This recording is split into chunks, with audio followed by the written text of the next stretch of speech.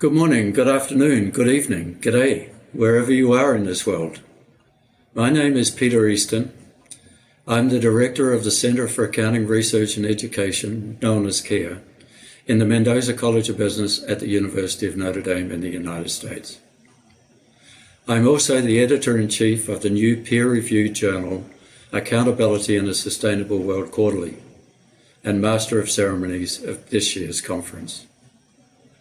On behalf of my fellow organisers, Jan Bowens at the University of Amsterdam, Robert Nickel at the University of Florida, and Shiva Rajgopal of Columbia University in New York City, it is my great pleasure to welcome you to the 2022 CARE Conference on Accountability in a Sustainable World. And on behalf of CARE, the Mendoza College of Business, and the University of Notre Dame, welcome. We recognise the immediate need for dialogue among academics and practitioners about sustainability, accountability, data and measurement, related assurance, high-quality information to inform responsible investment decisions, and accountability in setting of personal, corporate, and public sector goals. The aim of this conference is to meet this need by focusing on 4 pillars to a sustainable future: investment, assurance, regulation and target setting, while building and strengthening the links between academia and practice, encouraging younger academics by providing an opportunity to present their work to both other academics and practitioners, while providing opportunities for practitioners to communicate with academics and influence their work. Why virtual, you might ask? In short, we just don't have time to wait for COP27. The time to act is now. The conference must have a large global reach, and virtual is the best way to share these insights. We look forward to your participation in the discussion of the critical issues we are facing. The CARE Conference is held in cooperation with Sustainable Investment Forum North America 2022, which takes place tomorrow. The forum is the largest finance forum during Climate Week New York City, in partnership with the United Nations Environment Programme Finance Initiative. It is one of 2 flagship climate forums in Climate Action's Roadmap to COP27 series. Registration in the Sustainable Investment Forum is still open, and I encourage you to register if you have not already done so by going to climateaction.org. Day 2 of the CARE Conference will continue at 9 a.m. on Friday. Before we begin, there are many people I would like to thank for their contributions to this conference. I will have time to thank some of them later. At this point, however, I would like to express our gratitude to the CARE Program Manager, Laurie Marsh, who partnered with us in creating all aspects of the conference, from liaising with potential and confirmed speakers to securing all of the details and creating this virtual conference, which we are all about to enjoy. Thank you, Laurie. I also want to take the opportunity to thank our sponsors, Accountability, Cambridge Business Publishers, and the Mendoza College of Business for their financial support for this conference. Their sponsorship made the conference possible. Running conferences and publishing a journal are both costly endeavours. Please consider becoming a partner in these endeavours. Of course, we are happy to talk with you about ways you may partner with us in either the journal and or the conference. Last but by no means least, I thank the folks at Climate Action and Duna Films for the enormous amount of great work that they have done to produce this virtual conference. Finally, I have some important announcements. This conference is the second in a series of conferences on accountability, sustainability, and responsible investing. The conference features accounting, finance, economics, and legal practitioners, as well as academics. There was a call for papers from both practice and academia, and we will hear from those accepted speakers over the course of the 2 days. These papers will be published in Accountability in a Sustainable World Quarterly, which will be released in November to coincide with COP27. The journal will be housed at CARE. It has a global editorial board of leading academics and practitioners. The digital journal will publish papers written by both academics and practitioners, the target audience being both groups. Everyone registered for the conference will receive free access to the first issues. Now let's focus on the conference itself. I trust that you will all enjoy the conference. May I remind you throughout the day to enter any questions you have for the speakers in the chat, and I will ask the questions on your behalf. And if you experience any problems with the live stream, pushing refresh should get you right back in the session. So hit refresh and please hit the chat often. We'll now begin the day by hearing a key message from academia, followed by a key message from practice. First is Andrew Carolli, Howard Bierman Distinguished Professor of Management, and the Charles Field Knight Dean at the S.C. Johnson College of Business, Cornell University. Andrew is an enthusiastic supporter of CARE's sustainability work. We thank Andrew for all of his support. Andrew will share the story about how he became involved in advancing climate finance research, climate policy advocacy, and knowledge co-creation. We'll then hear from Wilhelm Mon, Global Head of Corporate Governance at Norges Bank Investment Management. The aim of this fund is to ensure responsible and long-term management of revenue from Norway's oil and gas resources, so that this wealth benefits both current and future generations. The fund has a small stake in more than 9,000 companies worldwide, including the likes of Apple, Nestle, Microsoft, and Samsung. On average, the fund holds 1.3% of all of the world's listed companies. I'm sure you will enjoy the conference and learn from the various different perspectives that will be provided by the 47 speakers and panelists. Thank you all for your participation. Without further delay, let's jump into today's programming.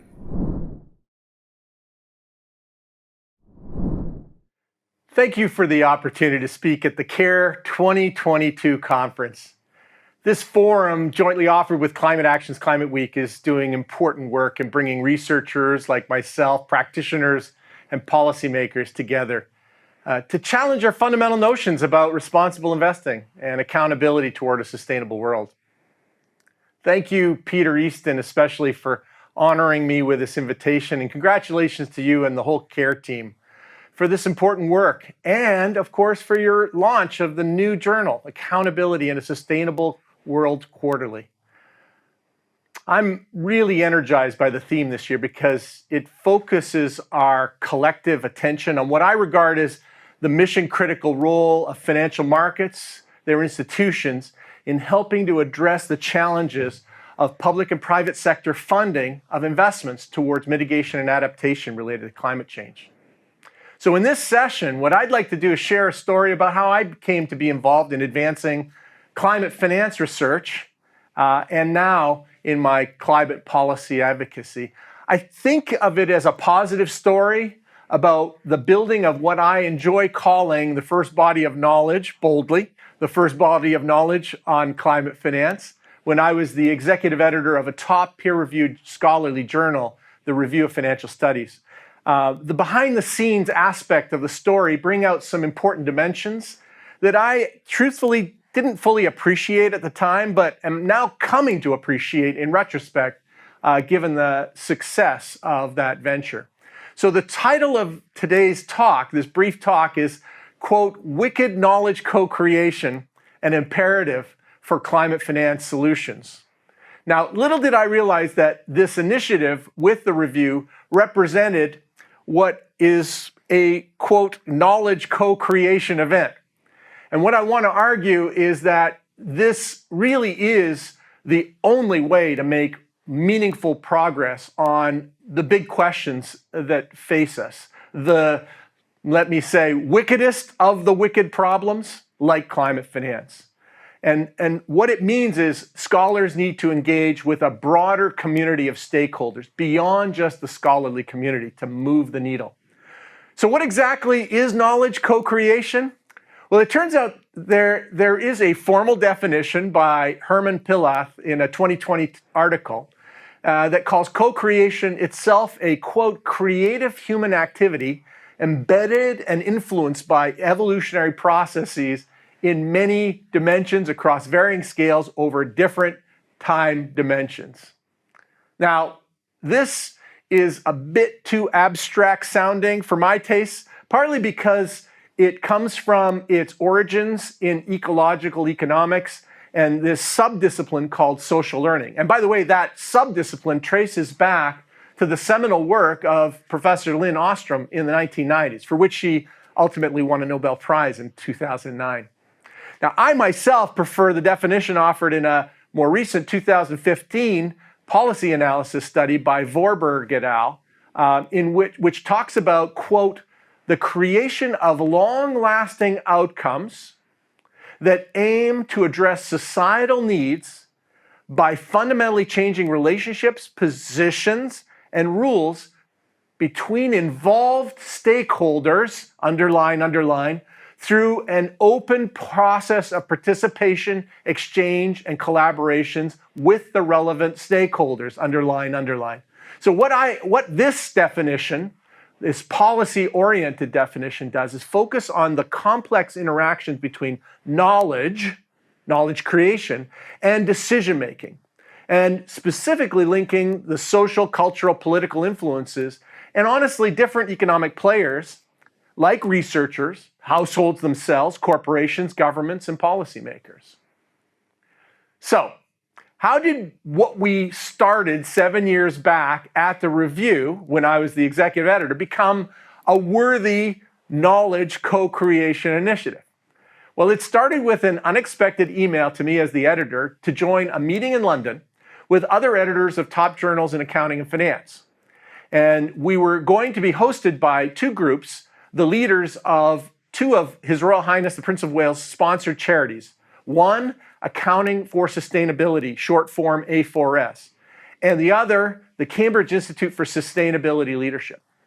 The invitation invited us as editors to join them to brainstorm why it is that there's so little research in the top journals focused on climate finance issues, when it is so clearly an important priority for chief financial officers of major corporations around the world and for chief investment officers of major institutional asset managers and asset owners. And indeed, they were right. There was a massive void in our literature, and it needed to be addressed. Now, A4S and the Cambridge Institute for Sustainability Leadership, their leaders, along with His Royal Highness himself, I should add, challenged us as, quote, gatekeepers of knowledge, their words, to do something about that void.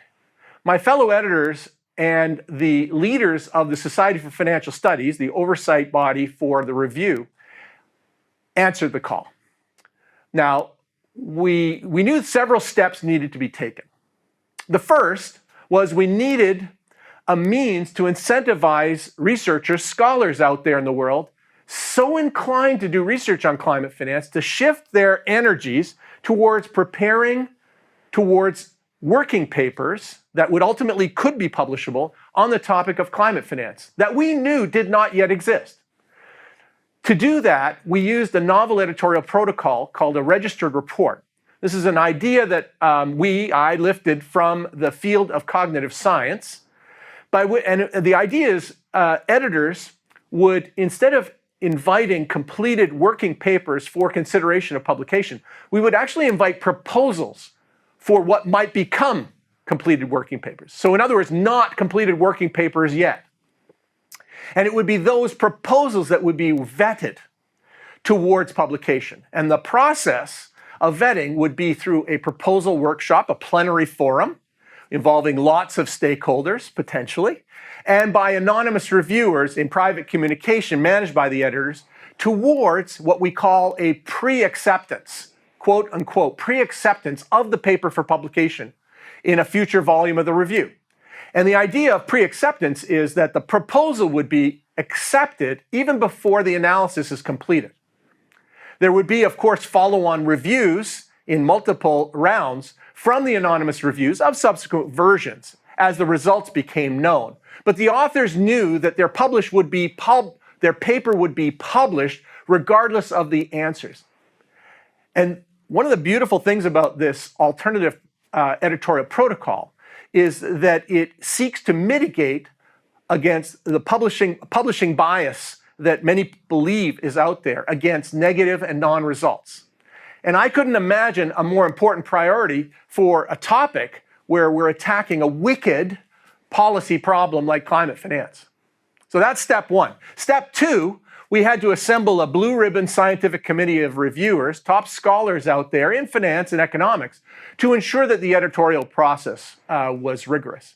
The proposal workshop was organized by one of three university partners. So not just Cornell University, Cornell S.C. Johnson College of Business, of which I was a part as the executive editor, but also our partners, Columbia's economics department, where the proposal workshop was hosted, as well as a final presentation conference in London by our third partner, the Imperial College Business School in London.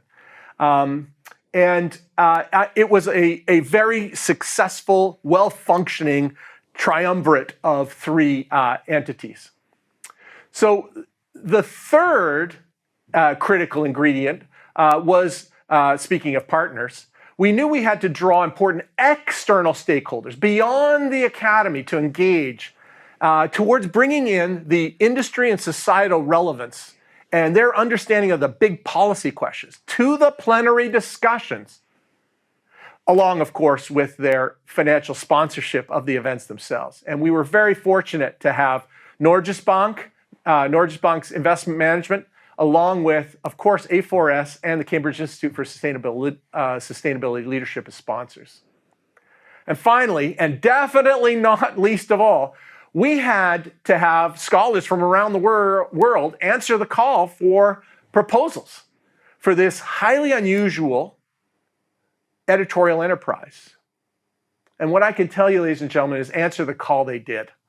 We received 106 proposals, more than half affiliated with universities and organizations from outside the US. My favorite statistic is that over 63% of the proposals received were from co-authors among assistant professors, faculty members ranked at the assistant professor level, and with PhD students.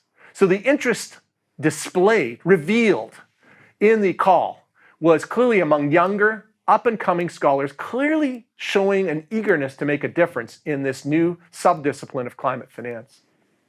Now, ultimately, the special issue that was published included 9 research papers plus an editorial. 2 studies were on sea level rise and real estate valuations. 3 were on what I would call investor attitudes to climate change, including a comprehensive study of institutional investors, mutual fund managers, and retail investors around the world. Another article was a theoretical model of pricing uncertainty under climate change. One was modeling a hedging strategy linked to climate change news. And there were finally 2 other studies focused on corporate financial policy associated with climate shocks and earnings news. The papers in this special issue ultimately published in the Review of Financial Studies in February 2020. I like to call, as I mentioned earlier, boldly, the first body of knowledge on climate finance. And honestly, it's included now, in retrospect, among the most impactful papers published that year in any of the top journals in accounting and finance. But you might pause and wonder, was this in fact a successful knowledge co-creation event?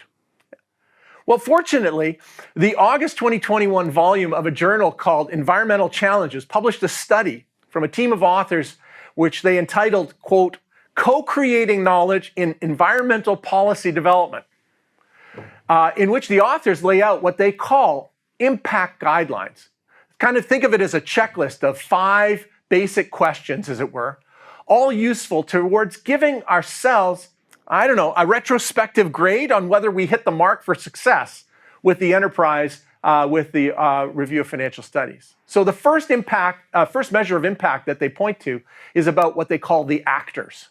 And specifically, the actors involved in the multi-stakeholder collaboration, which they see as critical to success. Were those who were affected by the decisions, those with power to influence outcomes, those with relevant information to the issue or solution included or at least represented in your knowledge co-creation event? Well, ladies and gentlemen, think about what I mentioned earlier. We made sure that Norges Bank Investment Management, A4S, and CISL, Cambridge Institute for Sustainability Leadership, were present at the workshop and the concluding conference. Now, to be fair, they were only partially involved in the design of the call for proposals. We involved them, but we wanted to make sure that the priority of the academic enterprise was preserved. We invited others to attend these proposal workshops and conferences, and there were many who were eager to do so. But, truthfully, others could have been involved. So I would grade on this first dimension our effort quite well on this front. The second dimension they call is process. And they ask, were the objectives clear and the process set up to allow the achievement of the objectives? And were they fully discussed with the stakeholders? Well, I think to the credit of my editorial team at the time, we actually laid out a pretty rigorous editorial protocol towards publishing this first body of knowledge on climate finance. I think it was quite solid. We were conscious of the RFS, the Review of Financial Studies readers, to whom we made the commitment to ensure excellence in the editorial process. And of course, that was what limited the involvement of some of the external stakeholders in the actual editorial process. But I think we can decently claim a fair, reasonable grade here on the process dimension. The third dimension they point to in this study were the rules. The rules. Were the rules for the researchers defined with clear intermediaries and clear rewards, along with the communication of expected outcomes? Well, I think we need to grade ourselves quite well on this front. It was very clear the target prize here was a published volume of which they could be a part, a workshop and conference platform from which they could showcase, and work with some expert editors and reviewers. But, truthfully, behind the scenes, there were some unexpected challenges in engaging some of the anonymous reviewers and managing their expectations, and also in communicating with the reviewers the challenges associated with this alternative protocol of a registered report. We could have done a better job on this front. So good grade, but perhaps not a top grade on establishing the rules. Resources is the fourth dimension. Were the resources adequate? Well, and to this they talk about an importance of a neutral meeting place, boundary limits on the topics and the scope of discussion, and was there enough time to actually process through conversation? So I'm going to probably give ourselves a little bit of a tougher grade here. I would say that the Columbia workshop and the London conference were always too fast-paced and too programmed to allow for what I think ideally would have been the kind of free-flowing discussions that we would have really benefited from. And so that's, I think, what's holding us back there. And on the final dimension was reflection. They talk about the importance of reflection. Was there sufficient opportunity for reflection by the actors? And honestly, I cannot say that the authors and discussants were given enough of a chance to reflect on the conversation for some of the reasons mentioned above, nor honestly among the group that were assembled as plenary in each of the proposal workshop or conference. Now, they did, the authors, get a chance to incorporate comments from the plenary discussions and workshops and conference, something that we as editors actively recorded and took seriously in the review process. So in retrospect, I think we were able to pull off a solid knowledge co-creation event in a way that we did without even realizing what we were doing in terms of the definition of such thing. And if you're interested in reading more about this, the behind the scenes aspects of it, I prepared an article with the same title as this talk that's been submitted to the inaugural issue of CARE's Accountability for a Sustainable World Quarterly, for which I am an opportunity for which I'm truly grateful. Andrew, given the rubric you have set out for a successful policy-oriented knowledge co-creation event, how would you score your efforts? to launch and execute the Climate Finance Proposal Workshop, the conference, and the special volume of the Review of Financial Studies? That's a great question, Peter. Well, first of all, I think all scholars in business and management can play a role in fostering, quote unquote, wicked knowledge co-creation. We can all see the benefits of academic and societal stakeholder collaboration in generating useful knowledge for the betterment of businesses, multilateral organizations, and policymakers. I think deans, associate deans, department chairs, center and institute directors, I think they all have to see a role for themselves in fostering such types of events. Second thought, we have to acknowledge that, honestly, senior tenured scholars, they've earned the right to pursue their own research goals and objectives. But one burden of responsibility of the tenure in our university system is to take on the bigger risks in research. And I think, if I may, society is calling on them to do just this at this moment in time for the topic of climate finance. Third thought, I see how more junior scholars face a truer test here of their research risk tolerance. That's what I like to call it. Those who might have a higher tolerance for risk may actually take on research and management that addresses a wicked question of, like, poverty and inequality, the future of work, business sustainability, climate finance. No one would criticize them, however, for taking on a safer choice. And these are calculable gambles in the actual research strategy that any individual would take on. Finally, a fourth thought, perhaps for our generous funding sponsors, and you heard that was an important part of the story above, corporates, non-for-profit endowments, agencies, there has to be an understanding that they are better off by collaborating with us in the academy on these big problems. They need to keep in mind the constraints, though, of the academy, the unique challenges we face of advancing peer-reviewed journal publications, the time lags that are embedded in there, the rigor and intensity of the peer review process. They need to understand the importance of why that is so for them and their needs. Now, sponsors might ideally seek out the junior faculty members for project collaborations because they show themselves to be more eager, more risk-taking, but the more senior faculty and deans want to be protective of them. That's another realization they need to acknowledge. There may also be a great benefit for a sponsor to push for its funding efforts to places where there's a natural opening to help get these research projects off the ground. Centers and institutes at different universities are a logical first stop shopping place. These types of engagements can be among the most valuable forcing functions for what I think are wicked knowledge co-creation events. Oh, and one more parting message for younger scholars. My sense is that younger scholars in accounting and finance are always looking for the hottest, newest, and most important things and what's relevant for society. I think about this research report, talk about knowledge co-creation, that was published about a year and a half ago between the Paulson Institute, the Nature Conservancy, and Cornell's Atkinson Center for Sustainability. They organized their own version of a co-creation event and wrote a giant report on what they called the Global Biodiversity Financing Gap. This is a report where they estimated that there's a shortfall, something on the order of $600 to $800 billion each year over the next decade, that we would need to sustainably manage our biosphere, biodiversity, to mitigate against biodiversity loss, maintaining the integrity of the Earth's ecosystem compared to what is currently being invested to do so. Now, that's a massive amount of capital that needs to be mobilized if their estimates are true. And this, I should mention, goes well beyond issues of investment for mitigation and adaptation for climate change. Now, unfortunately, if you did a survey today of the top journals in accounting and finance, you'd find almost certainly zero right now on the topic of financing related to the biosphere and loss to biodiversity on our planet.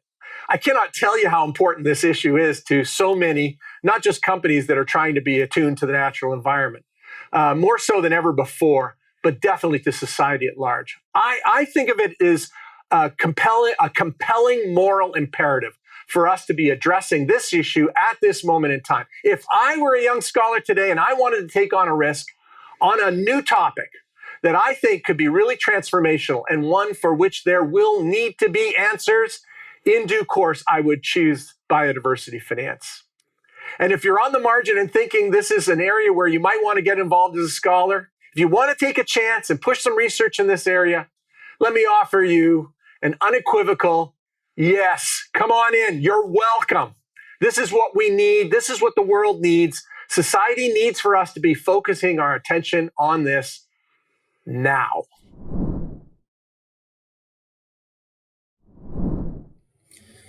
Thank you, Andrew, for that extraordinarily insightful and encouraging introduction to the conference. Now let's hear from Wilhelm at Norges Bank.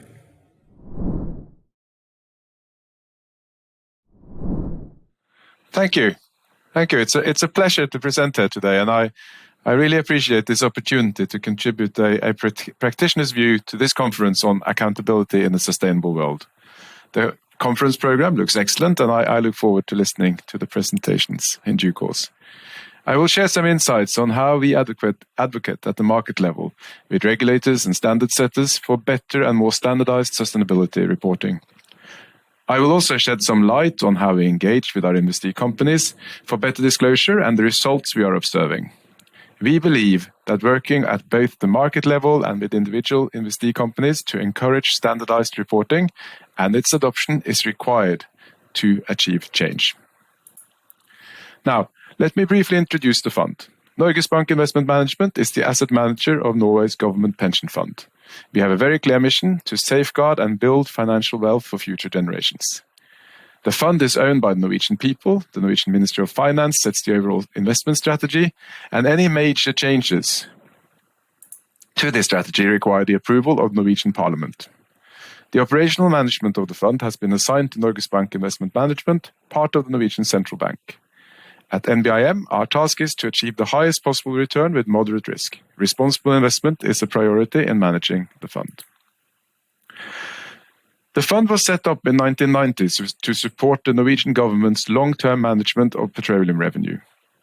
The idea was simply to transform the value of the fund that we pump out of the North Sea into a financial fortune. So we take the oil out of the sea and invest it.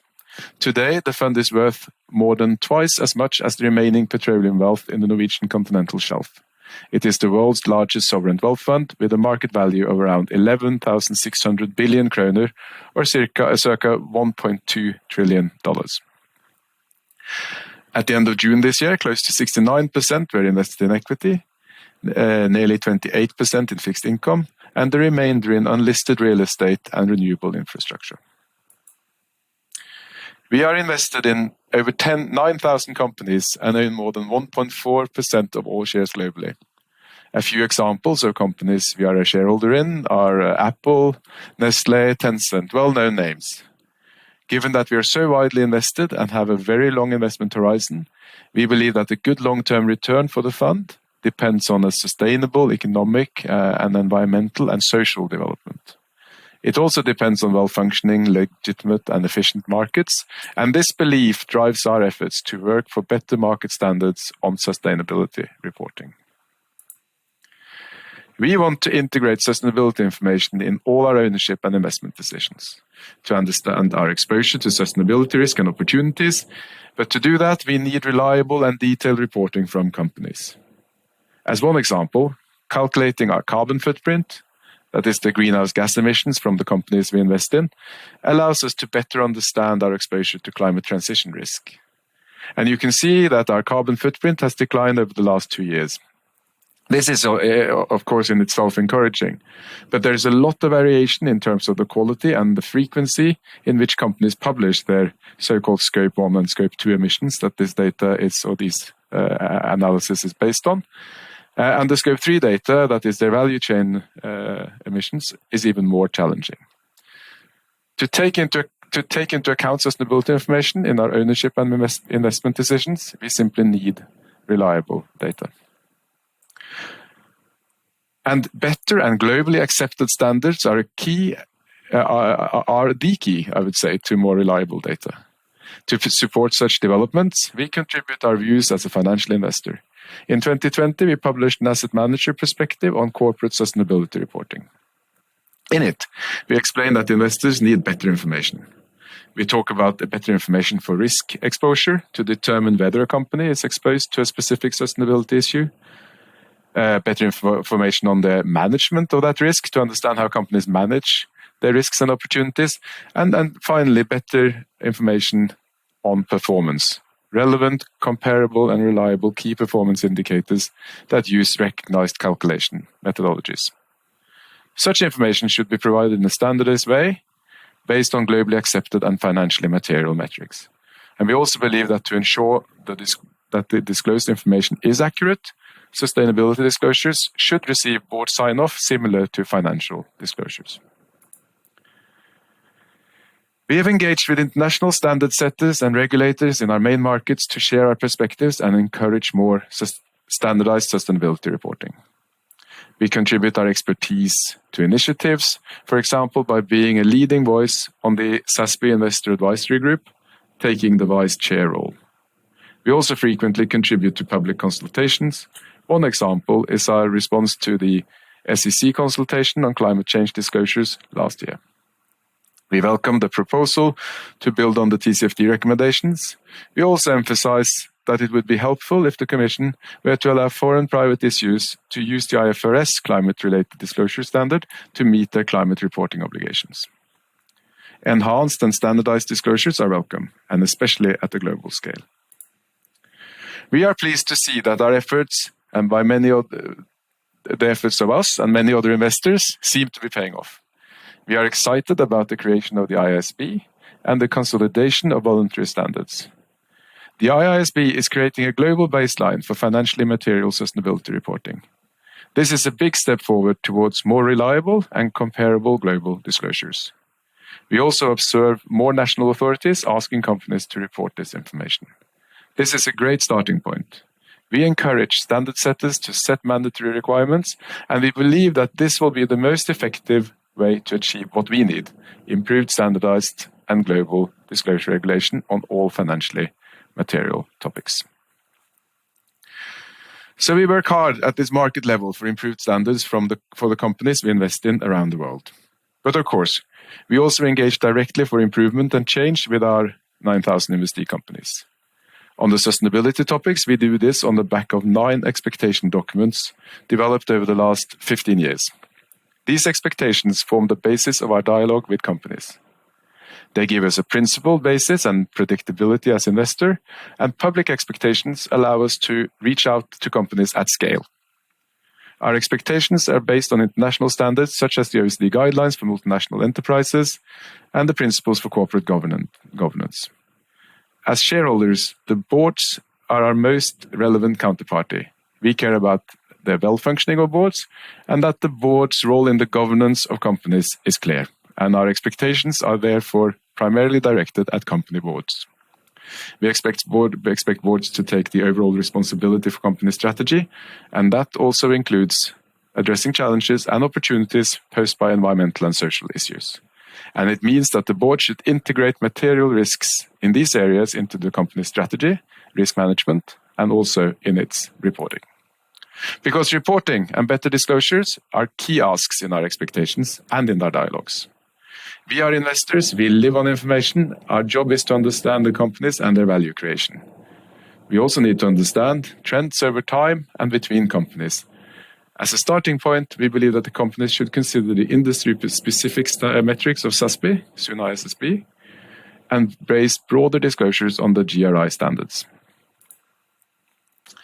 We convey our expectations by meeting directly with the boards and senior management of our investee companies.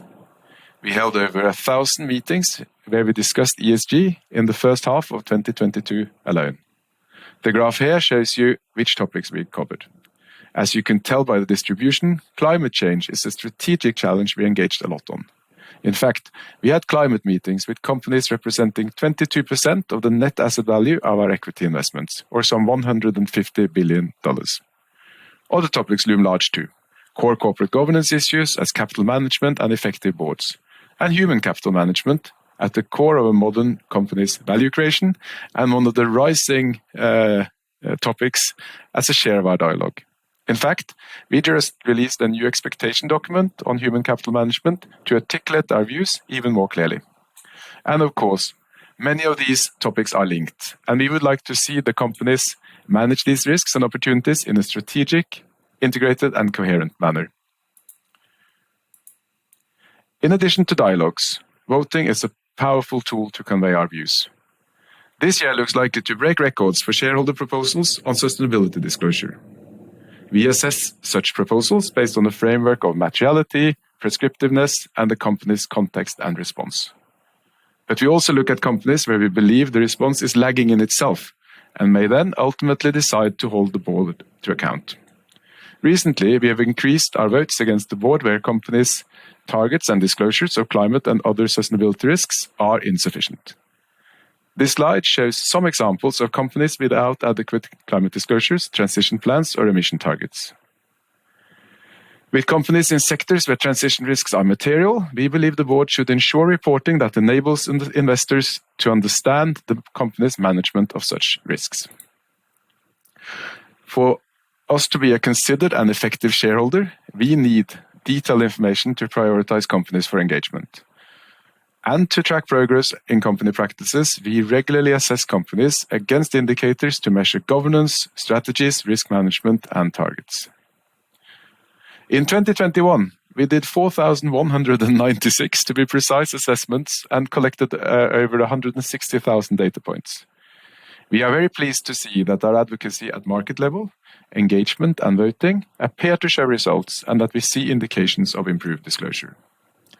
Across 7 of the 8 categories, scores improved, and we are seeing the best disclosures on climate change.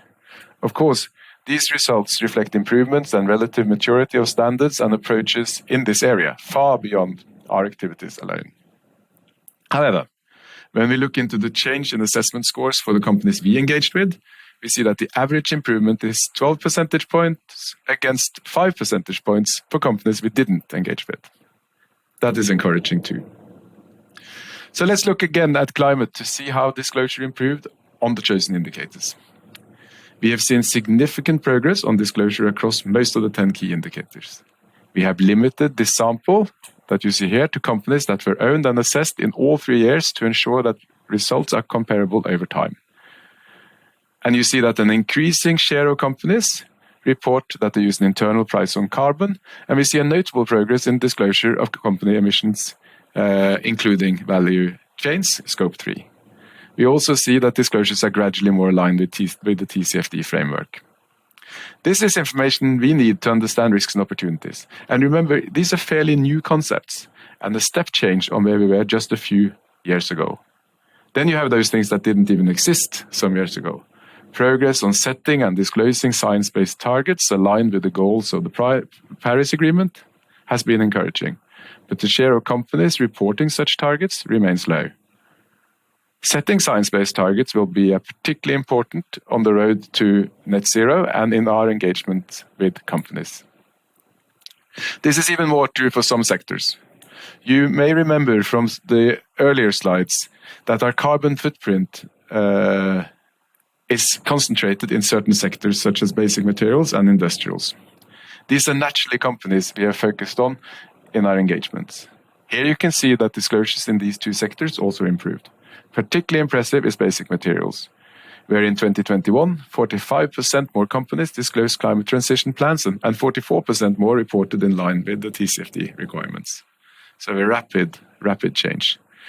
And although scope 1 and 2 disclosures almost reach 100%, transition plans and TCFD disclosure remain the 2 categories where we want to see further improvement. So to conclude, we believe that we have a meaningful role to play, both at market level and with companies. We see some encouraging results, and we see that ownership works. But one swallow does not make a summer, and we need more complete and consistent information to support our risk and investment analysis. We also still need more standardized sustainability reporting and actively support the initiatives, such as the IISB, to get us there. Market change is our preferred option. That's how we raise the bar for all companies. And that's why we engaged for the adoption of improved standards with regulators and investee companies. And of course, there is still some way to go before sustainability disclosures are fully integrated in financial reporting. More so, disclosures are one thing. We also need to see actual results in terms of improved performance. Thank you very much. Wilhelm, your presentation shows your influence through ownership is yielding results, and corporate reporting on sustainability is improving. What do you see as the important next steps? That's a great question, Peter. And I think the answer is in equal parts straightforward and challenging. Let's do the straightforward bit first. I don't think we or the standard setters or companies need to reinvent the wheel. The foundation for good sustainability reporting are already there. The frameworks and standards are clear and well-founded. Developments over the last few years are impressive. So it's more about putting the concepts into practice through new disclosure rules that drive company adoption and achieving the coherent and consistent reporting on material sustainability information that better enables us as investors to assess risks and opportunities, to support long-term value creation and ultimately markets to perform better. For us and the companies, this is about demonstrating not only that they are on top of the risks, but also their progress over time. And that brings me, I think, to the challenging bit. That this new, the forward-looking performance metrics that we need. Net zero targets, for example. This area is less advanced and goes beyond the traditional materiality approach, if you will, to approaching sustainability reporting. Net zero transition plans and targets need to be evaluated depending on progress. They are performance measures. We need a better understanding of emission pathways, abatement costs and opportunities, and ultimately for the concept to be meaningful, a policy environment that over time fulfills the global climate commitments and the goals of the Paris Agreement. Nevertheless, this is the most pressing sustainability risk markets and companies face. We invest globally and for future generations. Climate risks are more than anything a macro risk for us, a risk to future global growth. And to reduce this risk, emissions need to come down. Our fund benefits from an orderly transition to a net zero economy, and we want to be an effective owner through that transition, and we want to be able to assess companies and ultimately report on our own efforts in getting us there. And until we as investors can compare and contrast net zero targets, their strengths and their weaknesses, the performance of companies and potential future trajectories, we are simply flying blind in this area. The extent to which targets are fulfilled should become robust performance measures specific to industries. So expect us to be a particularly active participant in the development of net zero reporting standards. And to do that, we aim to collaborate closely with academia, with civil society, and with our investee companies.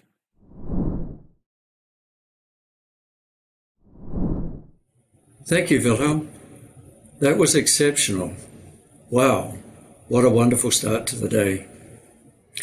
We're now going to take a short break. When we return, we'll be joined by Svetlana Klemenko from the World Bank Governance Global Practice.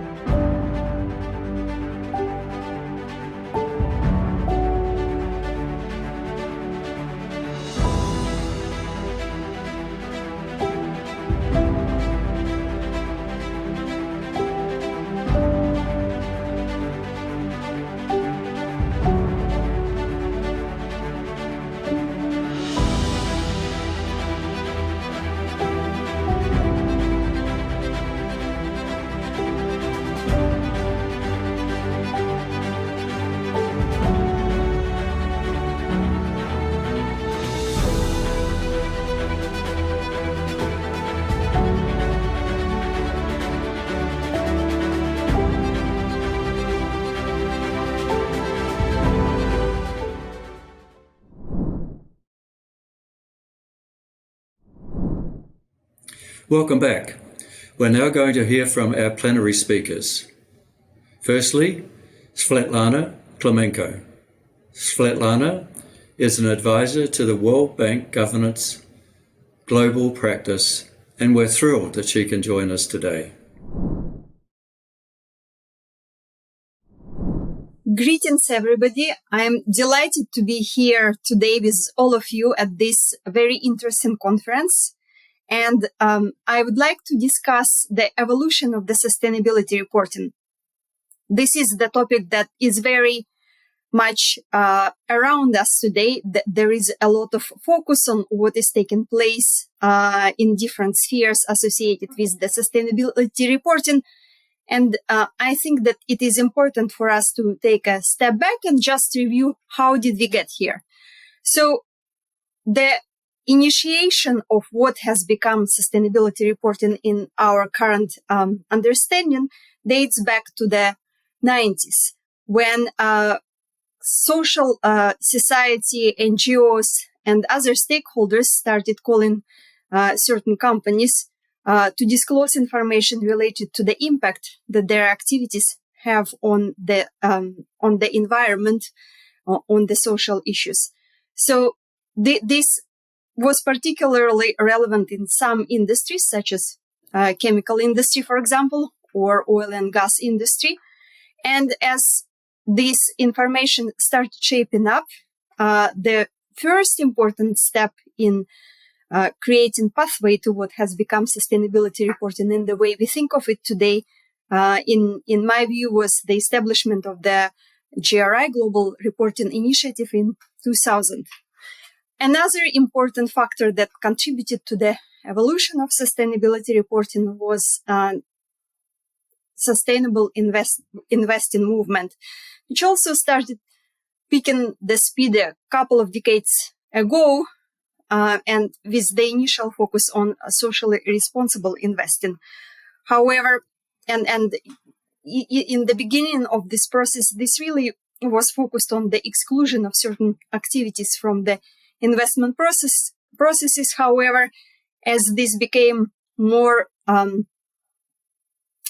complex and more comprehensive, as understanding of what type of sustainable investment would create the bigger impact on society and will matter for the company has evolved, there was the growing understanding that we really cannot go beyond certain point unless we will have the information, the harmonized, homogeneous, high quality information that would be coming from different companies, that would be made available to the markets in the timely manner, in such way that different stakeholders will be able to act upon this and to use this new kind of information to shift financial flows towards achievement of certain objectives.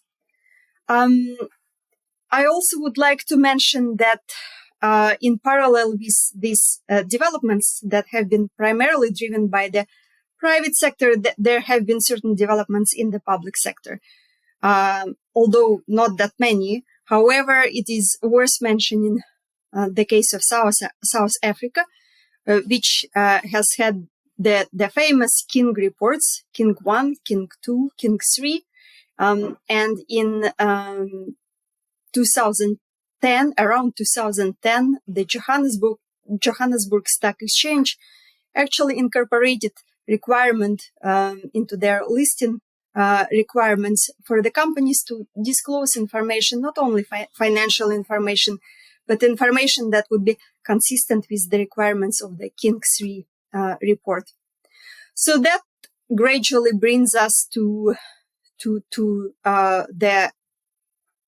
2015, 2017, where we find ourselves in the situation with a number of different initiatives trying to address this gap that has become quite evident, absence of the harmonized, high quality, potentially auditable non-financial information. focused on different areas of sustainability.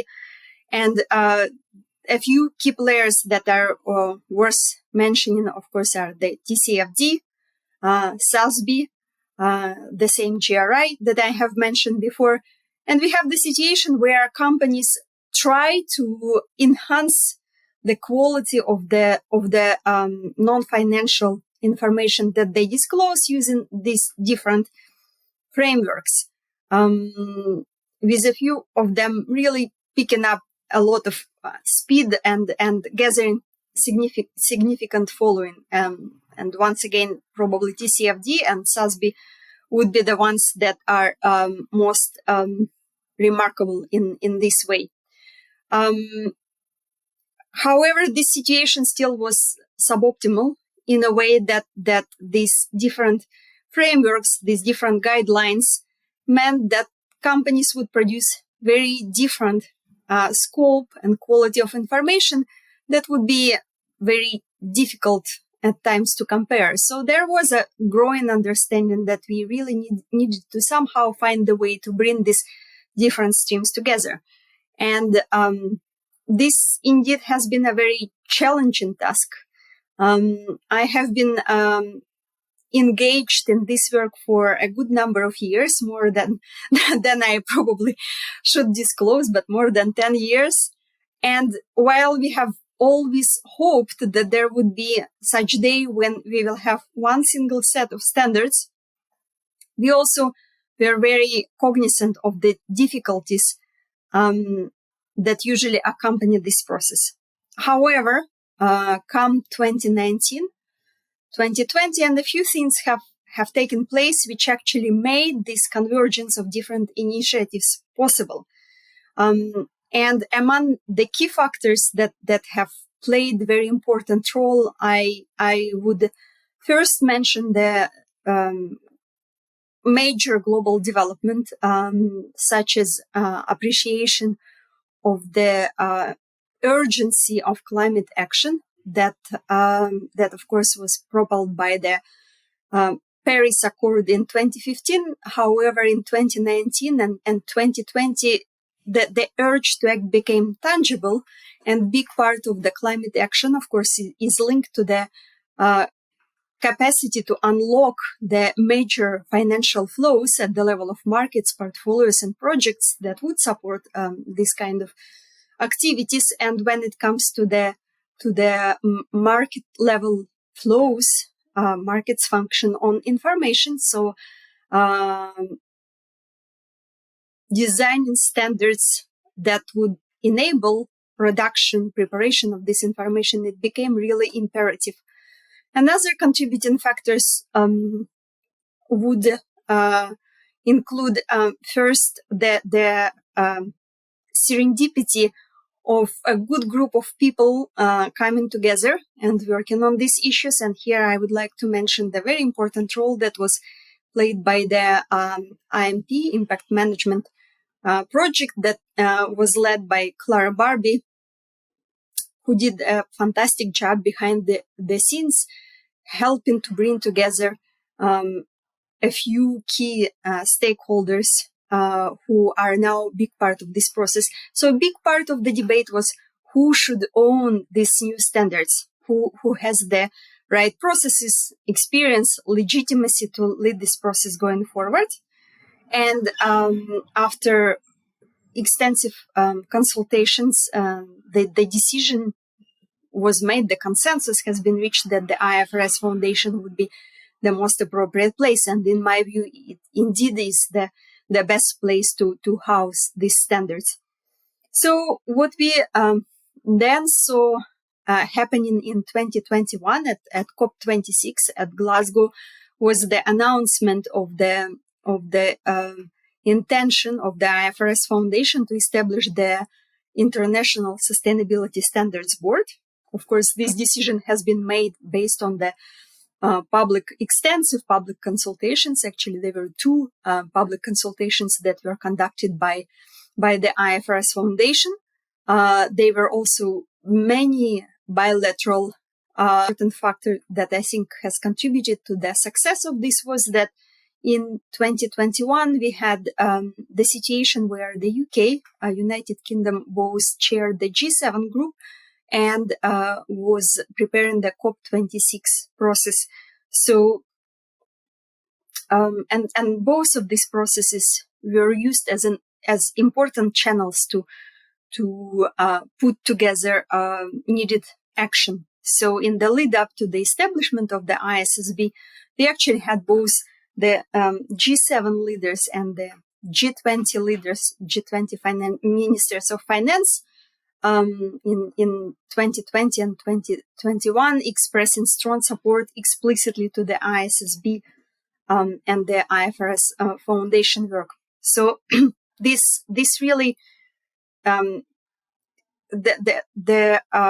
establishment of the ISSB, it's a tip of the iceberg that we all see, but it represents a major culmination of huge effort of many people working together and trying to find the compromise. And there are many that I'm not mentioning, but of course we should remember that SASB and SASB's leadership willingness to support and to be part of this global process, of course, was also critical to the success that we are seeing now. So where do we stand now? We are now facing a very incredibly interesting moment in the history of the global capital markets, when the new standards are being developed. So we now have actually 3 parallel initiatives which are critically important for this process taking place.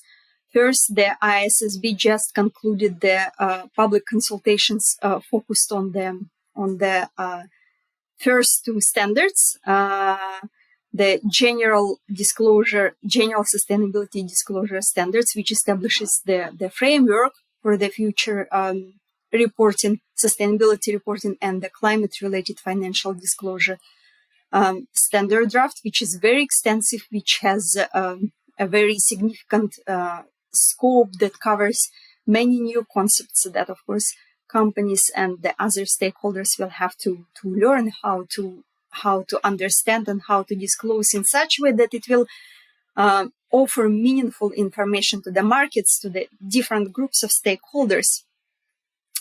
Because as you can appreciate, it's not enough just to disclose the information. You also need to make sure that potential stakeholders would be able to use this information and to use it in the right way.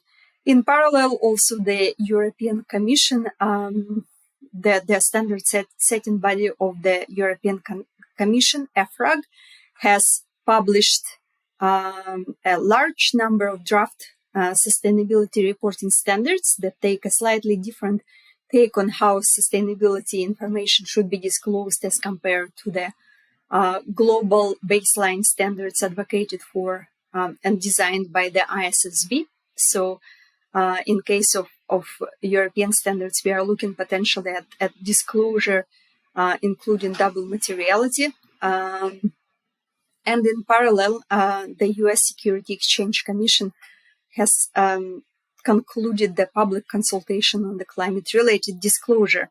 So this is also a very important point for all of you to understand that development of a standard is just the beginning of the process.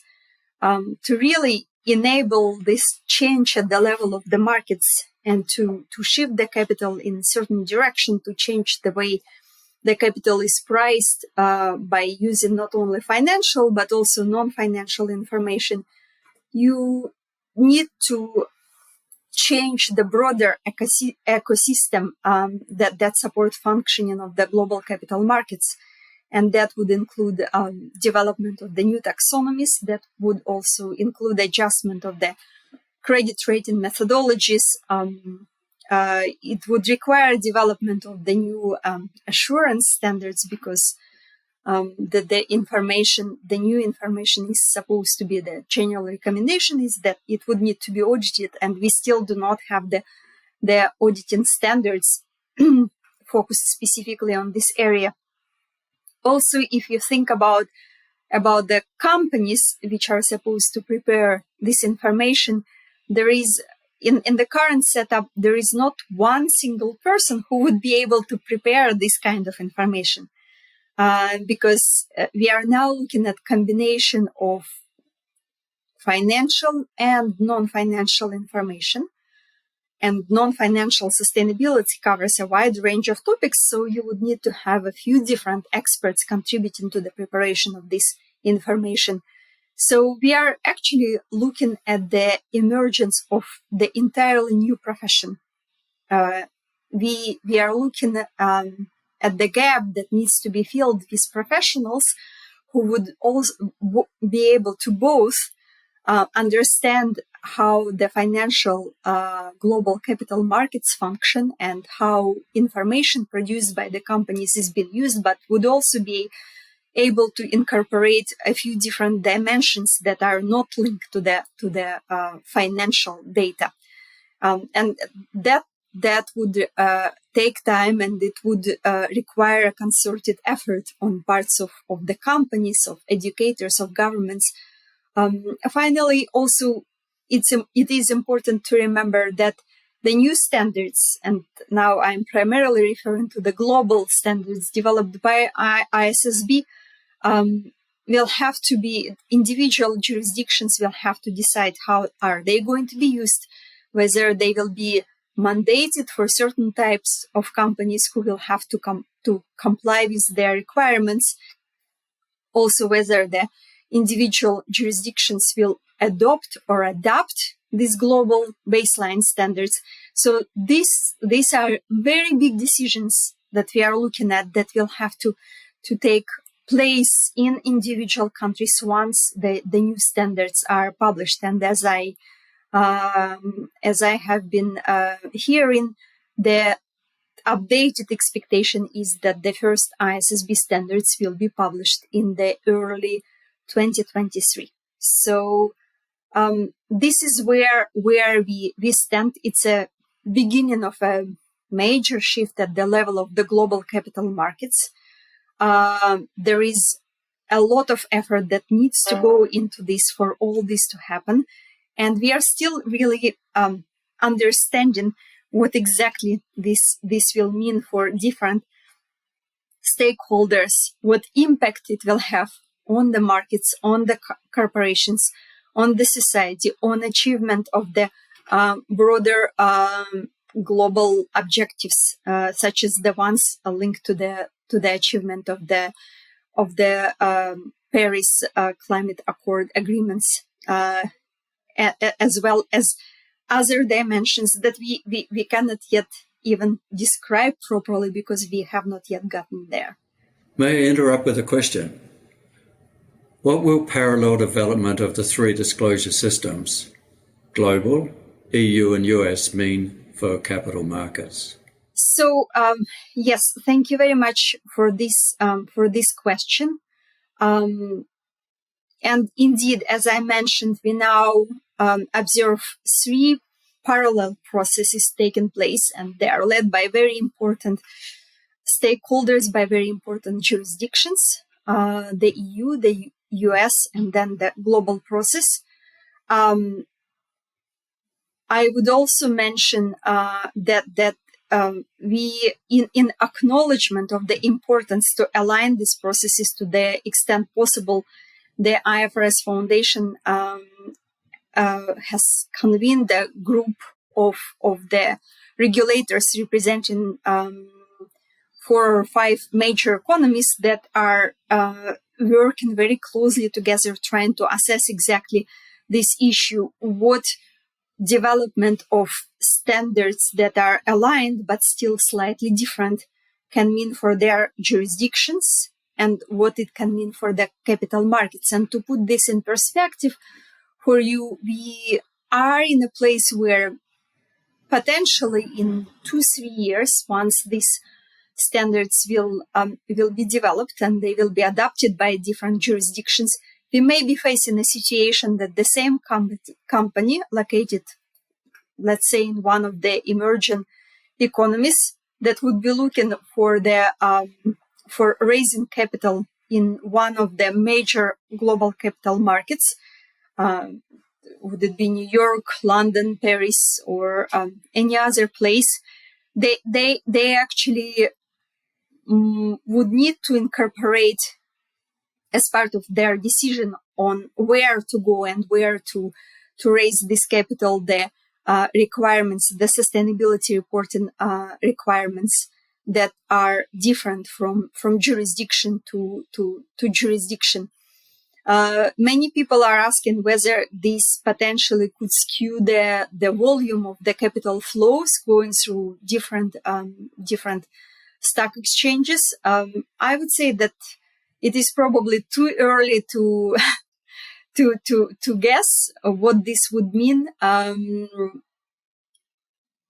because the standards have not yet been finalized, but this is certainly something to consider. Well, as we embark on this process, where do you see the biggest challenges? Knowledge, capacity, gaps? Yes, thank you. So the question about the biggest challenges, knowledge and capacity gaps, is a very important one, because as I mentioned earlier, development of the standards is just the first step. And it is not enough to develop a perfect, beautiful standard that combines many important and complex concepts in such a way that the result would help us make decisions with this new information in mind.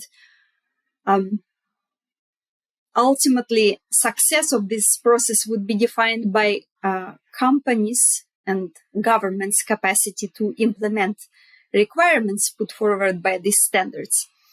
And I say governments because we also have the IPSAS-B, International Public Sector Accounting Standards Board, currently looking into the ways of potentially developing a similar set of standards for the public sector.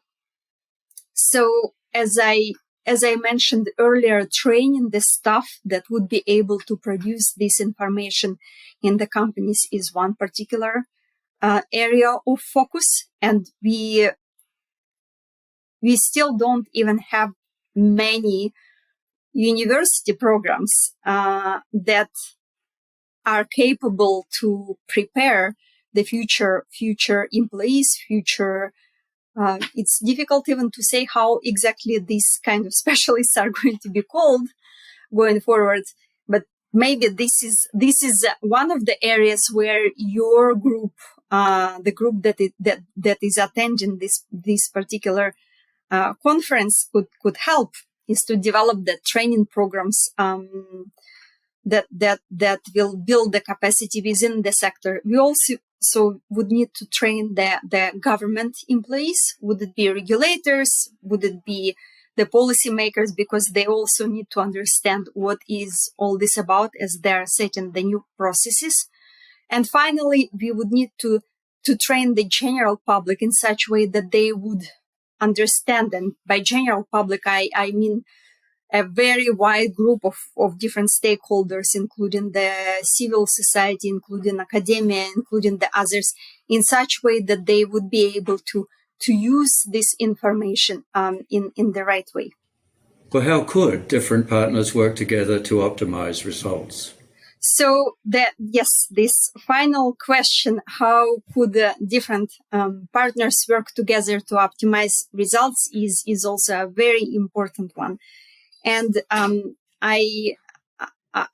sure that IFRS Foundation and the other key stakeholders with whom they are engaged are spending a lot of time thinking what could be done in this area. We already have a few very strong and important partnerships, such as partnership between IFRS Foundation and IOSCO. I mentioned earlier that different standard setters actually really had to come together and to form the partnership to make all this happen. And the IMP Impact Management project was was essential in making this happen. We also have a very strong process that is led by the G20 Sustainable Finance Working Group, which is focused on the establishment of the sustainable finance roadmap, which looks at a number of different issues, including the issue of what reforms are needed at the level of the global capital markets, and which brings together different knowledge partners, government organizations, etc. I would add to all this that hopefully going forward, there will be a stronger focus on looking for partnerships that will help to support the implementation of the new standards, especially when it comes to the emerging markets and developing economies, which clearly will need to have a lot of hand-holding, a lot of technical support. And this is where we need to combine resources, both technical and financial, to reach the best results. Well, thank you very much.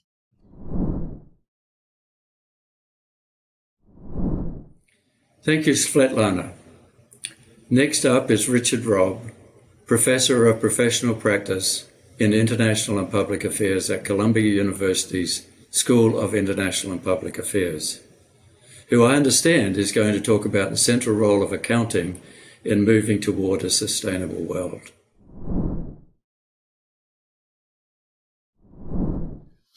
Hi, I'm very happy to be here at the Conference on Accountability in a Sustainable World. You know, to me, the sustainability movement doesn't become real until accountants get involved. I'm not an accountant, I'm an economist. So when I hear about some new approach to business or investing, I ask myself, what market failure does this address? I understand capitalism, philanthropy, government policy, but what is the role of this fourth thing? And I think economics has something meaningful to say. I hope it does. I'm going to suggest that it does. The sustainability or the ESG, CSR movement seems to me stems from an intuition that businesses engage in activities that may often conflict with the wider interests of society.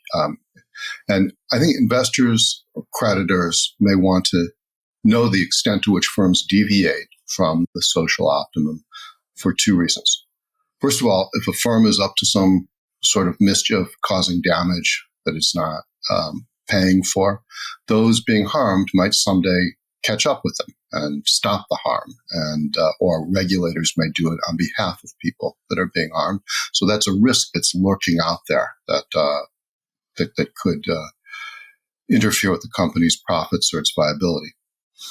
The second reason is that altruistic investors, stakeholders, might want to direct their investments to activities that influence or promote the greater good. And so how do you translate that intuition into something that's measurable or well-grounded? And, some corporate adherents align their agendas to the UN Sustainable Development Goals. Some create their own agendas, and some skip an organizing concept altogether, as far as I can tell, and frame their sustainability as kind of a collection of good deeds, from corporate philanthropy to the sale of healthy products to carbon footprint. So in the absence of a theory, I think it's very hard to know what ought to count as sustainable or not, or unsustainable. What about a firm that offers below market benefits to workers? Is that bad? Workers are accepting the job. Maybe the wage somehow compensates them, or are things that we don't observe. What about a company that produces oil drilling equipment? We need oil. Somebody's got to produce the equipment. Should we punish that activity? When it comes to measuring a company's greenhouse gas emissions, did you count the activities of the suppliers, the carbon footprint of the suppliers, such as the utility? I'm going to propose here a single unifying principle. It's a very orthodox idea from economics. And the idea is to assess accountability in terms of the economic externalities that the company creates or destroys. So together with the income statement, sustainability account should provide the information that's relevant to both those types of stakeholders, the ones that are worried about the risk or the altruistic investors that want to direct the company to more pro-social activities. And I'm going to argue that some of these externalities can be readily quantified. Maybe it's not easy, but it's not impossible. And some are very difficult to quantify, so they would have to be reported as notes. And some practices that might feel relevant to sustainability movement on the surface, such as exhausting a scarce mineral resource, consuming electricity that's been appropriately taxed, those don't belong on the list at all. Okay, so what is an externality? I'm writing a short paper that I've submitted to this journal. I hope the editors will accept it. And I discuss the nuances of different definitions in that paper. I find a mainstream definition of externality to be most appropriate for our purposes. Here, let me read this. An externality is a harmful or beneficial action taken either by a producer or a consumer, which affects other producers or consumers, but is not accounted for in the market price. So action taken by consumers or producers. So that would exclude, let's say, consumer surplus. Let's say a company sells salt for $1 a pound, and consumers value that salt much more highly than the dollar that they pay. But in competitive markets, they derive more benefit from the salt than the price that they pay. It's a consumer surplus. Nothing to do with an externality. That's free markets at work, delivering an optimal allocation of resources. And there's no special accounting that's required for that, according to this theory. I say the same thing about using up, if I use up an input in my firm that drives up the price of in another industry or in a related industry, that's, I suppose, bad for my competitors or other uses of that input. That's also not an action taken, not accounted for by the market price. It doesn't count as an externality. Again, we have a large body of theory. It's one of the few and nice cases where economics has an unambiguous answer that the efficiency is properly accounted for in the marketplace. So to take the standard example of what an externality is, the iconic example is overfishing in a pool. In this example, fishermen deplete the fish population. When they just catch an extra fish, they look at their marginal effort and the value of the fish. They ignore the cost that's imposed on others. So a profit-seeking firm that owned the pond and charged the fishermen the right to fish would sell licenses up to or charge for the right to fish and go right up to the optimal amount, where the cost, that the external cost that's imposed by each fisherman is incorporated into the price that they pay for the right to be able to fish. And you can apply this very broadly. If individuals could charge for the air that they breathe, and they could charge for the pollution that they encounter, then factories would pollute up to the optimal amount, not counting climate change and the like. If you could charge for your limited attention, you'd receive the optimal amount of spam emails and so on. So let me pause for a moment and just introduce one more term from economics, and that's the idea of a Pigouvian tax. Maybe many of you already know about this. And that tax internalizes the social cost when an externality is involved and brings about the optimal allocation of resources. So in the example of the fish, if there was a tax on each fish caught, and the tax was computed to be just so that the socially optimal amount of fish were caught and the pool was set at its optimal level. So in theory, when a Pigouvian tax is being charged, the result is the same as if private pond owners ran the fishing operation to maximize profits. Okay. So closer to our world of sustainability, suppose an auto manufacturer, paid a per ton carbon tax. Say this running carbon offsets are about $80. In my opinion, it should be larger. Let's say $200 a ton. But let's just assume that it accurately measured social cost. Okay. Then,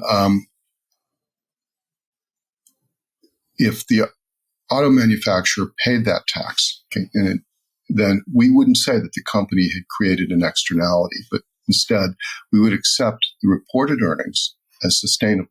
Every time they produce the carbon, earnings go down by the right amount. You're seeing in their regular earnings, their P&L shows the true statement of what they have done for society. So if they make a profit, after being charged the Pigouvian tax, the value of what they create for consumers is greater than the cost of resources that they deploy of inputs and labor.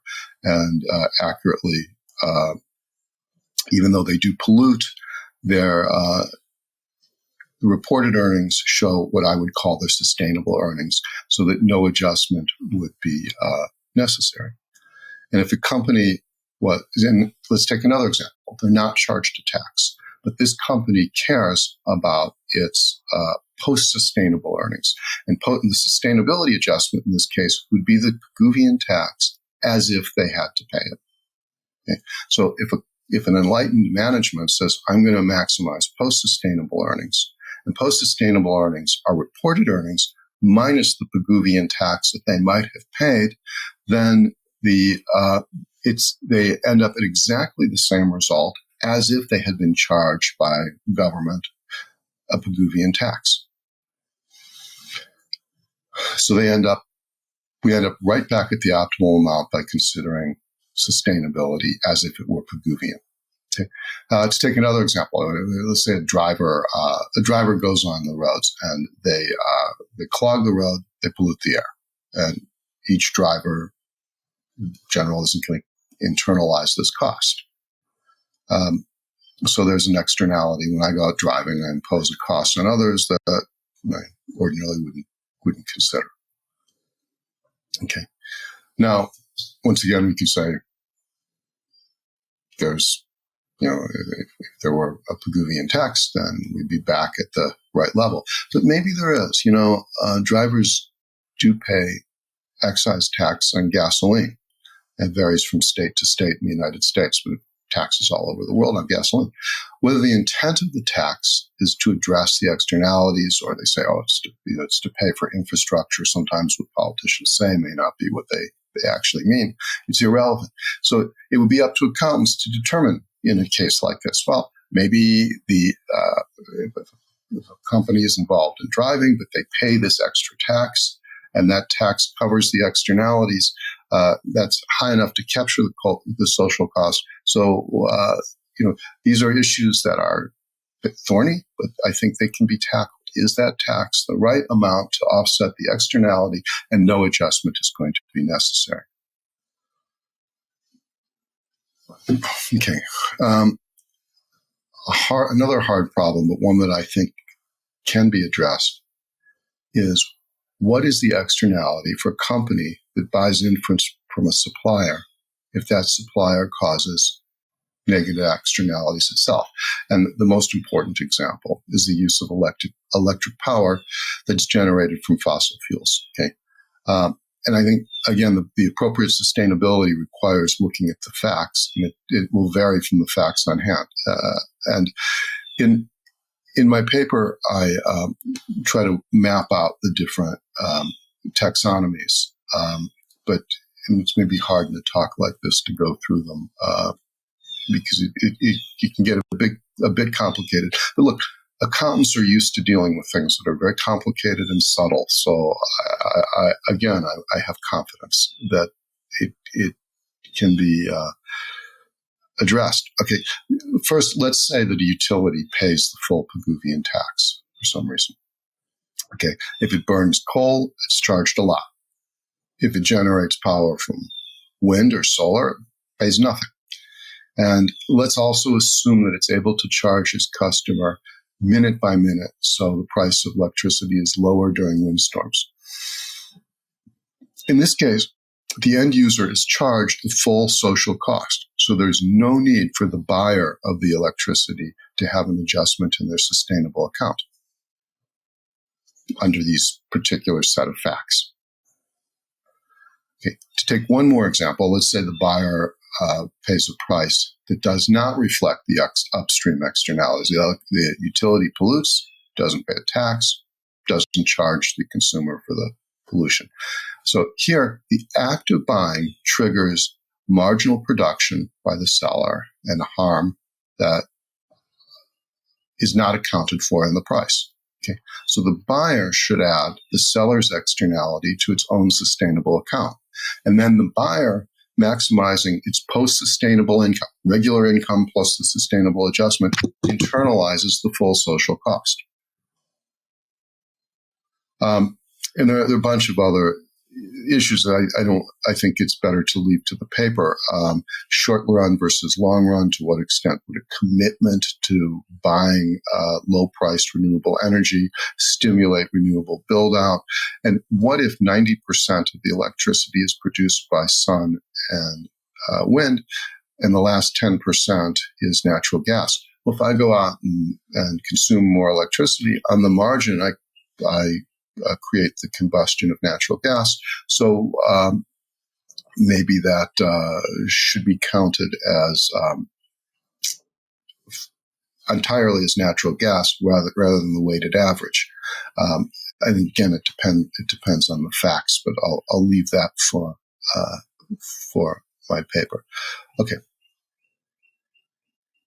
What about carbon footprint? That's a common concept that I've encountered in the ESG sustainability world. Externality, the idea of the externality will come to the rescue and tell us what to do about carbon footprint. It is not an externality in itself. Carbon footprint is meaningful for individual consumers if they want a diagnostic that they can monitor and control about their environmental impact. An example would be, let's say, it shows how poorly this concept fits businesses.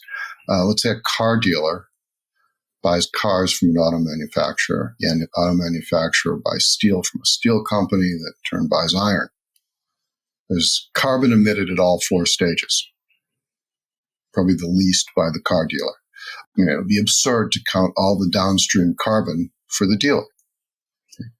But the consumer who buys the car is responsible for all of that. They didn't buy the car, none of that would happen on the margin. And if they want to think of their lives in those terms, they ought to think of the whole chain. To take another example, a video game producer who's likely to have a low carbon footprint compared to a medical device maker. But does that really tell us anything at all? Sometimes it seems that ESG portfolios are just tilted towards tech because the idea of carbon footprint is conflated with really, I think, with externalities, which it is not. So I would propose, if we adopt the externality standard, we banish the idea that firms themselves have carbon footprint. Moving beyond the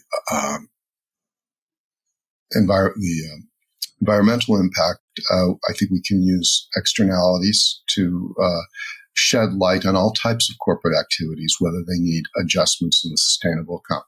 Let's consider corporate philanthropy. All right. Whether or not companies ought to do this, the fact is that a lot of them do. Okay. And let's assume that companies are exercising their duties to maximize profits so that each dollar they spend on charity raises revenues or lowers costs by more than $1. It could raise the revenues by enhancing the company's brand or lower costs by boosting employee morale and allowing the firm to pay a lower wage than it otherwise might have to. Okay. But as a byproduct of this activity, profit maximizing activity, the firm does spend money on philanthropic activities. So that's a public good that's not accounted for on the firm's books. So in this theory, it belongs in the sustainability account. That would not apply to money that's raised externally, say like in a corporate foundation. That's just a transfer that shouldn't be counted. I can even push the idea to think about what it means for diversity, equity, inclusion. In the abstract, if a worker values some benefit more than the cost to the firm, profit maximizing firm is incentivized to provide it. And you could make a similar remark about fostering a diverse or an inclusive work environment. So, a male-dominated firm might pay above market wages to hire women in order to create a culture that they find more appealing. That's profit maximizing because it lets the firm tap into a more productive female labor pool at market wages down the road. It's not an externality. It's just business. But you might also identify some externalities in the DEI. The efforts of that firm might inspire women to invest in human capital and seek careers in the industry at other firms. So it spills over to the other firms, leading to efficiencies that the first mover doesn't capture. And in addition, it might dismantle systemic bias that leads to a more equal and just society. And that's something that everybody values in and of itself. It's not obvious how to measure this in monetary terms and add the number to the greenhouse gas issue, but I think it can be at least addressed and could properly belong in the sustainability accounts. I think in general, consolidating sustainable accounts is not going to be practical. I mean, here's an example that shows why you wouldn't want to do it. A factory, let's say that you have a factory that pollutes and it's not charged a Pigouvian tax, so there's a negative externality. Okay. Now, let's say that a profitable flower farm exists on the edge of a city. People drive by it. It creates pleasure for them. They don't capture the benefit of that pleasure. That's a positive externality.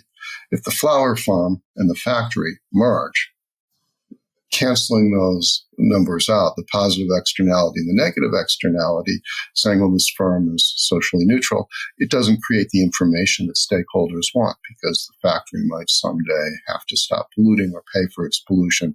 And to argue, well, we own a flower farm is not going to be very convincing to regulators. So I think they'd have to be reported separately.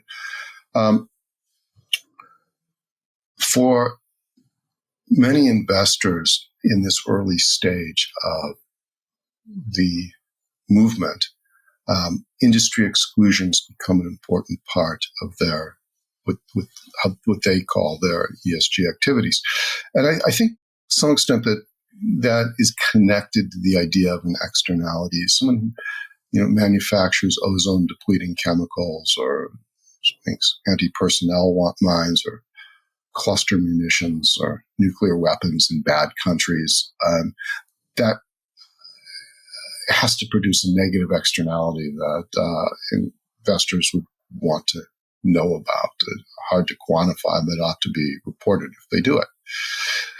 But, some of the lists go on to include weapons of any sort, nuclear power, coal, leather, tobacco, alcoholic beverages. Sometimes that includes distilled spirits are excluded, but not wine and beer. Some people exclude. You could even argue, okay, distilled spirits might lead to drunk driving or to a degenerate lifestyle that harms family members or drains society's safety net. But, alcohol is already heavily taxed in most countries, presumably with such factors in mind. Moreover, I think society using whatever governance methods that it deems legitimate is already judged in most Western countries. Alcoholic beverages are permitted over a certain age, but not while driving. Casino gambling is permitted, but highly regulated. I think one could argue that society's got all that wrong. but I think it's kind of inappropriate for the sustainability account. So just to take one more minute to summarize the main points of what I call sustainability as an externality, an accounting manifesto. I want to propose an overarching organizing device that will tell us what to measure, how to quantify it to the extent that it can be quantified, and claim that it conforms to our intuition about why stakeholders want more comprehensive information than the financial statements might provide. It can give us a rigorous approach to accounting for upstream externalities, such as the greenhouse gases that are emitted by utilities. I say that standards ought to be established independently by accountants, not self-reported by firms, because for obvious reasons, there's a lot of leeway if firms are left to themselves, just like if they got to report their own earnings without anyone by themselves.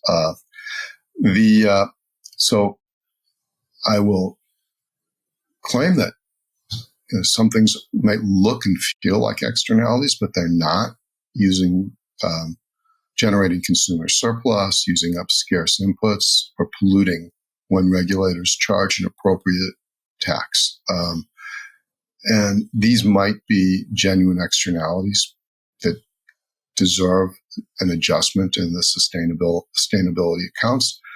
Untaxed polluting at the level of the firm, corporate philanthropy, and industry exclusions like cluster munitions.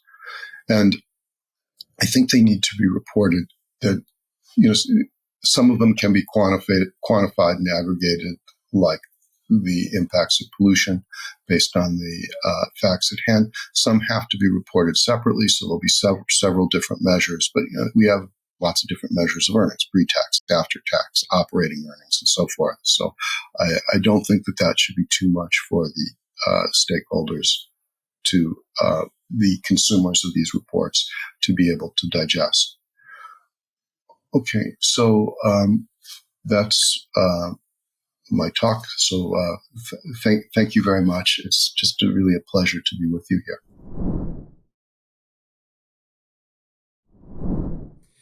Thank you, Richard. That was great. I'm sure the audience was excited to hear that a leading economist views measurement as a central issue in the movement toward a sustainable world. Next up, we're going to hear from Alex Edmonds, Professor of Finance and Academic Director of the Centre for Corporate Governance at London Business School.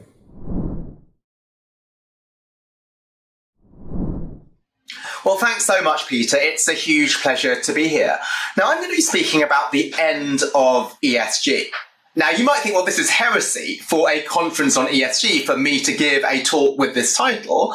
But before you switch off your computers, why I'm giving a talk with this title is to highlight how hopefully in the future ESG will be so mainstream that we don't even need that term anymore. So there are certain things which are pigeonholed as being ESG issues, but if these are issues that matter for long-term value creation, then anybody in business, not just ESG professionals or ESG academics, should care about those factors. And the analogy is to Dick Thaler's famous 1999 article, The End of Behavioural Finance. And so what he stressed with that article is that behavioural finance should no longer be seen as a niche field, but everybody who wants to understand finance should make sure that they are taking into account human behaviour. So, what we have right now is not the end of ESG, but perhaps the peak of ESG. Right, every investor, every company, every academic, every business school is falling over themselves to show how much they are doing in terms of ESG. So we have now ESG metrics, and companies are forced to report on those metrics. Also, companies are asked to tie pay to ESG metrics, with some investors saying we're going to vote against your pay package if you don't do so. Irrespective of the level of pay, irrespective of the sensitivity to performance, what we care about is pay tied to ESG. We have special funds which sell themselves as being ESG funds. And we have ESG regulation like the SFDR within the European Union, which says if you are an ESG fund, you need to comply with these specific criteria, which we might not have for other types of funds. We have ESG engagement, where if you're an investor and you're engaging on a company's ESG factors, that's seen to be an even better type of engagement than engaging on profitability, on engaging on focus, capital allocation, and so forth. We also have this big debate between ESG believers and ESG deniers. What side are you on? Are you on our side or are you on their side? Are you with us or against us? And finally, we have this big existential question as if, does ESG work to begin with? And what I'd like to highlight is all of these discussions that we're having actually might be to the detriment of ESG because they are pigeonholing ESG into a narrow box. In fact, the issues that we're talking about are much broader and much wider than issues just for ESG believers and not for ESG deniers. So why? So one of the main reasons why we care about ESG is the argument that ESG factors are value relevant. They matter for the long-term sustainability of a business. So that is why we want to track ESG metrics. We want to make sure that a company is making progress on long-term value creation. That's why we want to make sure that funds are investing in ESG stocks, because if they're not, they might be investing in companies that go belly up. We want to engage on ESG factors, again, for the long-term value reasons and so forth. But if that is the main reason why ESG factors matter, they are no different from any other type of intangible asset. There's nothing special about ESG versus anything else that leads to long-term value. And indeed, my 2011 paper in the Journal of Financial Economics, which was one of the early papers to show that ESG factors matter for the long term, this looked at employee satisfaction. I actually titled the paper, Does the Stock Market Fully Value Intangibles? I positioned the paper as being about intangible assets. How many times did I mention ESG in the paper? Actually, not a single time. I never saw this as really an ESG paper. I saw this as being a paper about creating long-term value. Yes, it's true that the type of thing that creates long-term value is a stakeholder capital measure, employee well-being. But the reason why I looked at this was because it was something which was value relevant. And it's not just me. 30 years ago, in the Harvard Business Review, an influential article was published on the balanced scorecard. And what this highlighted is if you want to measure the value of a company, you have to look at not just tangible factors like profits and dividends and market share, but intangible factors. These might be things like customer satisfaction, net promoter score, employee attrition. Now, those things you might not necessarily call them ESG factors, but that doesn't reduce their value. Nobody would disagree that something like net promoter score or customer satisfaction was something that mattered. Now, the whole point of thinking about these things as ones that create long-term intangible value means that if we go to the topic of ESG metrics, actually, it should be just wider than just ESG. So there should be no special role for ESG metrics, let's say the number of the ethnic diversity or the waste or the carbon emissions that you're making, compared to other types of intangible measures like net promoter score, like the number of new patents being generated, and so forth. If you go back to the balanced scorecard, what they highlighted was the importance of non-financial key performance indicators or leading indicators. And a leading indicator is only a leading indicator if it leads to something. It is something which is value relevant. And so the key aspect of this is the ESG metrics or intangible metrics that a company needs to report. They need to be really tailored to a company's business. For example, let's think about Olam. That's a Singaporean agribusiness. What they will measure is the number of smallholder farmers that they will put through their sustainable farming programs. That is highly value relevant because as an agribusiness, they really care about sustainable farming. But that's not something which is going to be relevant to, say, a bank. Let's take my bank, China's first digital bank. What will they measure? The number of new loans they give to entrepreneurs who never received a loan from any other bank before. Because for that, to them, that's an important leading indicator. They want to be reaching customers that other customers don't look at. And so when we have this increasing emphasis on ESG metrics, commonality, standardization, and so forth, yes, I'm somebody as a finance professor, I do understand the power of standardized data, but actually what is value relevant for a business will differ from company to company. So when we stop thinking about the word ESG metrics, which has the idea of let this be standardized and common, and let's think about non-financial key performance indicators, leading indicators. Can we give some flexibility to businesses to report what is relevant for them, even if it's not applicable to other companies? So certainly, there should be a lowest common denominator of measures that every company reports, but that should be a small subset. I think what is really relevant for the value of the business, that might be something which is tailored.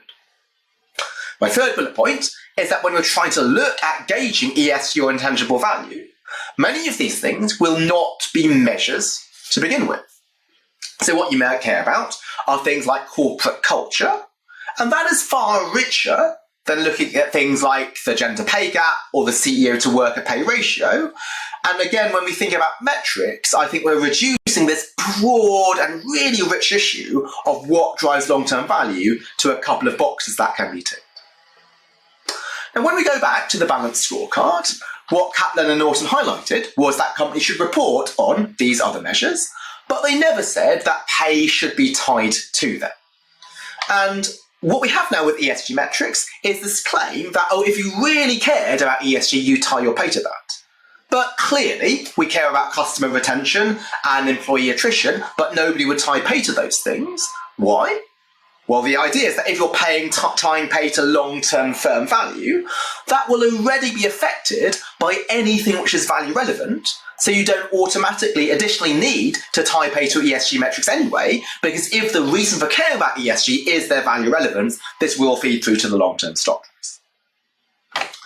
So the second thing that people really care about now is ESG funds. So if you're an ESG fund, it's seen that you should be put on a pedestal. You're a special type of fund, which is not just driving long-term value, but also making the world a better place.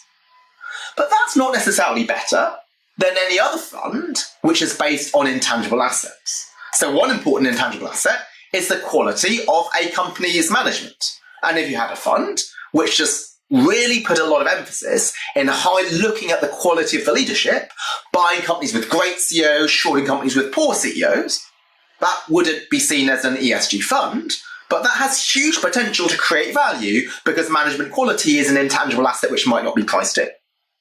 Now, we care about ESG funds not just for long-term returns, but for impact. But also for impact, wouldn't you like a fund to allocate capital to the inspirational CEOs and remove capital from the narcissistic CEOs? Again, I don't think there should be a particular pedestal for ESG versus any of these other intangible dimensions. Now, some people will say, well, greenwashing is a special issue for ESG funds. Do they say what they do? They do what they say. And so that's why we have special regulation. But isn't greenwashing an issue for any thematic fund? So the Parnassus Workplace Fund, which looks at companies with healthy workplaces, is there regulation which is trying to force them and make sure that they are genuinely looking at companies with good places to work. BlackRock Market Advantage, that is their regulation trying to force them to make sure that they're delivering a market advantage. Capital Group New World Fund, which looks at frontier markets, is their regulation to try and make sure that they're truly investing in the most innovative and forward-thinking new markets, or the Jupiter Global Financial Innovation Fund. You get the point here, but there's loads of funds with themes. And if we do care about greenwashing for ESG funds, we should care about greenwashing for any type of thematic fund. In fact, shouldn't we care about greenwashing for any fund? Because any fund whose prospectus aims to beat the market and who doesn't beat the market, shouldn't they be in trouble with the regulator? Why is it that at the moment you will be in trouble if you claim to be an ESG fund but you hold some fossil fuel stocks? Yet, If you claim that you'll beat the market and you underperform 5 years in a row, nothing happens to you in terms of a regulator. Should we not hold funds accountable for things like that? But if you're an actively managed fund and you're trying to beat the market and you're costing your savers lots of money, should that not be something that regulators also tackle? Why should this be limited to ESG? When we move to ESG engagement, this can add value. If you're improving ESG dimensions of a company which are value relevant, that can be fantastic for firm value. But why is that on a pedestal compared to other forms of engagement? Right, so if you're a shareholder and you don't support an ESG proposal, that's seen to be something which is negative. But if you don't support something which may be, say, a demerge of the company which is going to unleash a lot of value, why is that not something that you should be held accountable for? And if we see ESG engagement as just another form of engagement, we know that engagement in general can subtract value as well as enhance value. So general engagement, there's this concern of short-termism. It may be that you're just focused on short-term profit. But similarly for ESG engagement, that could be quite short-termist. Right, there's ways of improving your ESG measures at the expense of long-term value. For example, yes, climate change is really, really important, but it's easy to cut your carbon emissions without thinking about a just transition, which is going to preserve as many jobs as possible. So just like engagement in general won't always add value, ESG engagement won't always add value. And so if you are an investor and you don't support certain ESG engagements, that should be fully legitimate.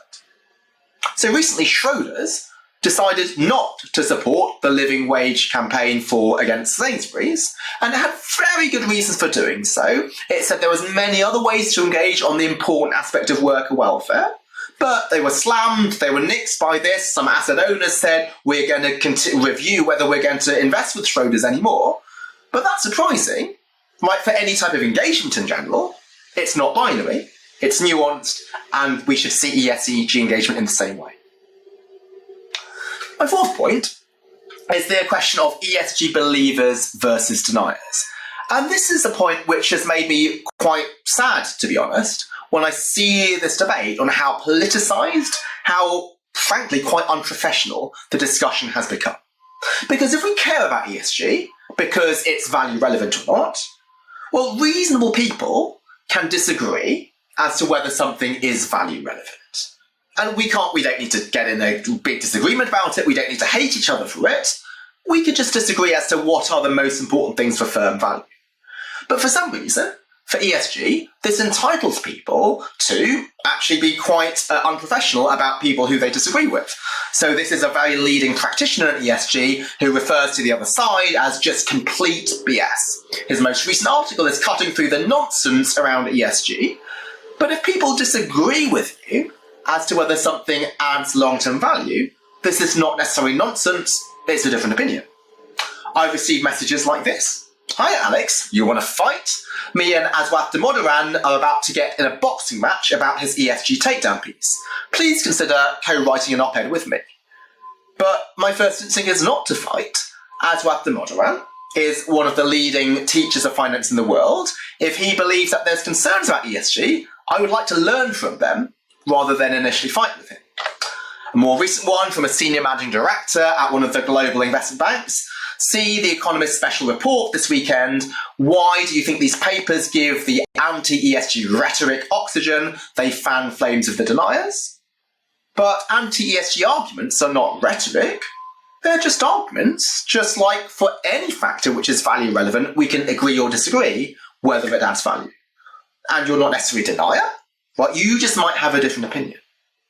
And now what I've done is I've taken statements from practitioners, but what does concern me is leading academics on this topic have also made even stronger statements, calling names to people on the other side. But as academics, what we want to do is encourage discourse. We might not agree with the other side, but to listen to them and give them the right to express their view, that's something we do with anything which is related to value. Just because this is ESG, rather than any other type of intangible value, does not give us an excuse to cancel the opposition. And finally, this debate on does ESG work? Well, if I consider ESG as being an intangible asset, then we think about the question, does investment in intangible assets pay off? Well, clearly the answer is not going to be yes or no. It's going to depend.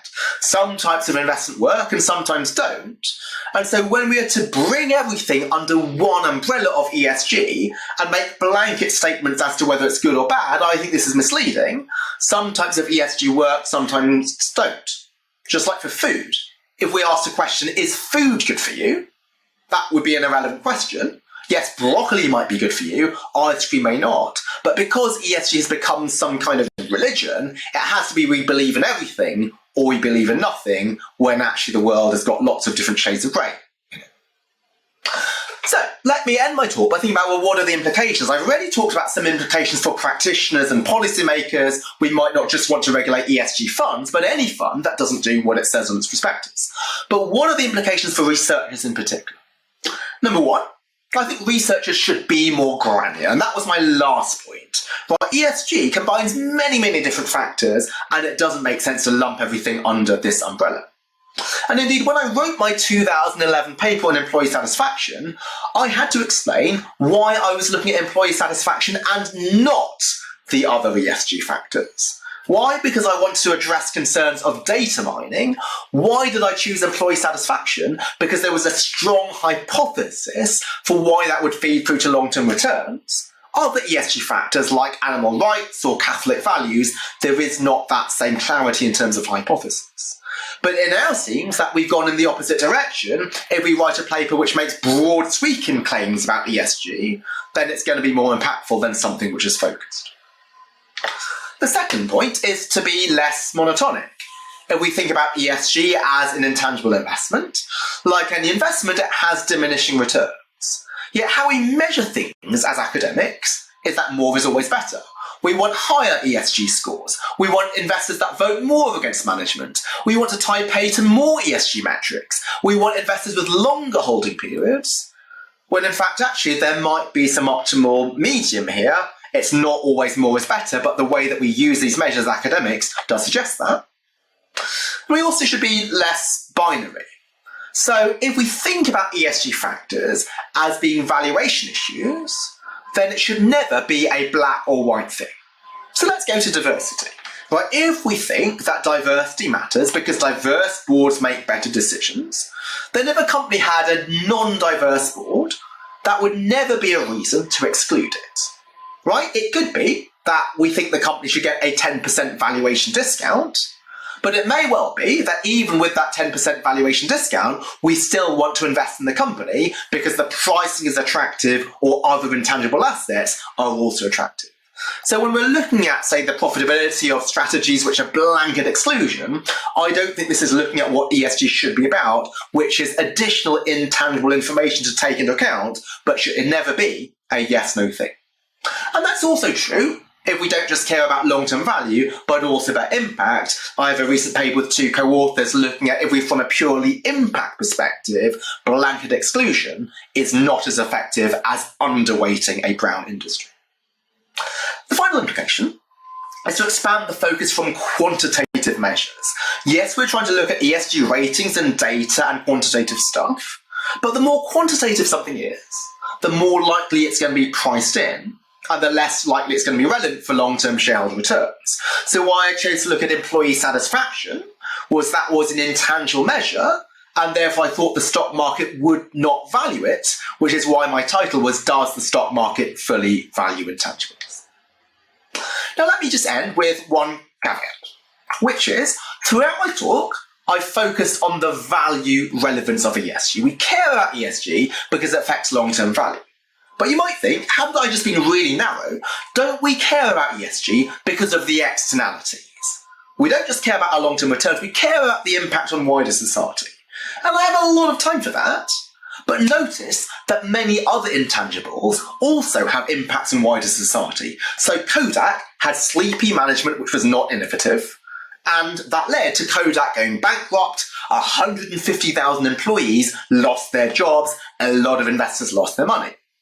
Google has been highly innovative, creating positive externalities. Where would our lives be without Google search and Google Maps? But because those are not necessarily ESG factors, they don't get this special halo. So yes, we care about externalities, and ESG does provide externalities, but so do other things like great management, like great innovation. Let's widen the discussion.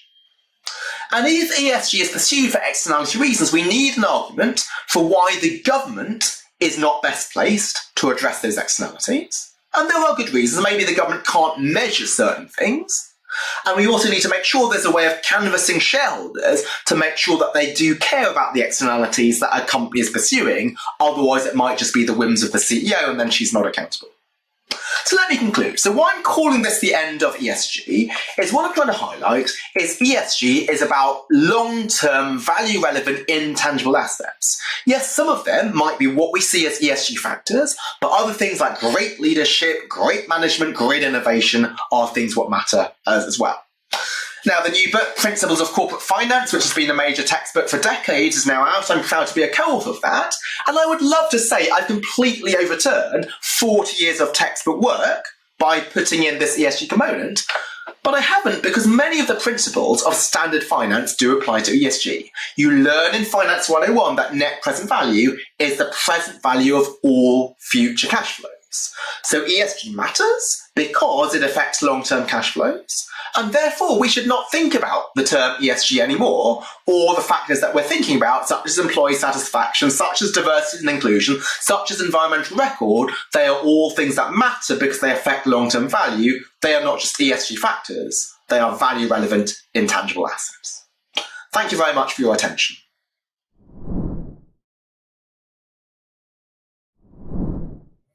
Thank you, Alex, for a well-reasoned perspective on necessary actions to ensure we're moving toward a sustainable world. That concludes our morning plenaries. We'll take a short break and join us back here in a few minutes for the first of today's two panels.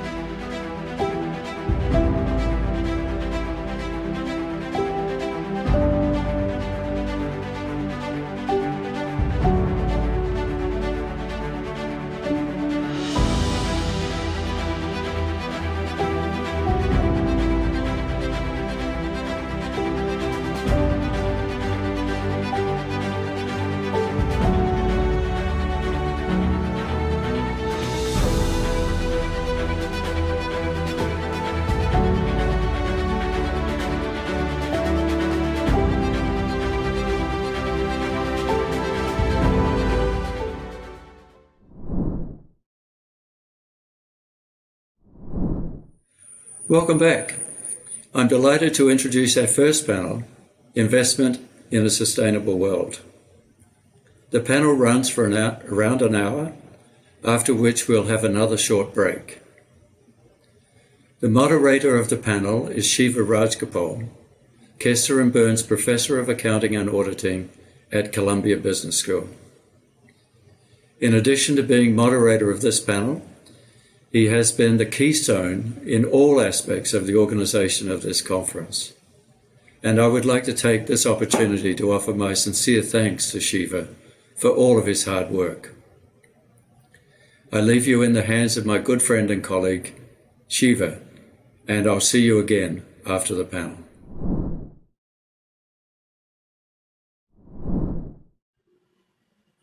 Hi, everyone.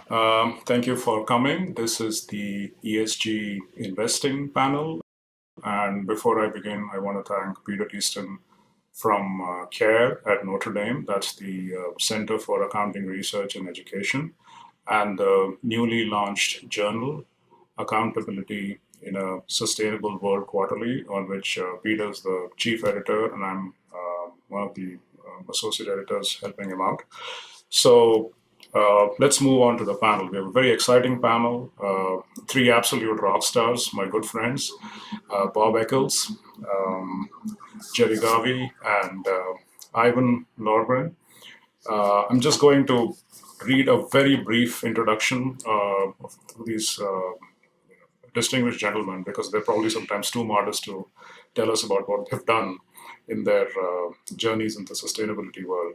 So Bob Eccles is a leading authority on the integration of E, S, and G factors in resource allocation decisions by companies and investors, as well as the world's foremost academic expert on integrated reporting. So that by no means is modest, but that probably accurately describes what you've done.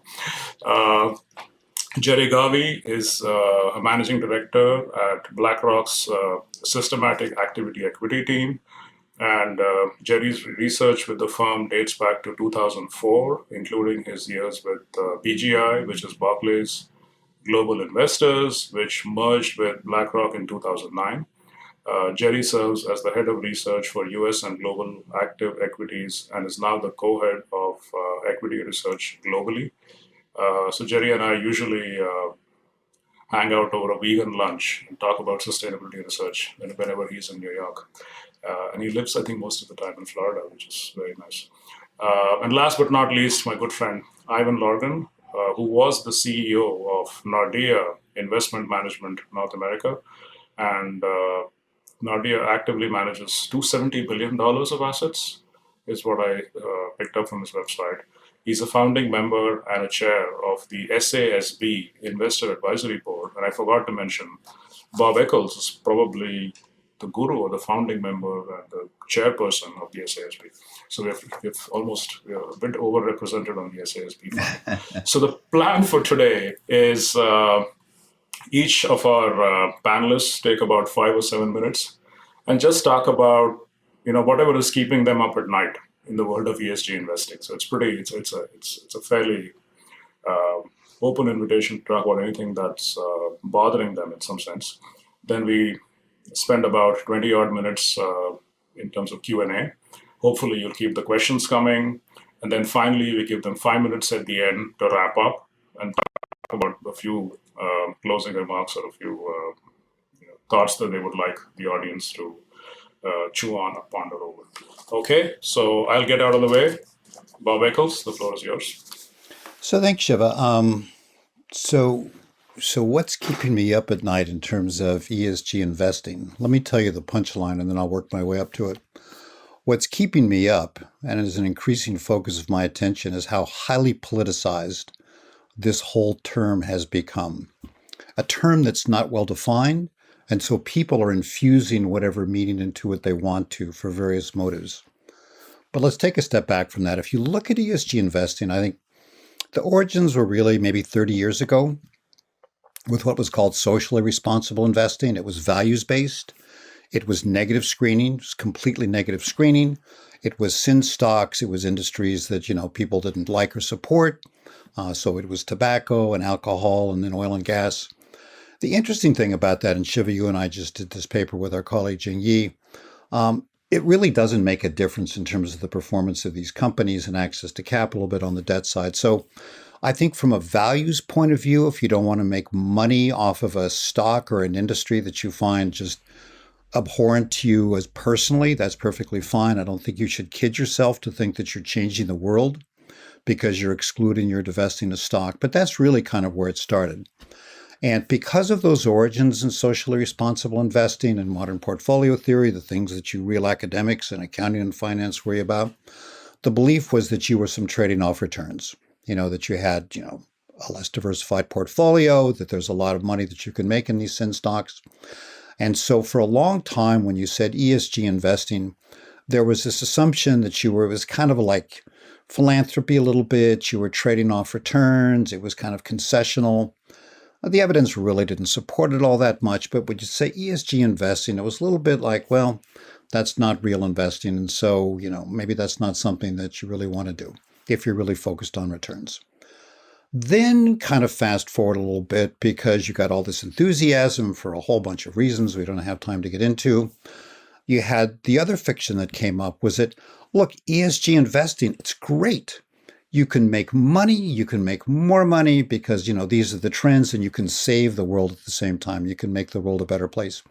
That's not true either. So people were confusing ESG investing, really ESG integration, we'll get to that, with essentially impact investing, where you were looking at dealing with the externalities being created in the world. In a European context, this would be SFDR 8, which is ESG integration, SFDR 9. When you look at the statistics, there's a classification system of responsible investing. There's screening, and then there's best in class, and there's thematic, norms-based. One of the most fast-growing strategies is ESG integration. That really comes down to what are those material issues, that's the work of SASB, that are important for enterprise value creation. People that don't like ESG from the left think, well, that's only enterprise value creation. It's not dealing with the fact that an oil company is producing products that, make the world a worse place, even if it's being responsibly managed. Kind of from the right, this ESG investing has become sort of associated with woke capitalism. We'll get to that later. I think the challenge for doing ESG integration, because these are risk factors that you need to take into account, SASB sort of identifies what's material, varies by industry. It's different for oil and gas and banking and pharmaceuticals. It's really a data problem because you don't have standards for measuring these ESG factors like you do for financial reporting. You've got financial reporting standards. And so there you've got work going on with the Sustainability Accounting Standards Board, which you've referred to, that then merged with the International Integrated Reporting Council to become the Value Reporting Foundation, which has then been consolidated into the International Sustainability Standards Board under the IFRS Foundation. So they've issued a general requirements exposure draft and one on climate. And that's really, I think, a very important step to try to get to having reliable and controllable information for sustainability performance like we have with financial performance. The focus there is so-called single materiality, those issues that matter to enterprise value creation. At the same time, you've got EFRAG, the European Financial Reporting Advisory Group, which is advisory to the EU for the Sustainability Corporate Sustainability Reporting Directive. They've come out with their set of standards. They have 14. Big emphasis and difference is that they say we're interested in double materiality as well. So we're looking at the negative and positive, but it's mostly negative externalities being created by a company's products and services. And so there's a big question of whether we'll end up like we have with accounting. We've got IFRS and we've got US GAAP, or between the ISSB and EFRAG with the CSRD, will we at least have a global baseline? And then, of course, the SEC has come out with its proposal, and it's really pretty much focused on climate. So you've got 3 proposals out there in the world that, people are trying to kind of figure out, and we'll see how they get reconciled. And I think having data so that investors can analyze a company's sustainability performance on the material dimensions, just like they can with financial performance, will be important. That's getting lost in the shuffle of this politicization. It's complicated how it came about. I think a lot of it is based in the kind of excessive claims that were made for ESG investing. There was a lot of greenwashing. We saw what happened with DWS. My friend Desiree Fixler was thrown under the bus on that. So there was too much greenwashing, marketing, ill-defined ESG funds. Shiva, you and I have talked about it. That has basically provided ammunition to people that think ESG investing isn't enough because it's really not focused on impacts, and people that think it's too much and it's somehow interfering with capitalism. So that kind of got created for itself. And the data problem, I think, can be solved through standards. The political problem, particularly in this country with how polarized and politicized we've become, that's a much bigger issue, and I think it's a scarier issue, and I'll have some things to say about that at the end. That's it. Thank you so much, Bob. Jerry? All right. First off, maybe I want to start off on a really positive note, which is not what kept me up at night, but it was something I want to celebrate. It's actually an internal thing, but I'm pretty sure our group is going to stop using the word risk when we talk about ESG, which makes me very happy. First off, because our job is actually to deliver returns, and also because I think it kind of almost, how would I put it, takes away much of the interest in the topic. If you want to avoid risk, you just go to benchmark or don't do anything, right? And when you dig into how people talk about ESG, it's actually cutting off left tail risks. If you cut off a left tail risk and you don't have a big carry, that's alpha. And that's how we're going to think about it. So no more risk talk.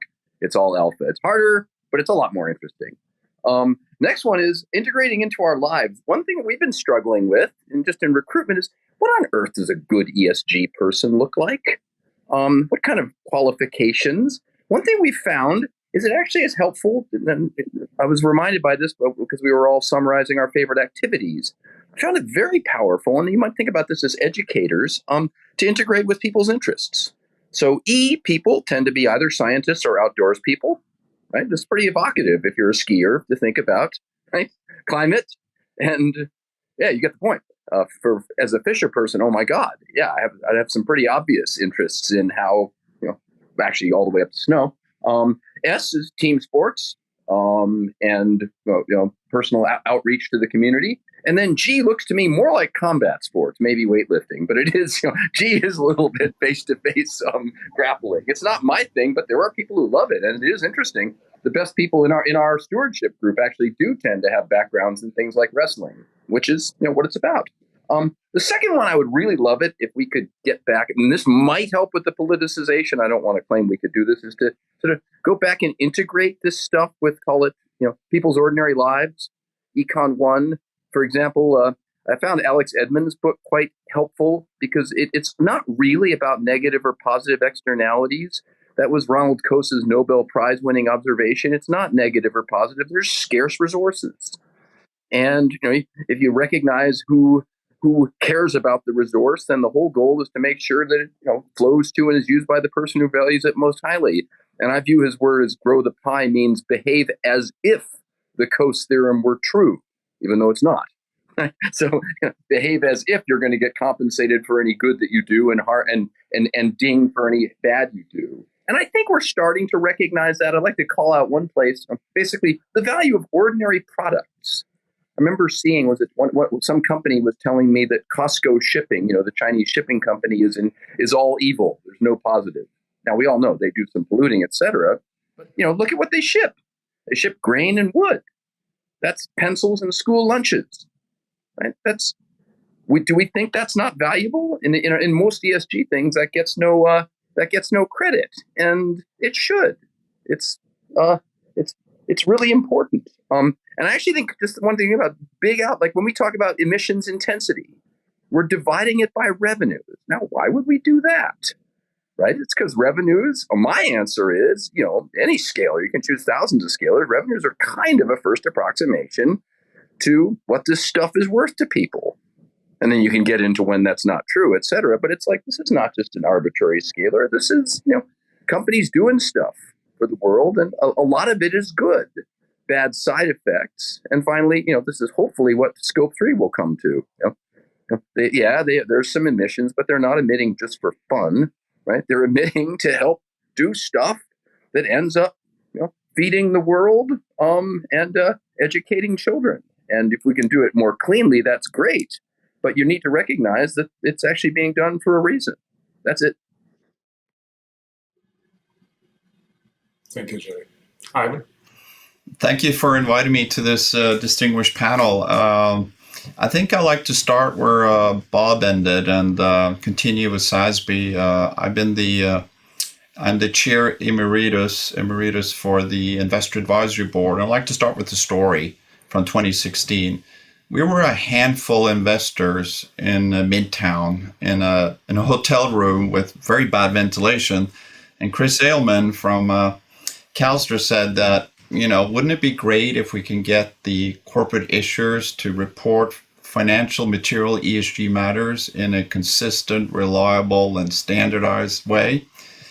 And we all looked at each other. This is in 2016. I said, yes, but 2016, 2022, fast forward these 5-6 years, SASB is now in the process of being integrated into the IFRS. We established the ISSB. There's also been a few mergers in reducing the number of standards and frameworks along the way.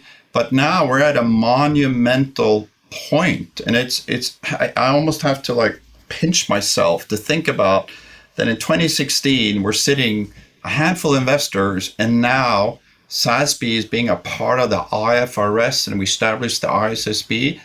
I mean, there's only 2 global financial accounting standards out there, and they're being a part of one of them. So I like to sort of take a moment. I know we're impatient, but, it took financial accounting 75, 80, 85 years to get where they are now. And it's only taken us 5-6 years now to really get to this point. So I think we sort of have to take a deep breath and, say, let's make sure that the financial materiality gets properly integrated and that we can build a bridge over to the US once this is fully the first corporate issuer global disclosure framework will be issued next year, and hopefully we can build a bridge over to the US. Unfortunately, like you mentioned, there's a lot of politics in the US, and it's very hard to discuss with people. I must say I have a lot of sympathy for Galileo, who said that the world was round, and certain individuals in the church wasn't too happy about that. But it's very hard to discuss scientific research-based evidence with people who believe that the world is flat. And while in Europe we've decided that the world is round, we are discussing how to achieve things, how to implement things. While in the US, we're still discussing if the world is flat or round, which makes it very politicalized. Because, we're discussing many of these fact-based findings versus beliefs. And it's very hard to argue against beliefs. So I think that, and I'd like to get more into that later, but we can see some very, very significant differences how asset managers, asset owners in the US are organized versus how they're organized in Europe to actually deal with these issues. Thank you. Thank you so much, Ivan. And I want to keep an eye on the chat in case questions come in. But let me ask a follow-up question, maybe for Jerry, since you mentioned education. What's the ideal profile of a person that you would like to hire at BlackRock, Jerry? Somebody, if you could tailor make a person in a lab, what kind of ESG skills are you looking for? To be honest, mostly just interest, curiosity, and skepticism, because there may be some good science-based facts, but most of the work in ESG is anything but. And in fact, I think we need to wrestle with that, right? Just a lot of the skepticism people have is pretty well founded. There's a lot of motivated research, shall we say, in all sides of this thing. There's like keywords you can flag, and that might be a way. People who interview and they want to use words like "prove" in our world, like, okay, no, we need to move on. Refute. How about that? That might be good. Learn. So those are kind of the keywords you think that you look for. Mostly just curiosity. and also, frankly, for want of a better word, resilience, right? Because as Bob said, this thing is politicized, and you won't survive unless you have both a belief in what you're doing, but also an ability to learn and get over it. Because my God, I think we all know this. It can be a brutal place to work. It's interesting because I often tell my dean that you want an MBA to actually have the skills of a PhD, which is what you've told me. Good luck chasing that. So let's set that aside for a minute. Maybe I'll come back to. There's a right tail, the small number, right? Amazing people. Yeah, that's true. That's true. But, a small right tail of MBAs. You're absolutely right. But Bob, you're very good at understanding how institutions evolve. Right, because you're a sociologist by training, and I'm a bean counting numbers guy.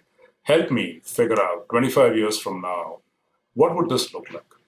I'm guessing a lot of the politics will hopefully settle down because we'll have many more 121-degree days. So hopefully some of the skeptics will eventually learn that climate change is indeed real. Where will all this go? Will all this simply become mainstream investing? Is it like the internet days when, we used to have .com companies and now everybody is basically a .com company? 20 years from now, is this how you see the future? In this crazy zoo of, institutions? You rattled a few. I mean, I know some of these, but not all of them. So let's be optimists. I mean, say the pendulum kind of swings back the other way in 20 or 30 years. I probably won't be around then. But I'd just like to pick up on a couple things Ivan said. So, Ivan, it's shorter than from 2016. I remember writing a green paper with Richard Barker, should FASB and ISB set standards for non-financial information? And we published it in 2018. And if you would have told me in 2018 that 2 years later, the IFRS Foundation would come out with a consultation, I wouldn't have believed it. So it was like, I mean, it is momentous, as you said. I mean, this is just an extraordinary step forward. So what does it look like in 25 years? I'll tell you what it looks like. It looks like the same mess that we have with financial reporting, right? So, you talked about that, Ivan. It's actually more than 75 or 80. If you track it back, I'm writing a little series from a sociological perspective with a colleague that Shiva knows named Kasbi Soonawala. And the first one is called The Long and Winding Road to Financial Reporting Standards. And it's like, man, back and forth, and Norwalk Agreement and Convergence. The second one came out today. It's called The Complex, Contentious, and Changing Nature of Financial Reporting Standards. You guys go back and forth on goodwill and financial instruments and this and that and the other thing. And is it an asset or liability or it's something else? And then the third, which will come out maybe in a week, is putting financial reporting standards into practical perspective. So companies should go, oh, well, I'm unique, so I'm going to publish my non-GAAP earnings. And then the investors decide, well, is that kind of a flim-flam or is that a more accurate representation? They complain about the standards they have to follow and all this transparency. Then what do? They have investor calls and they break down their profits and their cash flows by business segment and project it out 5 years because they think that's going to be useful. Does that mean these standards aren't useful? Of course it doesn't. These are social constructs. US GAAP is a social construct. IFRS is a social construct. These aren't derived from the laws of physics. These are human constructions as to how we're going to represent a certain reality. We've agreed upon that, then we've got a baseline to operate on. And so I think the same thing is going to happen with sustainability reporting standards. We could still have FRAG and ISSB button their heads a little bit. We've got kind of managing earnings. We'll be managing our greenhouse gas protocol emissions. You can look at financial reporting and you see with the long experience that we've got with something that's really got a more solid base in double entry bookkeeping, look at sustainability reporting standards. It's going to be messy. It's going to be complicated, but it's far better. We're in a far better position for having that than if we didn't have it at all.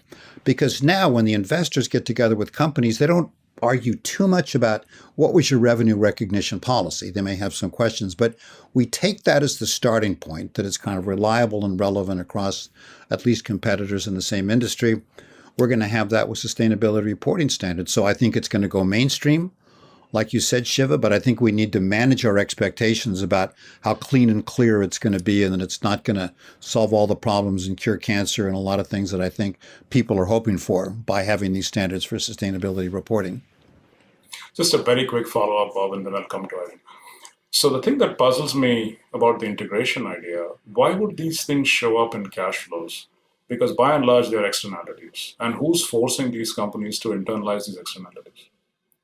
So unless we have some kind of regulation or a carbon tax or something, why would this ever show up in a DCF? That's something I've never understood, Bob. So let's say, we iron out the reporting, and by and large, we have esoteric, conversation among pundits on what goodwill is, which is what we do now. Let's say that morphs over to the ESG space. Why would this show up in cash flows? Unless somebody forces you to do it. I mean, we can talk about human capital and how, maybe there are some $100 bills lying there and firms can do better with human capital. I see that. But the externalities idea, especially the negative externalities idea, I just don't see how this would show up in a DCF ever. So can I just point out the obvious irony of an accounting professor that's published a countless number of articles in referee journals asking the sociologist about how to think about this showing up in cash flows? So I thought you're the world expert. That's what you're. Well, your I'm not an website expert in says cash so. flows, but look, it's a good question. And I think the answer is that unless you've got carbon prices or you've got regulations, it's not going to. You could sort of have some pressure from the investors. They want to know. This is where we need to be realistic and modest about what standards do. Financial reporting standards don't, tell you what you should project your earnings to be. Companies do that. So what you know is that if a company makes commitments on carbon reductions and they report on it, you've got sort of a reasonable degree of confidence that the information is accurate. But the standards themselves don't necessarily change behavior. They just give you a way to report on what you're doing for these externalities. And, Jerry can jump in on this, to be incorporated. I think you're going to be looking, investor pressure can happen some if they want to know this, because they do believe in some fashion in their own view that it'll affect cash flows. But for it to really do so, I think you're going to need to have pricing is going to be important and regulation is going to be important. Jerry, did you have a view? Yeah, I mean, Because well, what's funny, it's funny. So we don't really, we're an active quant investor, and we don't actually try and do what you guys kind of have to do, put dollar values on things. It's mostly just ranking stocks as better or worse. And we find that I don't know how this moves with like recognition in dollar and cents. Most of the stuff we view as what we call a brown M&M little story. You ever heard that term? That's the rock band Van Halen in the 1970s had a contract which said one of their contract terms: we need M&Ms in the dressing room, but if there are any brown ones, we will refuse to play, and you have to pay us. And we thought that was rock star excess. You can look this up. There's a beautiful, YouTube video where the leader explains no. We were using more voltage and firepower than anybody had ever done before when we were performing. We were at shoddy arenas in the Midwest, and we were worried about the wiring. So we had a contract of electronic specifications that was that thick, and buried in the middle was this stupid brown M&M clause. So you get the point. There's a brown M&M there. It means you didn't read the contract and we're all going to die. And so I view a lot of these things as having that property where it indirectly signals something really important. But it's a funny, we struggle with that in materiality. So we think we find emissions were really important long before any regulation, because emissions indirectly indicate variable input use.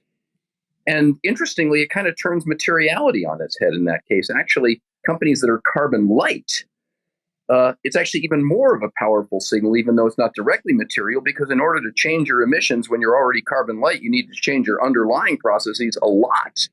So we don't even do materiality for that reason. It's more like, wow. So instead of basically saying, is that a good thing or a bad thing, you ask instead, what kind of company would do that? And then recognizing that you know very little, and then it informs you in all sorts of ways you never anticipated. Now, this doesn't help you guys who have to report dollar and cents amounts, right? It just says, tell us this stuff, and we'll figure it out. It's actually very helpful. I guess you could even say material, but not really in a way where it's not you get the point. It's a proxy for cash flows or a signal for cash flows. It's not cash flows. That's how we use that stuff. So we love it. The more you guys get to disclose, the more we love it. But we use it differently. Ivan, so let's talk about comparing Europe to the US. Yeah, I just want to say that, I would also, just to follow up on that, it's also about for the corporate issuers to access financing and cost of capital.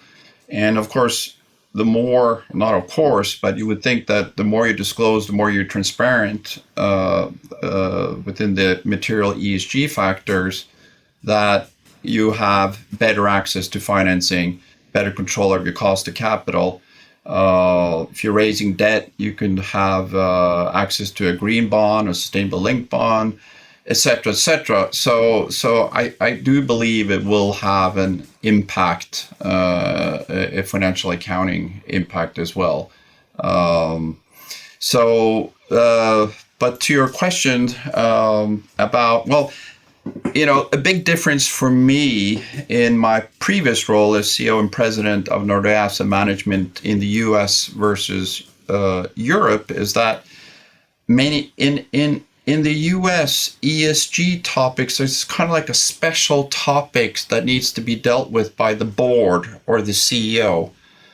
While in Europe, this is daily operational management.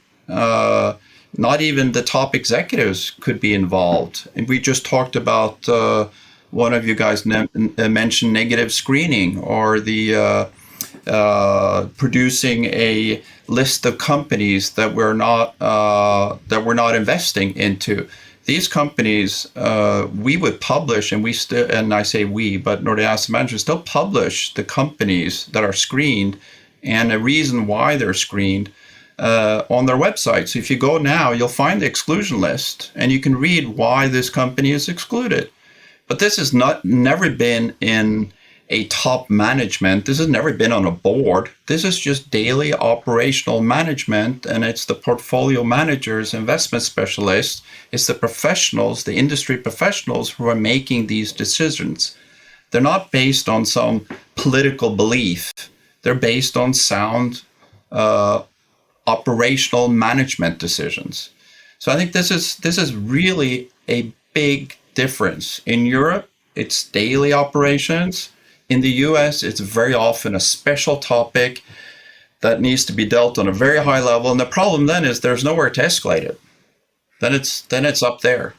And then you have blue people versus red people.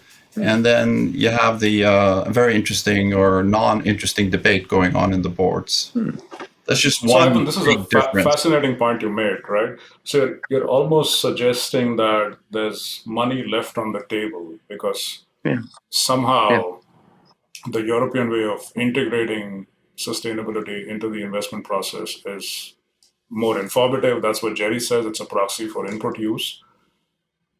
How is that compatible with the idea that U.S. markets are reasonably efficient, people are smart, they're always looking for opportunities? How come this much money is left on the table if your claim were indeed true? How would you refute that claim? I think Jerry likes to use the word refute. I'm not going to say true. But bottom line, is there money on the table in your view, Ivan? What is the question? I don't think I got the question. The question is, I spent a lot of time setting it up, but sorry. So I thought what you were suggesting was that the European process of integrating ESG into the investing process was somehow better, right? Economically better. Forget the values conversation, which would suggest that the US way of doing things, maybe as an add-on or whatever you describe the US way of doing things to be, is somehow inferior, and there's money to be made if one were to just improve upon that process.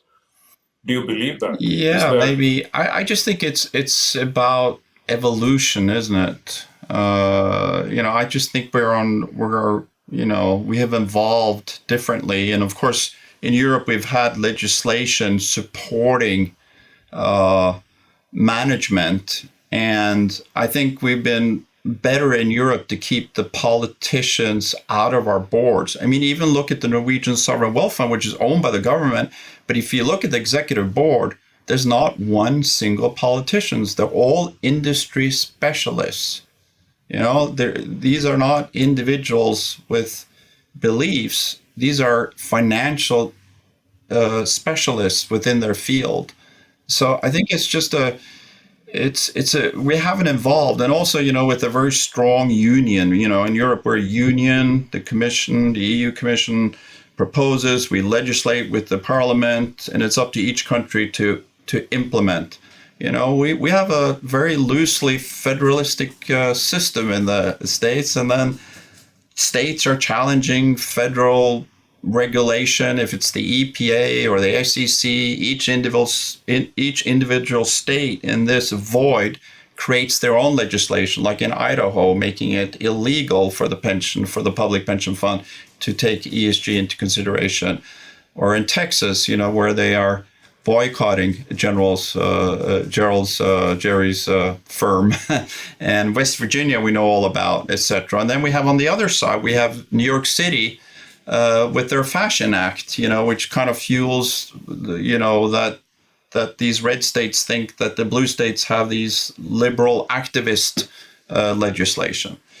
So I just think we're evolving on different levels, and this. I would love if the researchers could look into this in more detail. What actually the end result is out of these two fundamental different ways of operating. Can I just say there's an obvious irony, Ivan, in what you're talking about. So this all started with socially responsible investing, now being branded as the woke crowd. They were kind of doing these exclusions for whatever values-based reasons. Now you've got the Republicans doing the same thing for values-based reasons. This isn't based on facts. It's so I don't believe in climate change or whatever it happens to be. So you BlackRock or all these different banks and stuff, well, no, we're not going to use you. And we're going to see how that goes in terms of their financial performance and their cost of debt and how well their pension funds are managed. It's an interesting and fascinating natural experiment that's going to play out over the next 10 or 20 years, right? Yeah, no, I agree. Before I forget the audience, there's an interesting question from the academic side of the house here.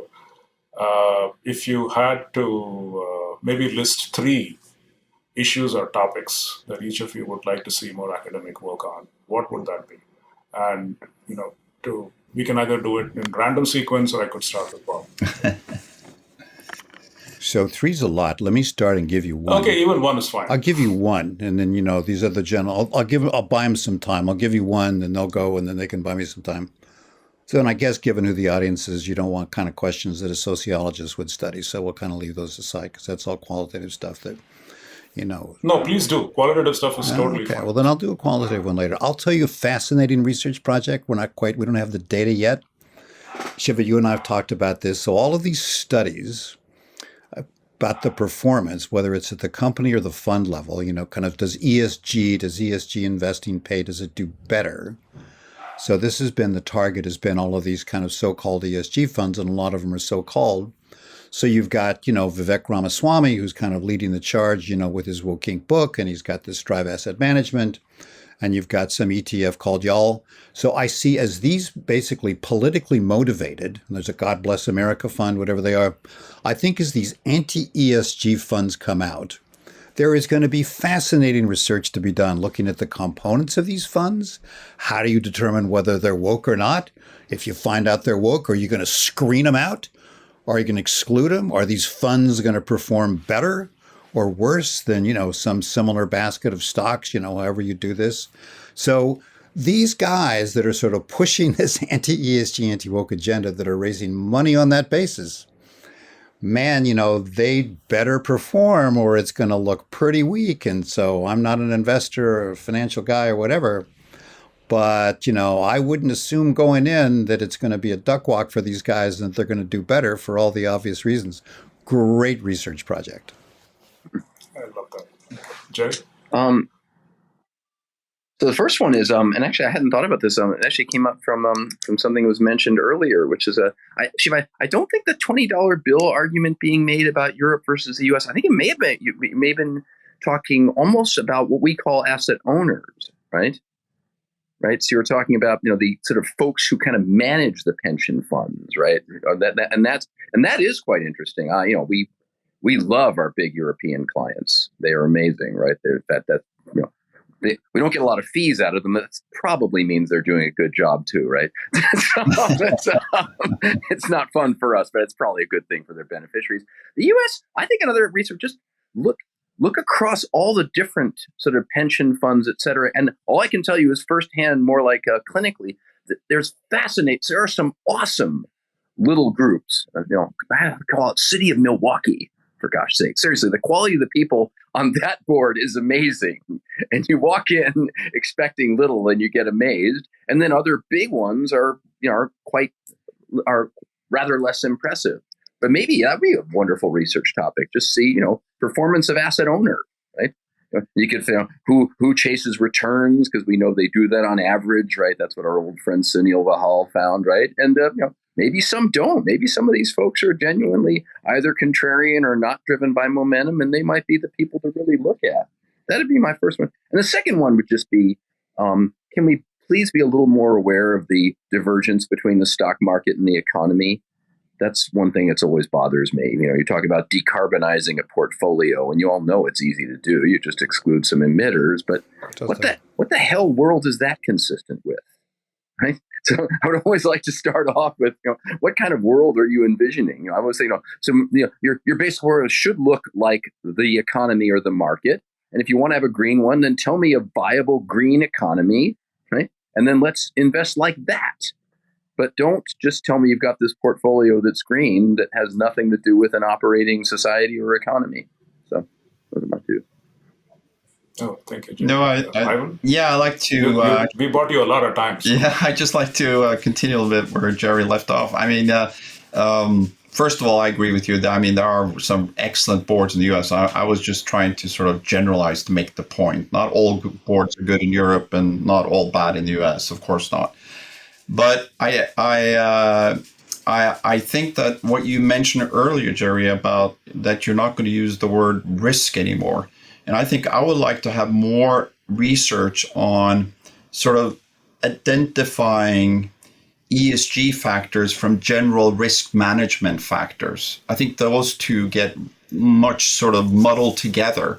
And I would like to prune the data, clean the data, and really to understand what is an ESG factor that impacts XYZ versus just general risk factors. So that would be number one. And number two really is what you are doing, Professor Shiva, is to really to price externalities and to be able to bring it back to corporate issuers' balance sheet. I think that the day we can price diabetes cost to society, or if it's plastic waste, or if it's carbon, or whatever it is, obviously the tobacco master agreement is an indication of externalities. But I think that would be the other and I think that will be the future in 5, 10, 15 years from now. The way we've been able to identify material financial factors, industry-based, I think we'll be able to do that more accurately when it comes to externalities, and to really have good models to how to price that and to accurately bring it back to balance sheets. Because right now, I think a lot of times we take these externalities to balance sheet. I mean, to be quite honest, I think that these companies probably go bust because just the way we calculate it. And I'm not sure if that is really helpful. But it's extremely helpful. But that is probably the reality, the way it is. The idea of an ESG balance sheet, I think, is intriguing. Can I give you 3 more quick ideas, Yeah. research ideas for the audience to work on? So I referred to the SFDR 8 and 9. So 8 is ESG integration, 9 is impact. So it's like trying to do impact investing in public equities around the externalities. There's a lot of those out there. I'd love to see somebody study their performance. And I'd like to see, particularly with the Article 9, is there some way to measure if they're having impact or not, right? Because that's the whole thesis of Article 9. I have friends in the asset management industry who talk about creating transition funds, so kind of brown to green, or this term khaki. Is there an investment thesis in there that you kind of invest and then you engage and you improve the performance? Is that a good investment strategy? And then finally, the whole kind of EU Green Deal and what they're doing with the CSRD and the taxonomy and all that. I mean, the thesis here is that you're going to move capital, towards green investments, and it's going to create competitive advantage for the EU. And in a way, it seems to ignore to me a fair amount, not completely, this problem of, I agree with Jerry, just divesting. It doesn't sort of change the real economy. I don't know how, but I'd like to get some sense of whether as a national strategy, did this Green Deal and the SFDR, did it move capital, in the direction to make it more green? And did that lead to some kind of competitive advantage? Because we're running the other experiment here in the United States. So I think that'd be interesting to do. No, fabulous. We can go on and on. There's so many things to worry about, right? So a couple of follow-ups, Ivan. So I've often told people, just read the risk factors that a hyper-defensive lawyer has written down in your 10K. Try to label those as E and S and G and miscellaneous. Then go to the SASB documents to at least do something about trying to quantify those. And hence my earlier comment about, even if we leave these on balance sheets, unless somebody is going to force these people to pay, the as if Alex Edmonds' word only works to that extent. I mean, I really admire Alex, but as if and reality are two different ideas. But having said that, we're almost getting close to the end. So anything else you guys want to talk about before we get into closing statements? I think 1 hour is not enough. We can do this for like 2 hours. But anything on your mind that you probably want to get off your chest, perhaps, before we get into closing? I just wish I'd been more. Sorry, go ahead, Bob. Go. No, just my question is, so it'd be great for people to do this research. Will the academic journals accept this kind of research now or not? In the top tier journals that people have to publish in so they can get promoted and get tenure? That's my pet peeve. Okay, so Bob, that's half the reason behind setting up the journal that Peter Easton really pushed for, ASWQ, I think. And that's meant to be a forum that gets practitioners and academics together. Will that eventually get anybody tenure? Maybe not, but it'll probably be a way to show impact. Now, a lot of the serious journals are indeed publishing some of this stuff, but as you know, the usual problems, they're obsessed with identification. I think it's a destructive mission. We are, becoming more and more rigorous, but becoming irrelevant. Just like accounting standards, you need a balance between relevance and reliability. And we're wasting a lot of human reliable capital. But irrelevant research. We've got an economic model that is wasting human capital. We've got all of these smart people that could be doing research that makes a difference to the world. And because they're being shoehorned into the academic journals the way they are now, they aren't. And so I just think it's a shame. Thank you. I mean, we should admit to the Brown M&M thing, right? Because that's not causal, right? Right? That just says it's not causal. Let's not argue about whether it's causal or identified. It's bloody important, and you didn't know about it. All right? There you have it. You can do a follow-up work where you figure out what's the deeper thing we've identified. But if you just insist on causality, it'll never come to light, right? And it's like, of course it's not. Remember that original paper we published showing the companies that had the best-looking ESG disclosures actually had more and not fewer controversies, right? That's not causal.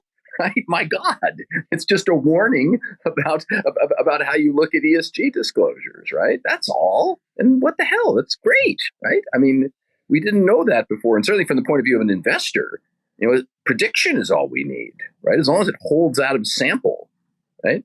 It doesn't have to be causal. It just has to be true next year. Hey, yeah, but that would be amazing. If you guys could get past causality, that would help a lot. Yeah, I love that. And just one more follow up on that. So many so-called causal papers are getting published. Common sense tells me there can't be these many treatment effects. Changing anything is so effing hard. How are these people able to document so many treatment effects? Is something that's always escaped me. Shiva, you do know that somebody showed, John Karpov, I think, documented that my one natural experiment paper is probably not valid. So I feel good about that.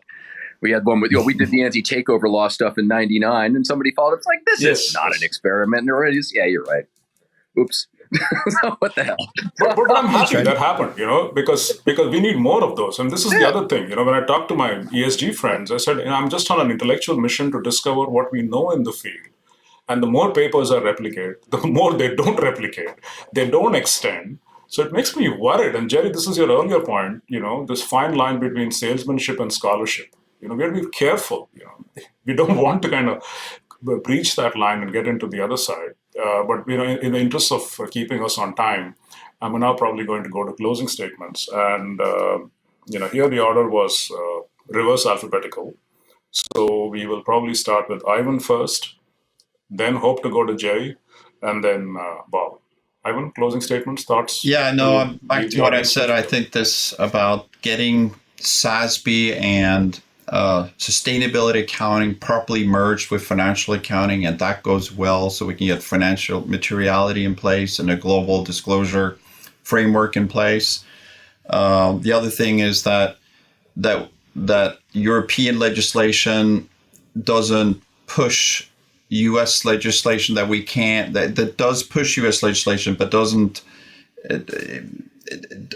become a challenge for the U.S. that we can reconcile, and that we can get other jurisdictions along, China, Japan, Australia, Singapore, etc., along with us. So I hope that somehow that we can find a way to cooperate here now, and because this is when we're in a time period where this is important and monumental. Then the third thing I would say, clarification on the single materiality versus the double, and get that in place. And then, of course, fourth, to get politics out of this and reduce the temperament, and let science and the professionals work with the issue. That's a long wish list. Yeah, I know. But I hope half of them come true in the next 10 years. So I don't want to take away too much of Jerry and Bob's time, but I just want to mention one thing. We've talked a lot about reporting. To me, that's like a small fight. If there's anything that's going to save us, it's the science, it's the engineers, it's the technology. Yeah. Right. And sometimes we don't devote enough attention and time to those things. I'm not technically qualified to understand them. I'm a casual consumer of that work. But isn't there where the action really is? It is. Unless somebody comes up with some great way to decarbonize, it's going to be a long slog. You can report away as much as you want. But no, we need engineering solutions. So much resources are going into decarbonizing technologies. So much resources is going into understanding all the data, climate data, and I agree. We haven't really talked about that at all, or not enough on this panel. But maybe next time. I'm going to go to Jerry and Bob, and if you have a few extra minutes, I'm going to leave you with one question. If you come across a climate skeptic, what would you say to them in maybe 30 or 90 seconds? But that's my backup question. But Jerry, the easier part, closing statements, if any. Any thoughts? First, I'd like to apologize because I know this was supposed to be a bit more about reporting and disclosure, et cetera. And I wonder if we can learn something. It can be about anything we wanted to. No, I'm just wondering if we can learn something from what I think I've experienced. Sorry, I just lost the window. There we are. I've experienced as a win, and you guys probably feel like it wasn't, but I think it was, which is option expensing. I mean, it's a mess, and if you dig into it, if you get technical, it's easy to make fun of the disclosures, right? I mean, they are, yeah. But behaviorally, I think it's been on net a win. They aren't used as willy-nilly as they used to be. And from our stewardship team's perspective, we no longer argue about granting of options to employees. We ended up saying, since they're expensed, that's like arguing about whether they're paying their people too much. We don't argue about that, nor should we. We just argue about whether the assumptions made in expensing them are appropriate. But that's a huge step forward. And anyway, and it isn't perfect, as you know. I mean, it's actually it's easy. Some of it's almost silly, but my God, it's a social construct that I think made things better in that area, and maybe we can see what we can learn from that. Messy, but I think all in all successful case. So. No, it's fascinating, Jenny. You mentioned this because it took a stock market crash for a standard to get passed, right? Yeah. So this is the tragedy of human nature. I don't know what climate calamity we have to wait for before we can pass carbon reporting in the US. But fair. Bob?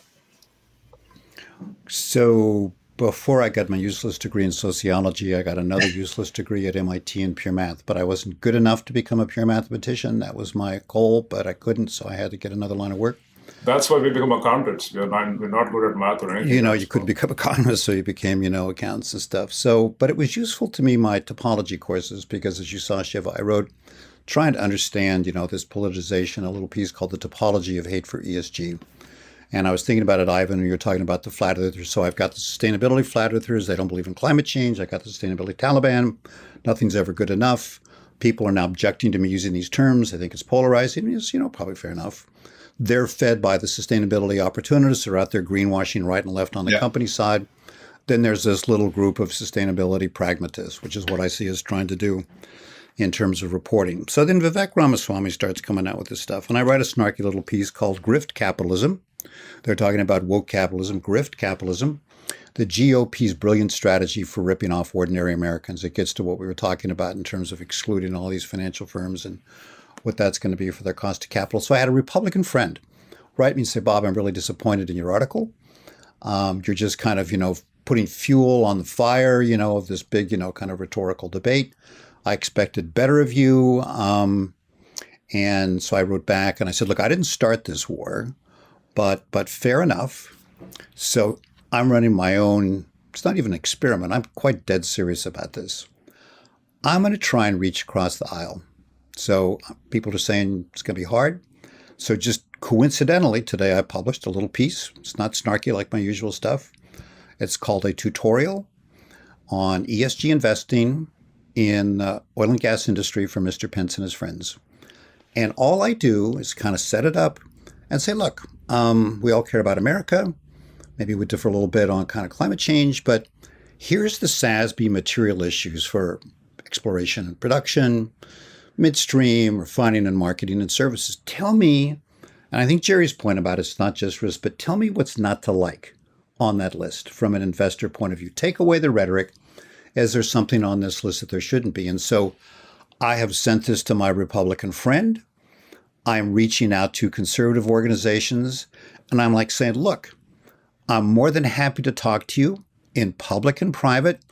Let's kind of put all the heated rhetoric on the different sides aside.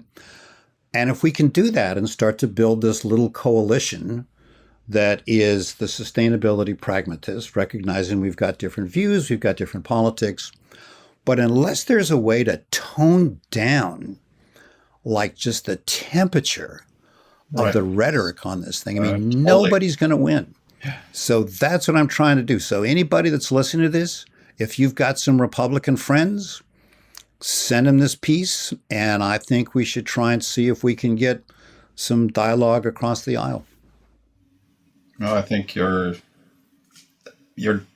spot on. If it's Republican belief system or Democratic activism, I think we have to start building a bridge so that we can have a constructive dialogue and conversation regarding this topic. At the end of the day, like you said, who doesn't want corporate issuers to have access to financing and having efficient cost of capital? Who doesn't want that these corporate issuers produce products and services that are good for society? So I don't think this is a political issue. This is about the well-being of our society, both from a consumer point of view, but also from an investor point of view. So I think this goes hand in hand, but we need to bring the temperature down. Agreed. Bonus question. We have a couple of minutes. So if you come across a climate skeptic, what would you tell them? House arrest. And let's say they're reasonably convincible, right? If they're religious and then it's kind of hard to reach them.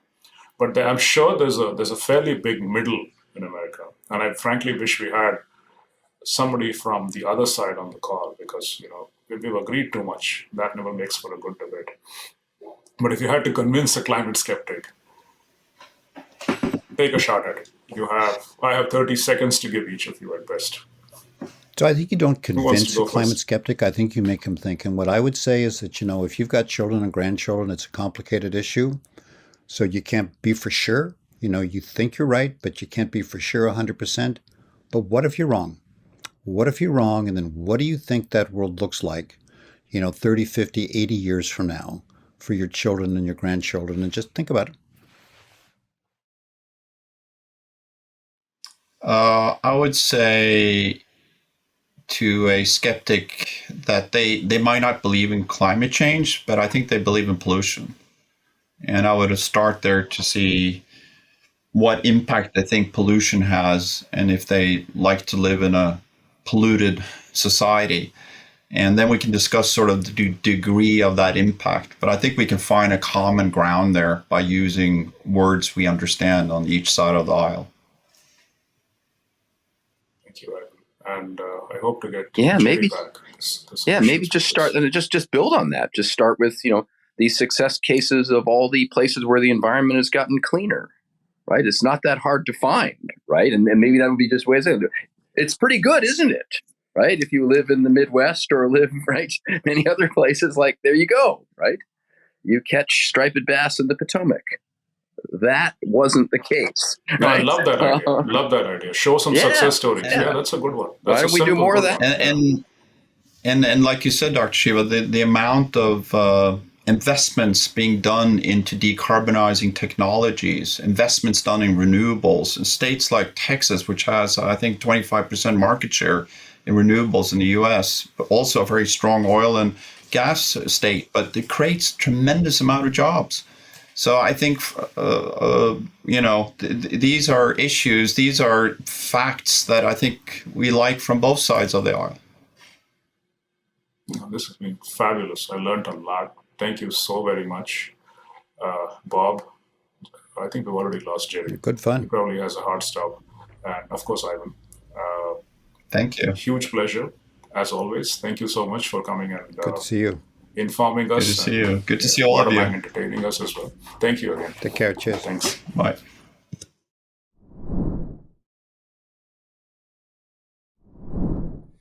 Thank you, Shiva, Jerry, Ivan, and Bob for sharing all of those insights. I'm sure that many in the audience, not just those involved in ESG investment, have learned a great deal. So many great nuggets from this conversation. You've given us much food for thought. For example, what would be the ideal profile of new hires in this space? What does ESG investing look like 25 years from now? Some key words: skepticism, politicized, curiosity, resilience, momentous. The path for developing information necessary for ESG investing. We have a lot to think about. So please join us after the break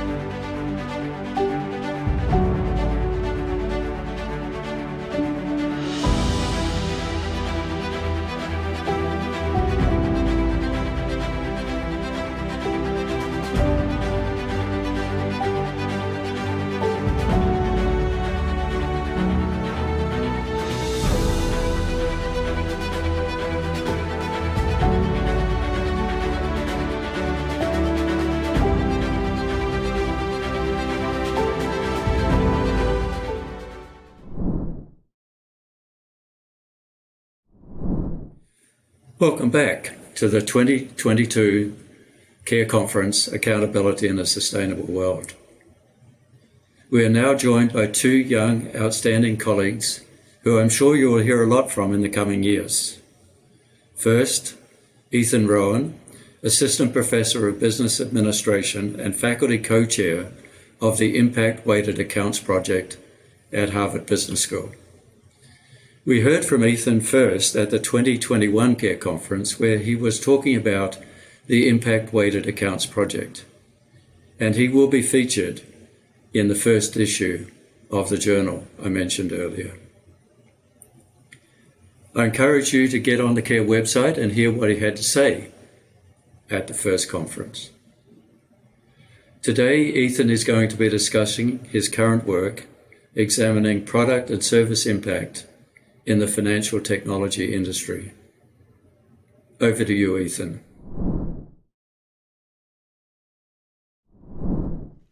Thank you so much for giving me the opportunity to present. My name is Ethan Rowan. I'm a professor in the Accounting and Management Unit at Harvard Business School, and I'm also the faculty co-chair of the Impact Weighted Accounts Project. And today I'll be talking about joint work with my colleague at Impact Weighted Accounts, Ryan Dalton, as well as our colleague Zoe Bulger, who is at Summa Equity. And what we're doing in this project is examining how and why we should measure product and services impact. And we're particularly looking at the financial technology industry and the impact its products can have on consumers and more broadly stakeholders.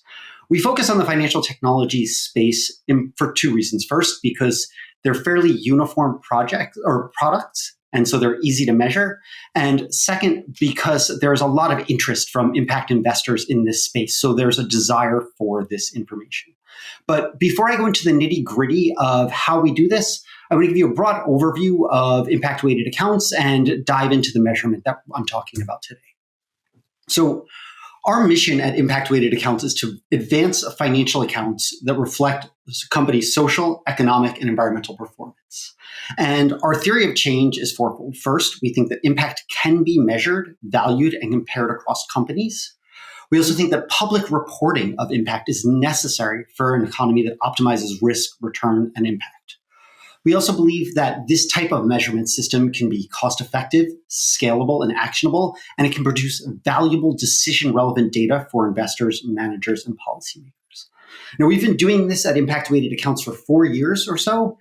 We started by designing this methodology, and then we did numerous test cases working on research and corporate testing, and then getting feedback from those tests, as well as consulting with experts while revising our methodology, which has led us to this point where we have a fairly robust but also flexible methodology that examines impact across three main pillars. First, there's employment, or the impact of organizations on employees in the local labor community. Then there's the impact from organizations' operations on the environment. And lastly, what I'll be talking about today is impact on consumers and nature from the use of products and services. Now, how we envision impact-weighted accounts being used is as supplemental line items on financial disclosures that reconstitute corporate performance to take into account social, environmental, as well as economic results. And so you can see from this simple or fairly simple income statement that a company can report its revenues and expenses, and then below that, report the positive and negative impacts it has across the three pillars. And that will allow companies to report both their net income as well as their impact-adjusted net income.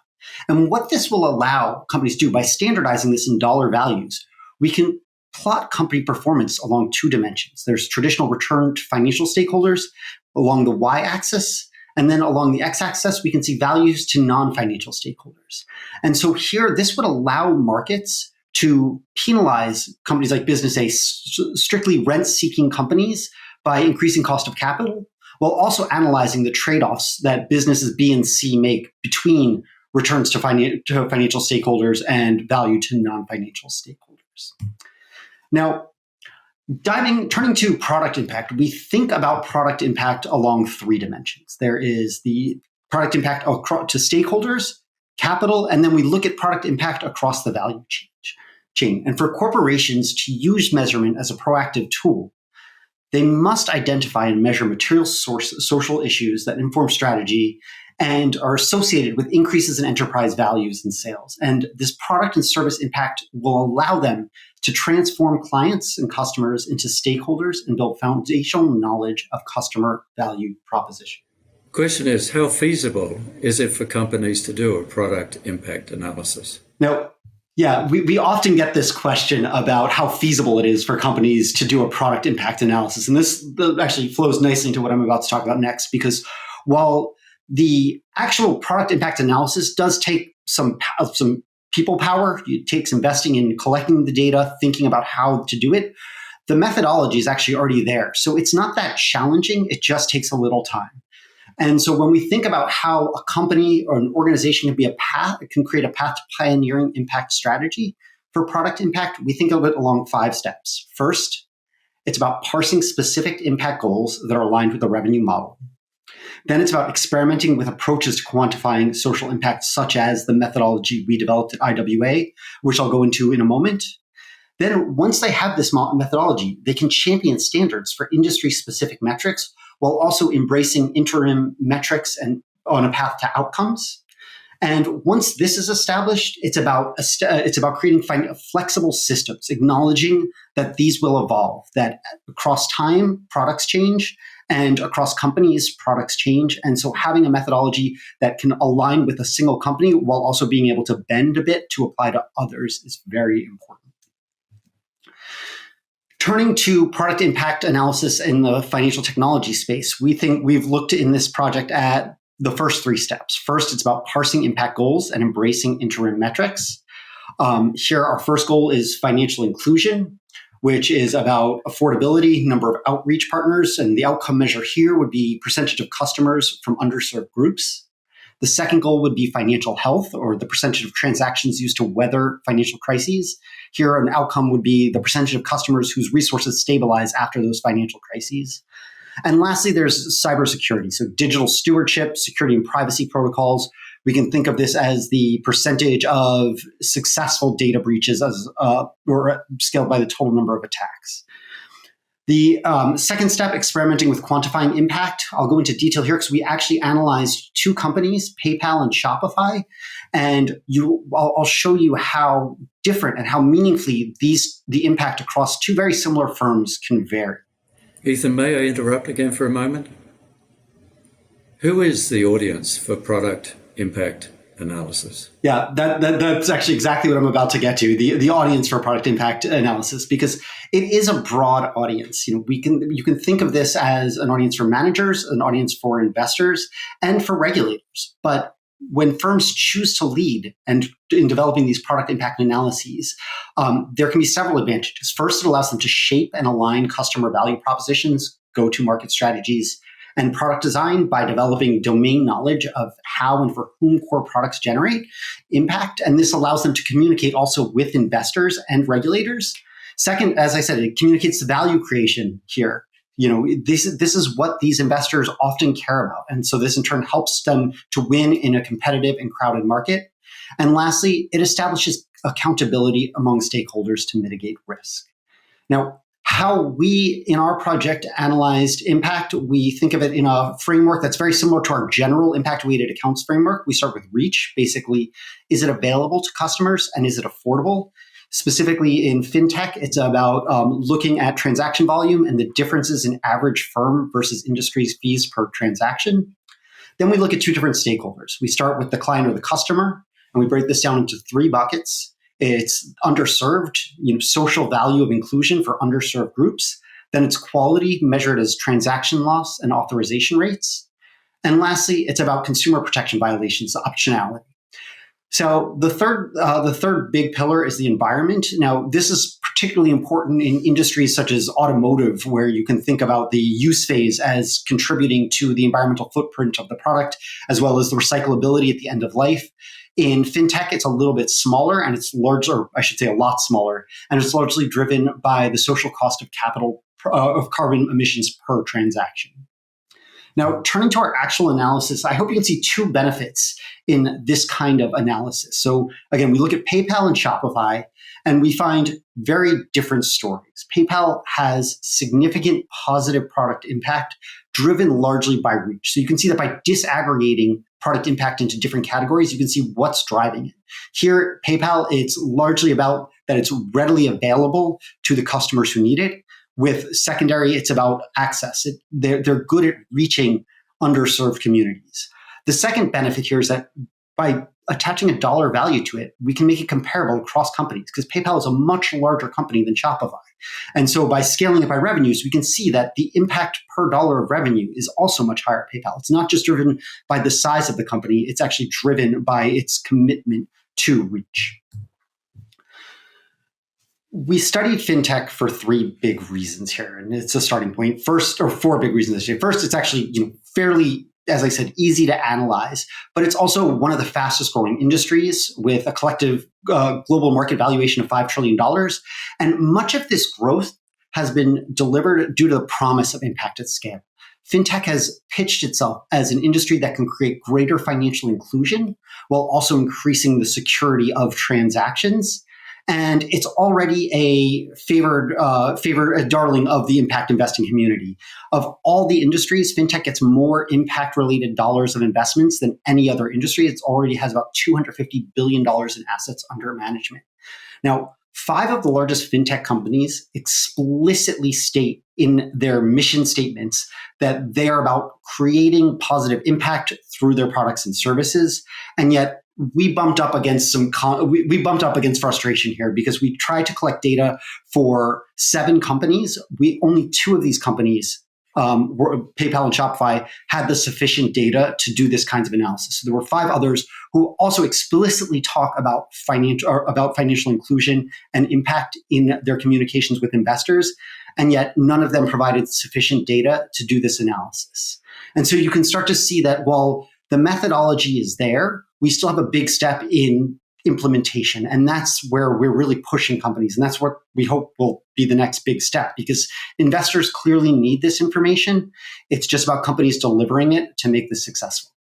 Thank you so much.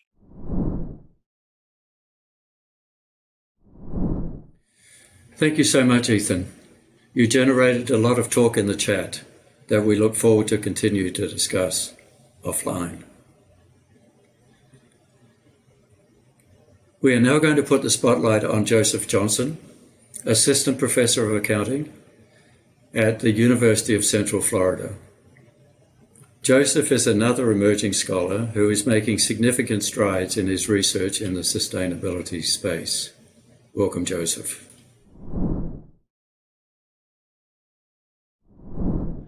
Thank you for giving me the opportunity to spend some time with you discussing an important topic.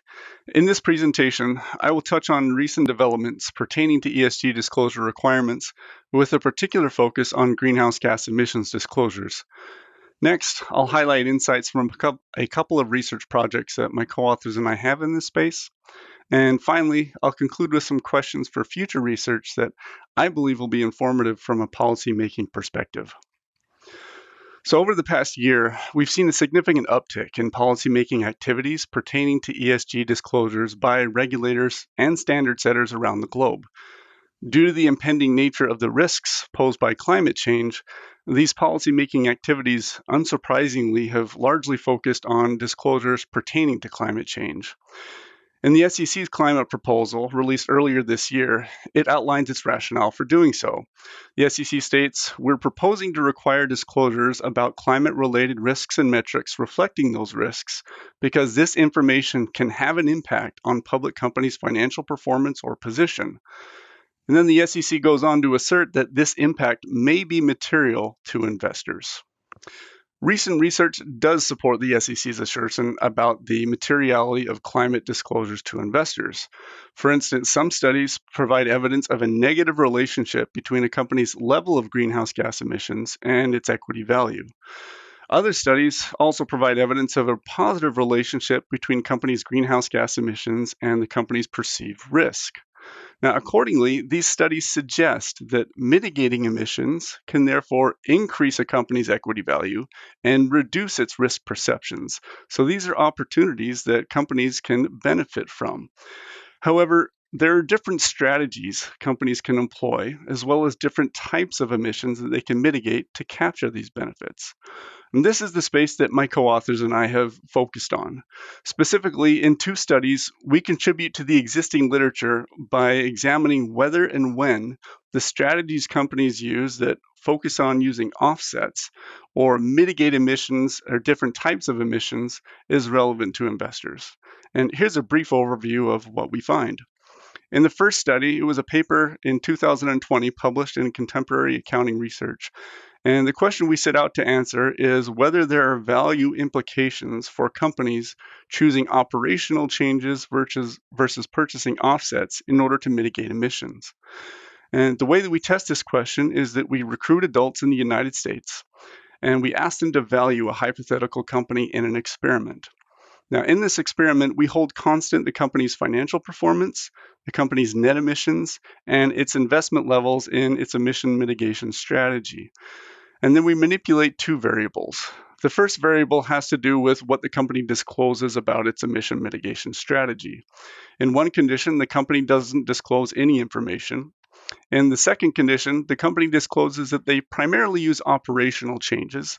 And then in the third condition, the company primarily purchases offsets. And then the second variable we manipulate is the company's overall ESG performance as assessed by an independent third party. And we manipulate that as either being below or above the industry average. And what we find in this study is that the effect of a company's mitigation strategy on its perceived value is conditional on its overall ESG performance. For instance, when a company's overall ESG performance is above the industry average, we don't detect any statistically significant differences in its perceived value, depending on how or what its mitigation strategy is. However, when the company's overall ESG performance is below the industry average, we find that when a company primarily purchases offsets, its perceived value is significantly lower than when the company doesn't disclose its strategy or discloses that it primarily uses an operations strategy. So one of the key takeaways from this study is that a company's emissions management strategy is relevant to retail investors, and this is particularly the case when its overall ESG performance is relatively poor. So in our second study, we extend the first study by examining whether investors are sensitive to a more subtle difference in emissions mitigation strategy. That is, we test whether and when investors differentiate between mitigating direct Scope 1 emissions compared to indirect Scope 2 emissions. And the way that we test this is very similar to what we did in the first study. We again recruit adults in the United States and ask them to evaluate a hypothetical company. We hold constant the company's financial performance, its net emissions, and its investment level in the emissions mitigation. And then we manipulate 2 variables. The first one is whether the company produces renewable energy to mitigate emissions, which effectively mitigates its Scope 1 emissions, or whether the company purchases renewable energy to mitigate emissions, which effectively mitigates its Scope 2 emissions.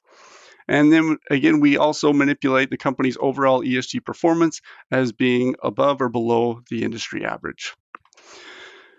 The results of this second study provide further evidence that the effect of a company's mitigation strategy on retail investors is conditional on its overall ESG performance. When the company is above the industry average for overall ESG performance, retail investors are more willing to invest when the company purchases rather than produces renewable energy. However, the opposite is true when the company's overall ESG performance is below the industry average. So a couple of key takeaways from this study is, again, we find additional evidence that emissions management strategies are relevant to retail investors. And further, in this study, we find that not only is emissions management strategy relevant for below average performers, but in this case, we find evidence that it's relevant for above average performers. So in summary, both of our studies support the SEC's assertion in its climate proposal that climate-related disclosures may be material to investors, and specifically the investment strategy or the mitigation strategy companies use. So far I've talked about companies' efforts to mitigate emissions by reducing Scope 1 and Scope 2 emissions or by purchasing offsets. What I'd like to do next is touch on Scope 3 emissions disclosures. Now, Scope 3 often constitutes the largest proportion of companies' absolute emissions, and mitigating these is therefore important not only for companies but also for the planet. However, many companies don't measure or disclose Scope 3 simply because doing so is pretty complicated and therefore costly. So, the cost to measure and disclose Scope 3 creates a tension with the importance of doing so. And this tension provides opportunities for future research, especially considering the recent proposals and standards regarding Scope 3 disclosure. Joseph, I noticed that the audience is asking questions, and the questions are along the following lines. What are the main differences in disclosure requirements from the various regulators and standard setters pertaining to Scope 3 emissions? That's a great question. The SEC proposal currently requires companies under its jurisdiction to disclose Scope 3 emissions if material, or if Scope 3 targets and goals are set. The EFRAG, which is the European Financial Reporting Advisory Group, requires companies under its jurisdiction to disclose Scope 3 if material. And finally, the ISSB, which is the International Sustainability Standards Board, recommends companies disclose Scope 3, but if they don't, they should explain why not. So it's currently not clear which of these regimes will allow for alternative reporting using the standards from another regime. Now, in the event that it is allowed, it would be interesting to see if alternative reporting results in strategic framework selection for certain companies, and whether that selection is motivated by economic factors, such as minimizing reporting costs, or the desire to signal private information, such as management's views about climate change. A second interesting question pertains to the SEC's proposal. If enacted as currently stated, SEC registrants would be required to measure and disclose Scope 3 if they set Scope 3 targets and goals, but they may not be required to do so if they don't set those targets and goals. Thus, it would be interesting to see if an unintended consequence of this SEC rule is that it actually discourages target and goal setting for Scope 3, which would resultingly hinder companies' efforts to mitigate these emissions. Another interesting aspect of the standards and rules proposed by these regimes is that disclosure of Scope 1 and 2 emissions is mandatory, whereas disclosure of Scope 3 is conditional. As a result, if a company is not required to disclose Scope 3 emissions, one way it can appear to reduce its total emissions is by outsourcing operations that generate Scope 1 emissions to independent third parties. Doing so is essentially greenwashing in that outsourcing doesn't actually reduce emissions output, but merely shifts them into another reporting category that is hidden from the public eye. And there's already some evidence that such outsourcing exists, as evidenced by this New York Times headline. Thus, the third and final question for future research that I think would be interesting is to examine whether disclosure requirements that mandate measurement and disclosure of Scope 1 and 2, but not Scope 3, further incentivize and exacerbate emissions outsourcing. So, in conclusion, I wish to make a couple of points to summarize my presentation. First, the existing research supports the idea that not only do investors care about companies' absolute levels of emissions, but they also care about the strategies companies use to reduce their emissions levels. And second, to date, research is primarily focused on Scope 1 and 2 emissions, so there's still much we can learn about the materiality of Scope 3 emissions, including how the recent disclosure standards and proposals will impact whether and what companies report about Scope 3 emissions. Thank you.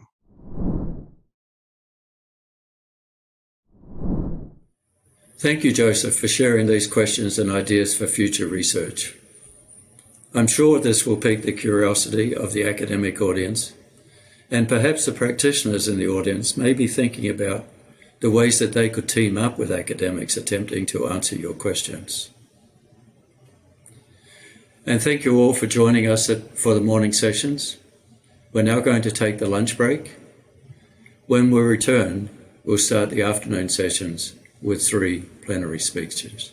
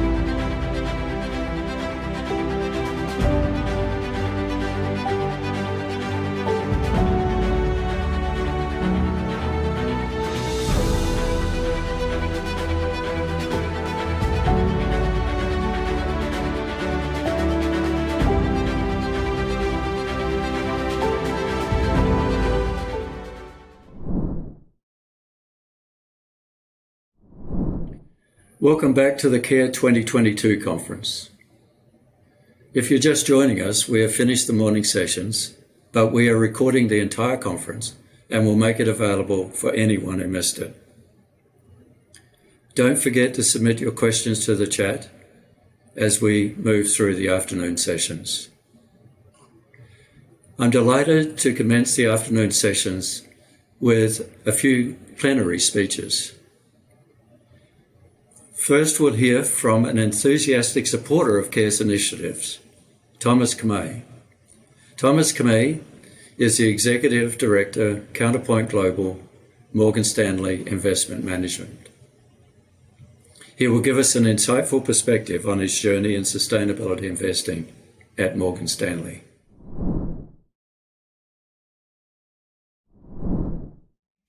Hi, everyone. Thanks so much for joining the session. My name is Thomas Kamei. I'm an investor at Morgan Stanley Investment Management's Counterpoint Global Funds. We manage long-only equity portfolios with a growth kind of orientation, and we're multi-cap investors. So we manage small, mid, and large cap funds and are very active. So we have a relatively concentrated book. Just by way of introduction, I've been on the team for 10 years. When I joined, I spent the first 8 years of my career there covering the internet sector. So picking stocks, kind of with a digital bent. And for the last, 7 years have led our sustainability research efforts. I became the head of sustainability research, which became my full-time role about 4 years ago. And I'm really excited to kind of share with you all that what we've been working on there. Specifically, this is content that we created in partnership with the Aspen Institute, specifically the First Movers Fellowship. What we had found was a lot of times sustainability operators would come and realize while their work was driving value, quote unquote, they didn't necessarily know how to articulate that value to their CFOs, the ones who were proverbially kind of figuring out how to deploy capital. So a lot of this framework was developed there, and I hope that it's helpful to you all, as I know that there are many future practitioners in the room. We'll go to the next slide, please. So just kind of give an overview of what we'll kind of talk about in these 18 minutes from here. Really just 3 parts. Part 1 is a little bit to give a context overview of how we see the sustainability landscape and where do we see it evolving to. Number 2 is all about strategy. So again, this is how we're advising portfolio companies on narrative design. And lastly is around tactics. So how are the best-in-class companies articulating their sustainability strategies, both qualitatively and quantitatively? So we'll go to the next slide, please. So again, part 1 is just all about a little bit of the landscape view. And what we want is all of our portfolio companies to very much skate to where the puck is going. And we'll also give you a little bit of our theory of change. Next slide, please. So really just to kind of set us up, I know there are a lot of believers in the room, but many organizations that you'll join eventually will be more ESG or sustainability skeptical. So we always want to set the stage by making the financial case for sustainability. So very much we see that there's kind of 2 waves that have happened. And let's go back to 2010. We saw that there was a digital wave that was coming through the economy. These were a set of technological evolutions that were creating new business model forms. And out of those new business models, we created a couple $1 trillion equity value. Kind of as exemplified by, the Amazon Web Services or, companies like Uber, who were able to capitalize on GPS chips and the proliferation of mobile devices. Let's roll forward 10 years. We think that there's a new wave that's coming through the economy. It's not a technological one, but a cultural one.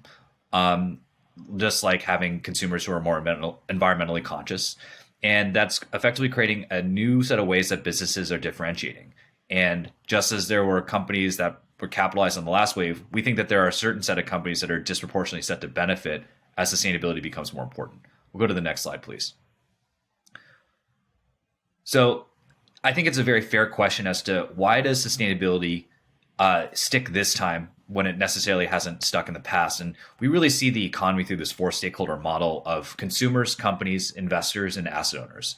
From the consumer side, millennials are $1.4 trillion of consumer discretionary spend in the United States. They're 50% of the US workforce, and 75% of millennials will take a pay cut to work for a purposeful business.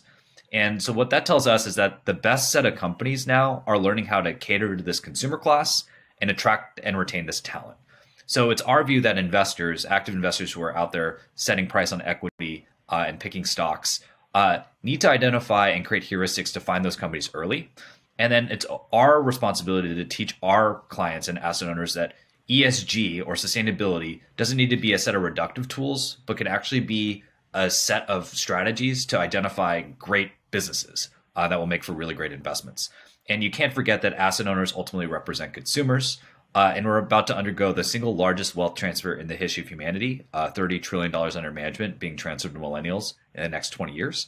And everything is pointing to the fact that they are going to invest very similarly to how they consume, which is values aligned. We'll go to the next slide, please. So kind of double clicking on that investor box, we actually think that we're entering the third wave. Wave one goes all the way back to the 80s. That was SRI, socially responsible investing. And again, I think it's really important to kind of describe these right now so we can all harmonize on language. So if SRI was wave one, that was always going to be a niche product because it was pretty well understood that if you excluded certain stocks from your investable universe, that you were going to encounter a performance headwind. I would point to the Bernstein quant work to kind of validate that. And if that really brought up what we see as wave two, which was all about ESG scores. We think of this in many ways as a transitional technology.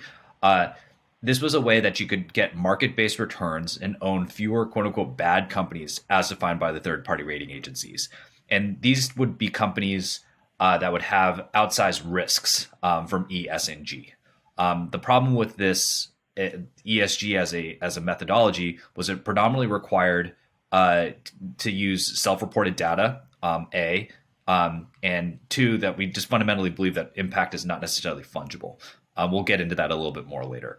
But what that does set us up for is this next wave, which is all about sustainability integration. So it's how do you identify ways that sustainability is driving business value? And we actually think that there is a wave that kind of follows on beyond that, which is all about partnership. And if we have time, we'll try to get to that too. Next slide, please. So at Counterpoint Global, this is what we've built. This is our set of qualitative and quantitative processes as it relates to sustainability research. So we actually study sustainability optionality for every single portfolio in the company, every single portfolio company in the fund, where we really try to understand what are the most material opportunities and risks that sustainability themes present.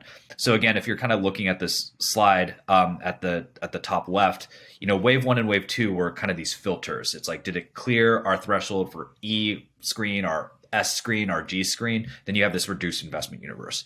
What we really stand for is the right side of the screen, the prism, the Pink Floyd graphic, where we're looking at how does environmental and societal initiatives within businesses drive one of four flavors of value.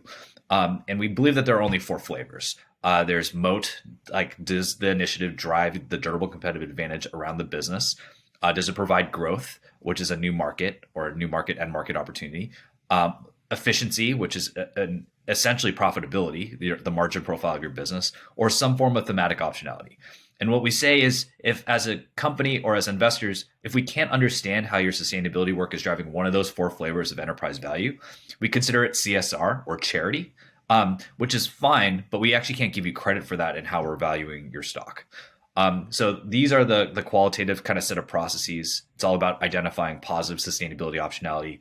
But we also have a set of quantitative processes. I don't think we'll have time to talk about them today because we don't have that much time, but you're welcome to read about these. If you just Google Counterpoint Global Convergence, you can see our series, maybe at a high level. On the environmental front, in partnership with MIT's Joint Program for the Science and Policy of Global Change, we created a methodology to internalize carbon emissions on long-term net income margin assumptions and thus valuation, and estimate kind of the fact that we run really low carbon intensity portfolios, what a carbon tax would actually do to benefit our funds. Number two is something that we worked on closely with another speaker at the conference, Professor Ethan Rowan from Harvard Business School, but this is our culture quant methodology. This is about looking at companies and their ability to retain talent as a forward proxy for culture. And we were actually able to show the correlation between companies that retain their talent really well, and their stock price outperforming. And we actually think that there might be a causal relationship too. In short, if you are a top quintile retention company and you're improving year on year, you drive alpha in your stock price the next year 56% of the time.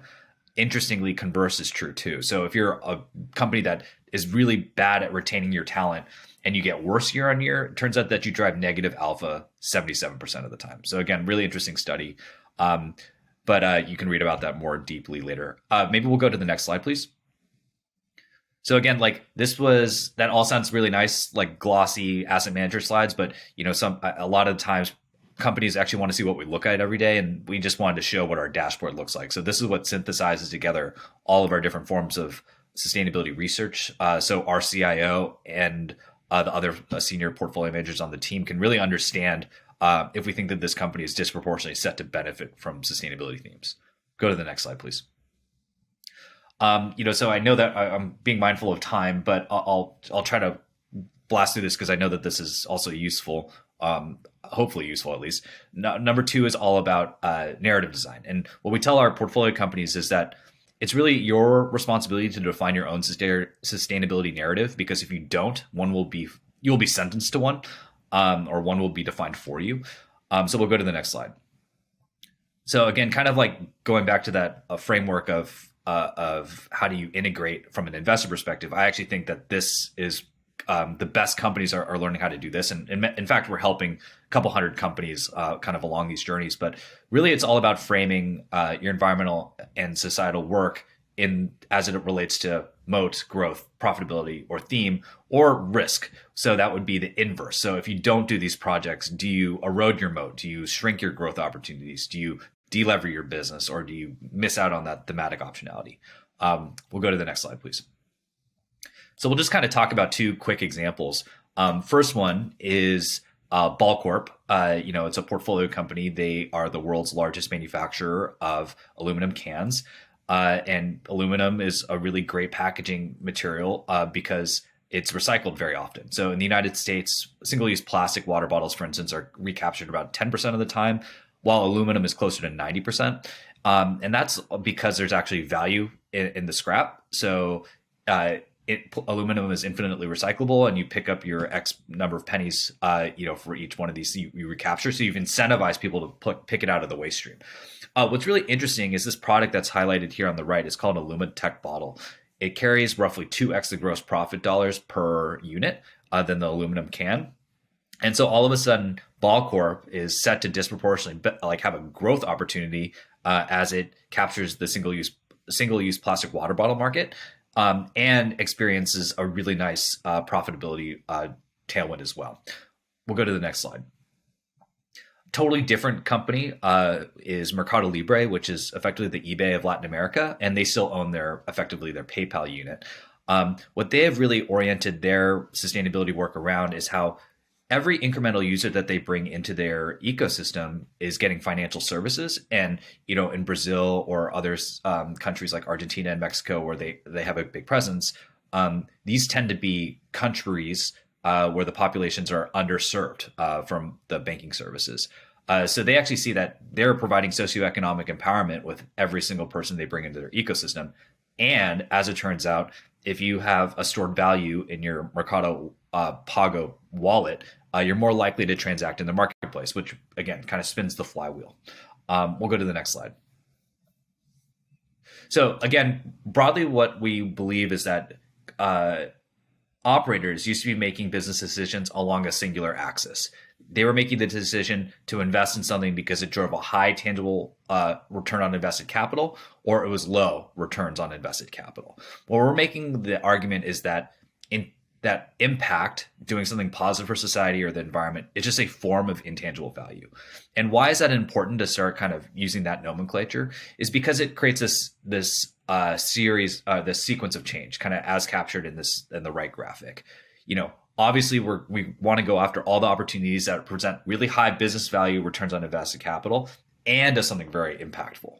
That ultimately sets us up. We call that the low-hanging fruit box. The second one is the win-wins, right? So these are things that tend to be good, are okay for the business and are impactful.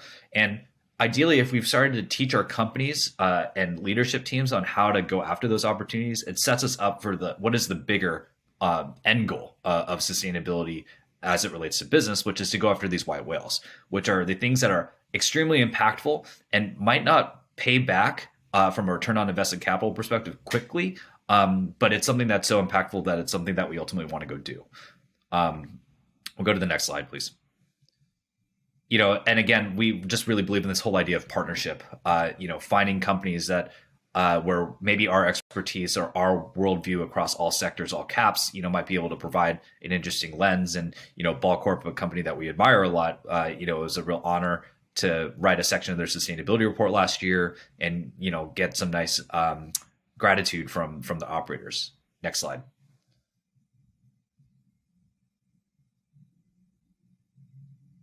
Another case study with Uber, which is, a controversial company. But maybe we'll just go to the next slide just because I know that we're running out of time. One more forward, please. So again, we'll just try to hit this one really quickly.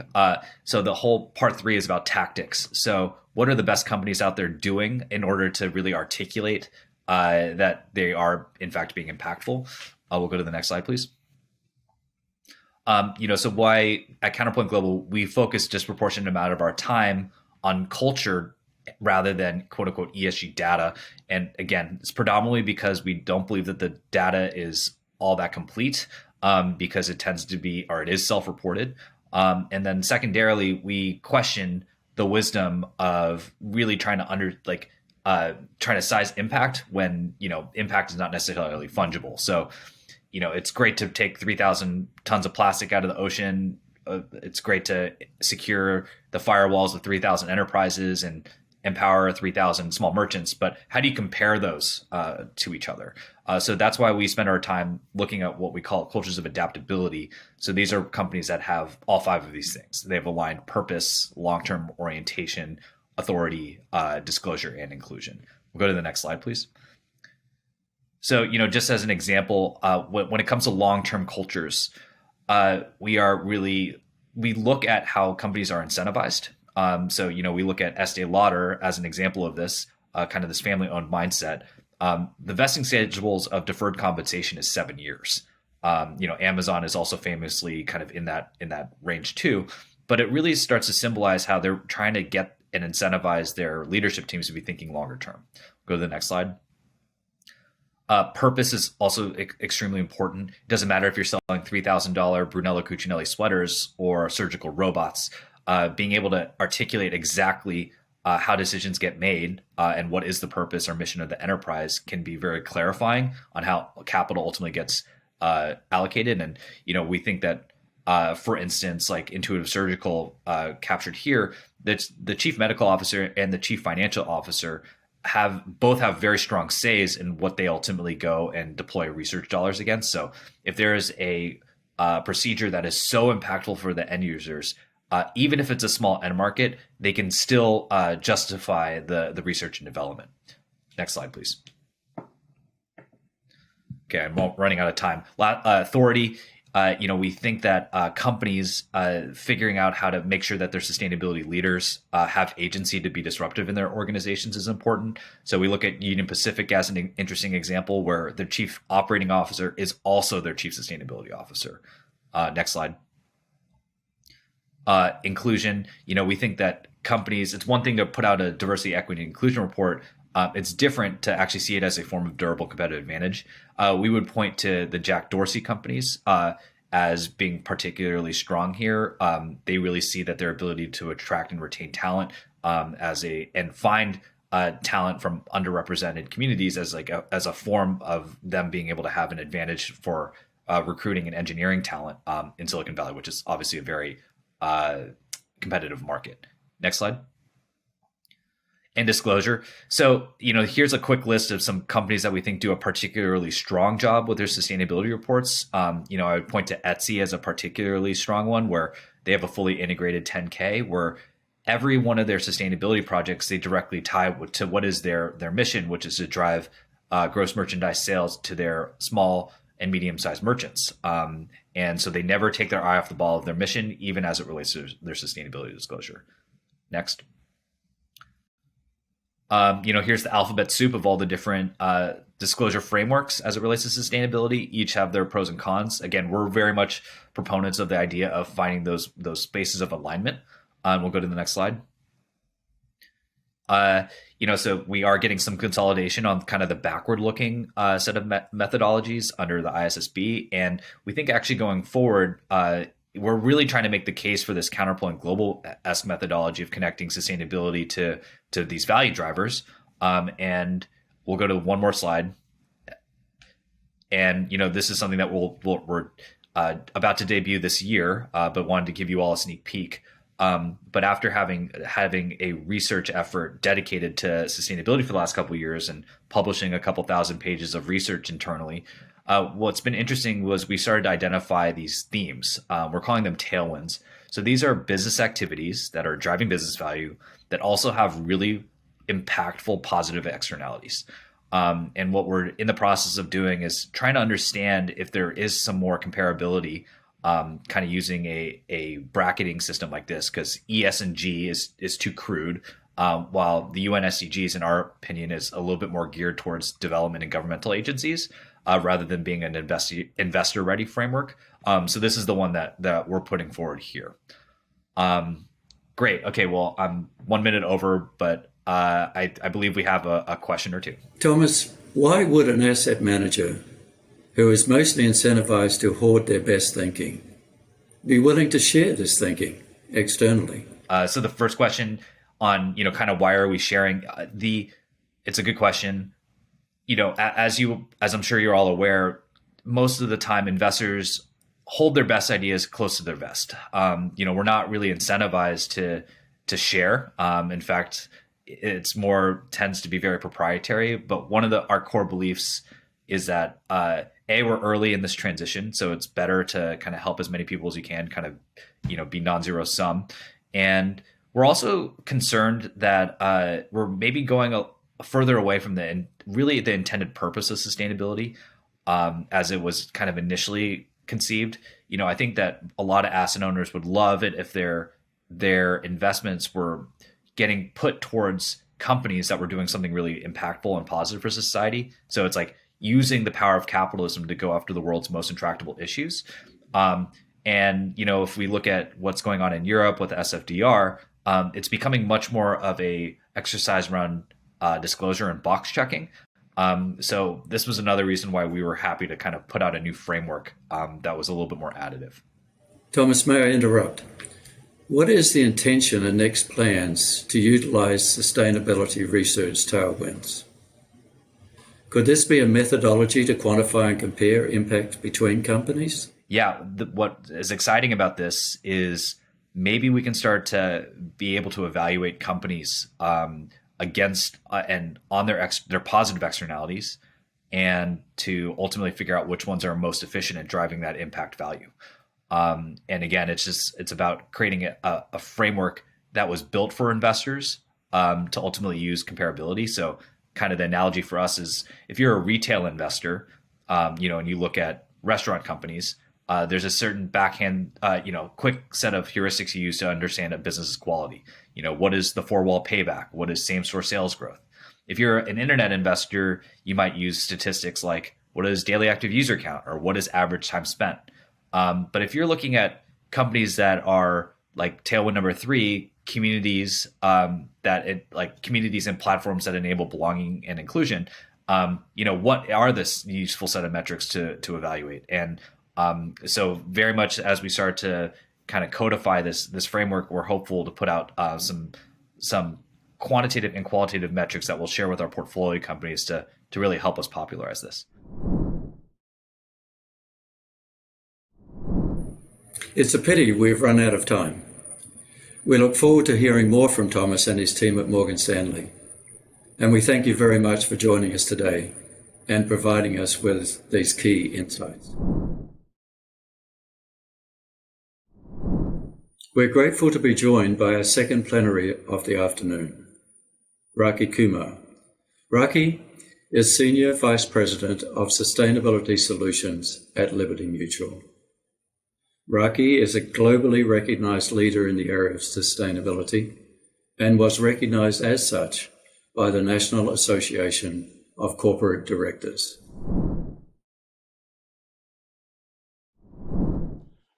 Welcome to the 2022 CARE conference focused on sustainability. My name is Shiva Rajgopal, and I'm the Kester and Burns Professor of Accounting and Auditing at Columbia Business School. I have the pleasure of talking to Raki Kumar today from Liberty.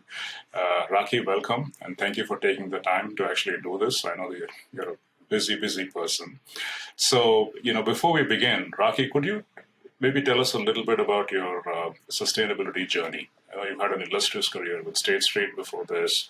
How did you happen to come to the area, and what kind of mindset and perspective do you bring so that folks can, place your comments in context? Thanks, Shiva, and thank you so much for the invitation to be here today. You're going to have me date myself. So I actually entered the field when it was not a field. I found my passion of ESG when I was in business school, my first and second year of business school, this was in 2000, 2001. And that was when Enron and WorldCom was blowing up while I was at school. And that's when I felt I'm a chartered accountant, so much like you. I'm an accountant from India, and then I was doing my MBA here in the US. And I just felt my worlds colliding. And I said, this is what I want to do. Naively, I thought that every investor would want a person like me who understood accounting, business, and governance. It took me about 10 to 12 years after I graduated to land up at an investment shop. In the interim, I worked at Moody's, helping them with governance. Then, and as they were setting up their practice. And then I also worked at the Institute of International Finance, doing a policy think tank, doing corporate governance of emerging markets. I covered 12 markets for them, and then also worked post-financial crisis. That's the 2008 crisis, and on issues with them. And then I landed up at Liberty, where for 9 years, I was at the end heading up the asset stewardship as well as ESG investment part of the business. And then now I'm at Liberty Mutual, an insurance company, and I've been here for 3 years and I'm loving it. Well, thank you so much. That's quite a journey. If I had more time, I would have asked you, what's the end round of climate, but maybe it's already happened. So let's dive right into it. So I've been poking around the area for a bit, and I'm teaching a class on, climate risk modeling later in the fall. And, one of the things that jumps out at me is, if there's any industry that should be all over this, it should probably be the property and casualty insurers, because it hits their pocketbook. But at least in the US, unlike Europe, and maybe that's driven more by regulation, but at least in the US, by and large, maybe present company excluded, the P&C industry has been rather quiet about the whole climate change problem, to the point where somebody might argue that they're missing in action. Would you have reactions on why that was, and is that likely to change? Yeah, so Shiva, I can understand why you may have that perspective, and I would say if I were not in insurance, I would probably have that similar perspective. But we did have our Enron moment, and that was 30 years ago in August of 1992 when Andrew, Hurricane 5 category hurricane, hit the Miami-Dade area. That changed it for the P&C industry.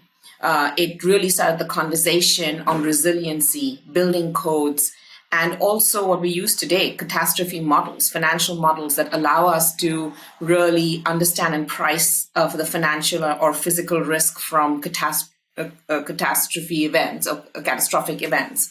So I would say that the insurance industry was the first to address climate change because we price it.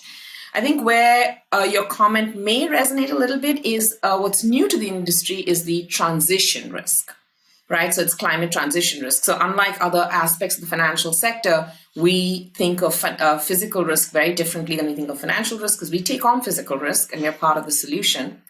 And when it comes to transition risk, it's about how is the world transitioning to a low carbon economy, and how is that going to impact the insurance business, or the role of insurance in that in supporting that transition. And I would say two things here. One, it's very relevant for the industry, but probably we're later to the game, is because most of our coverage tends to be a 1-year coverage. So as a transition risk, we can really transition if we want to, if we decide to.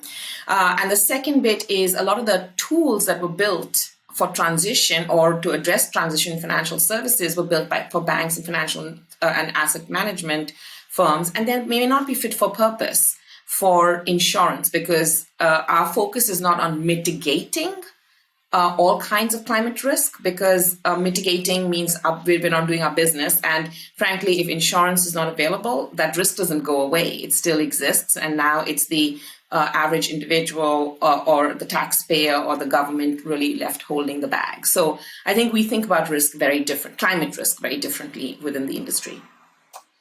So, your story just reminded me of a topic that I find particularly difficult to teach, the area of scenario analysis. It's all over the place. So many NGOs pushing their own framework and regulators. So I noticed that Liberty did something different compared to the other financial companies. Would you like to comment on Liberty's unique approach to scenario analysis? Yeah, sure. Thanks, Shiva. So I chair Liberty's Climate Council. This is a small group we've put together of people from across the functions and businesses at Liberty that meets once every other week to really think about climate issues. And we were around this time last year, right after Labor Day, we were starting to think about what should we do from a scenario analysis. And we looked around what others were doing, particularly in Europe or in the other parts of the financial business. And what people were doing, or what everybody does, is you take your portfolio, whatever portfolio you're trying to stress test, and use a transition model to stress test it over 5, 10, 15, 20, 30, extra, 50 years out, and then make a decision. And we sat back and we said, you know what? That's like asking somebody in 1970 to use a model that's going to predict what the world's going to look like in 2000 and 2020 and make a portfolio decision.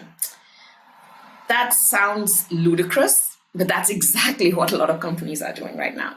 So one of the things we decided to do was really do two different types of exercises. The first one was take our investment portfolio and actually stress test it, but only using the 5, 10, 15-year period, because realistically outside of that, any kind of transition plan is based on science fiction or wishful thinking.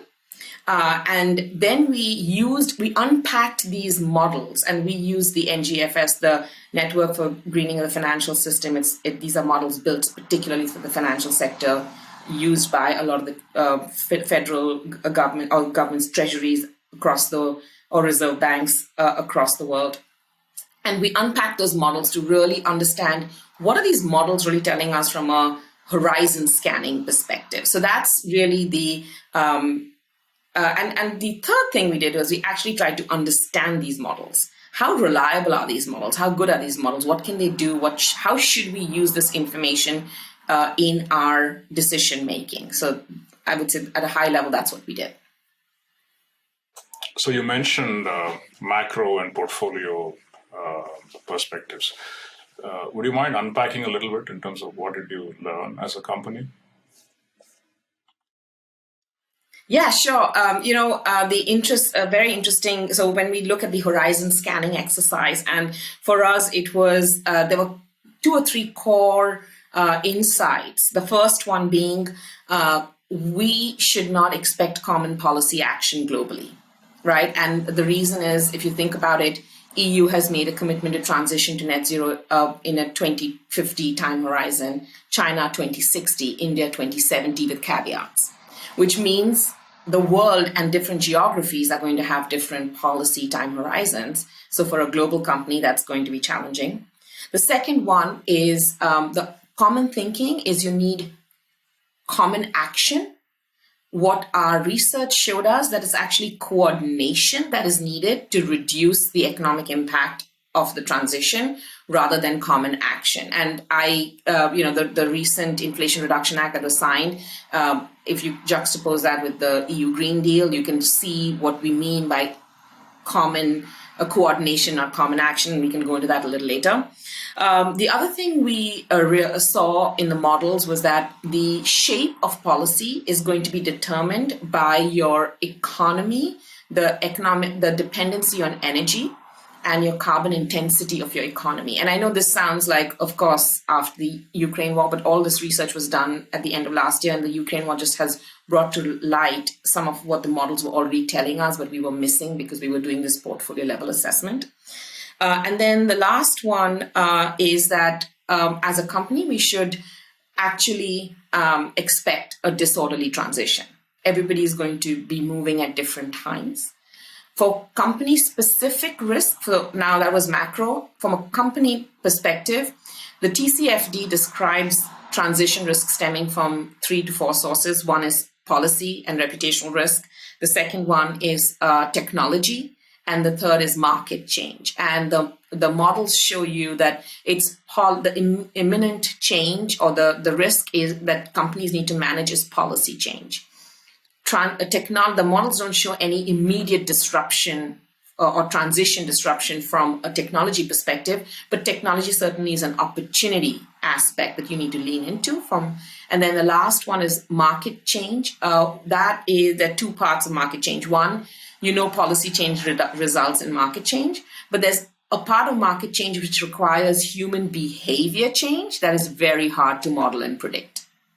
So, for example, whether you and I are going to start keeping our thermostats at a higher, temperature than we're used to in the summer, and a lower and be more uncomfortable in the winter, that is going to help us reach net zero. So that's a lot of stuff we need to think about.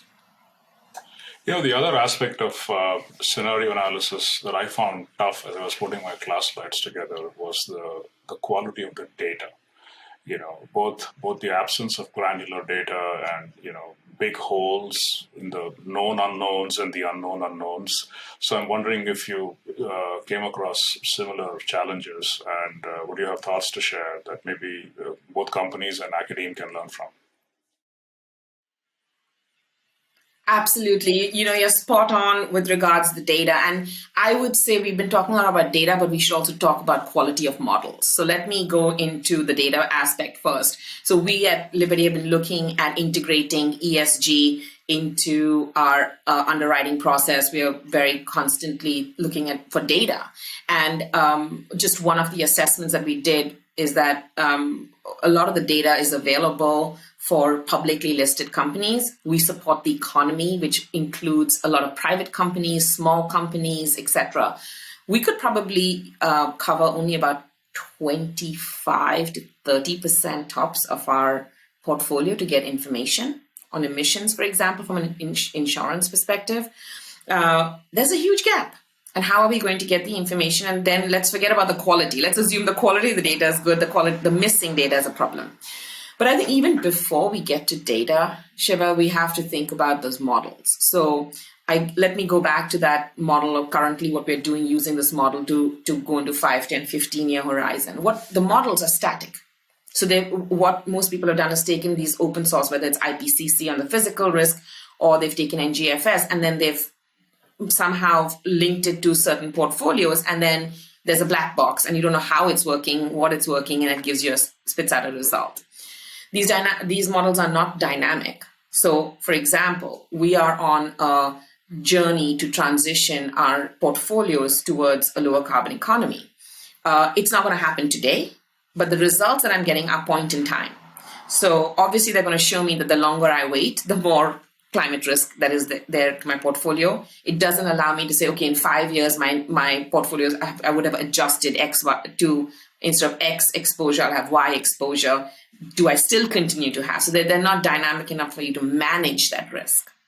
So here are some real problems. And what we're doing is we're using this information to start making changes. Meanwhile, there are external triggers, which I talked about, policy, technology, market behavior, that we don't take into consideration. And that's why we have a situation where we are today, where we all want to transition, but the realities of supporting an economic and a just transition are making us rethink how we are approaching transition.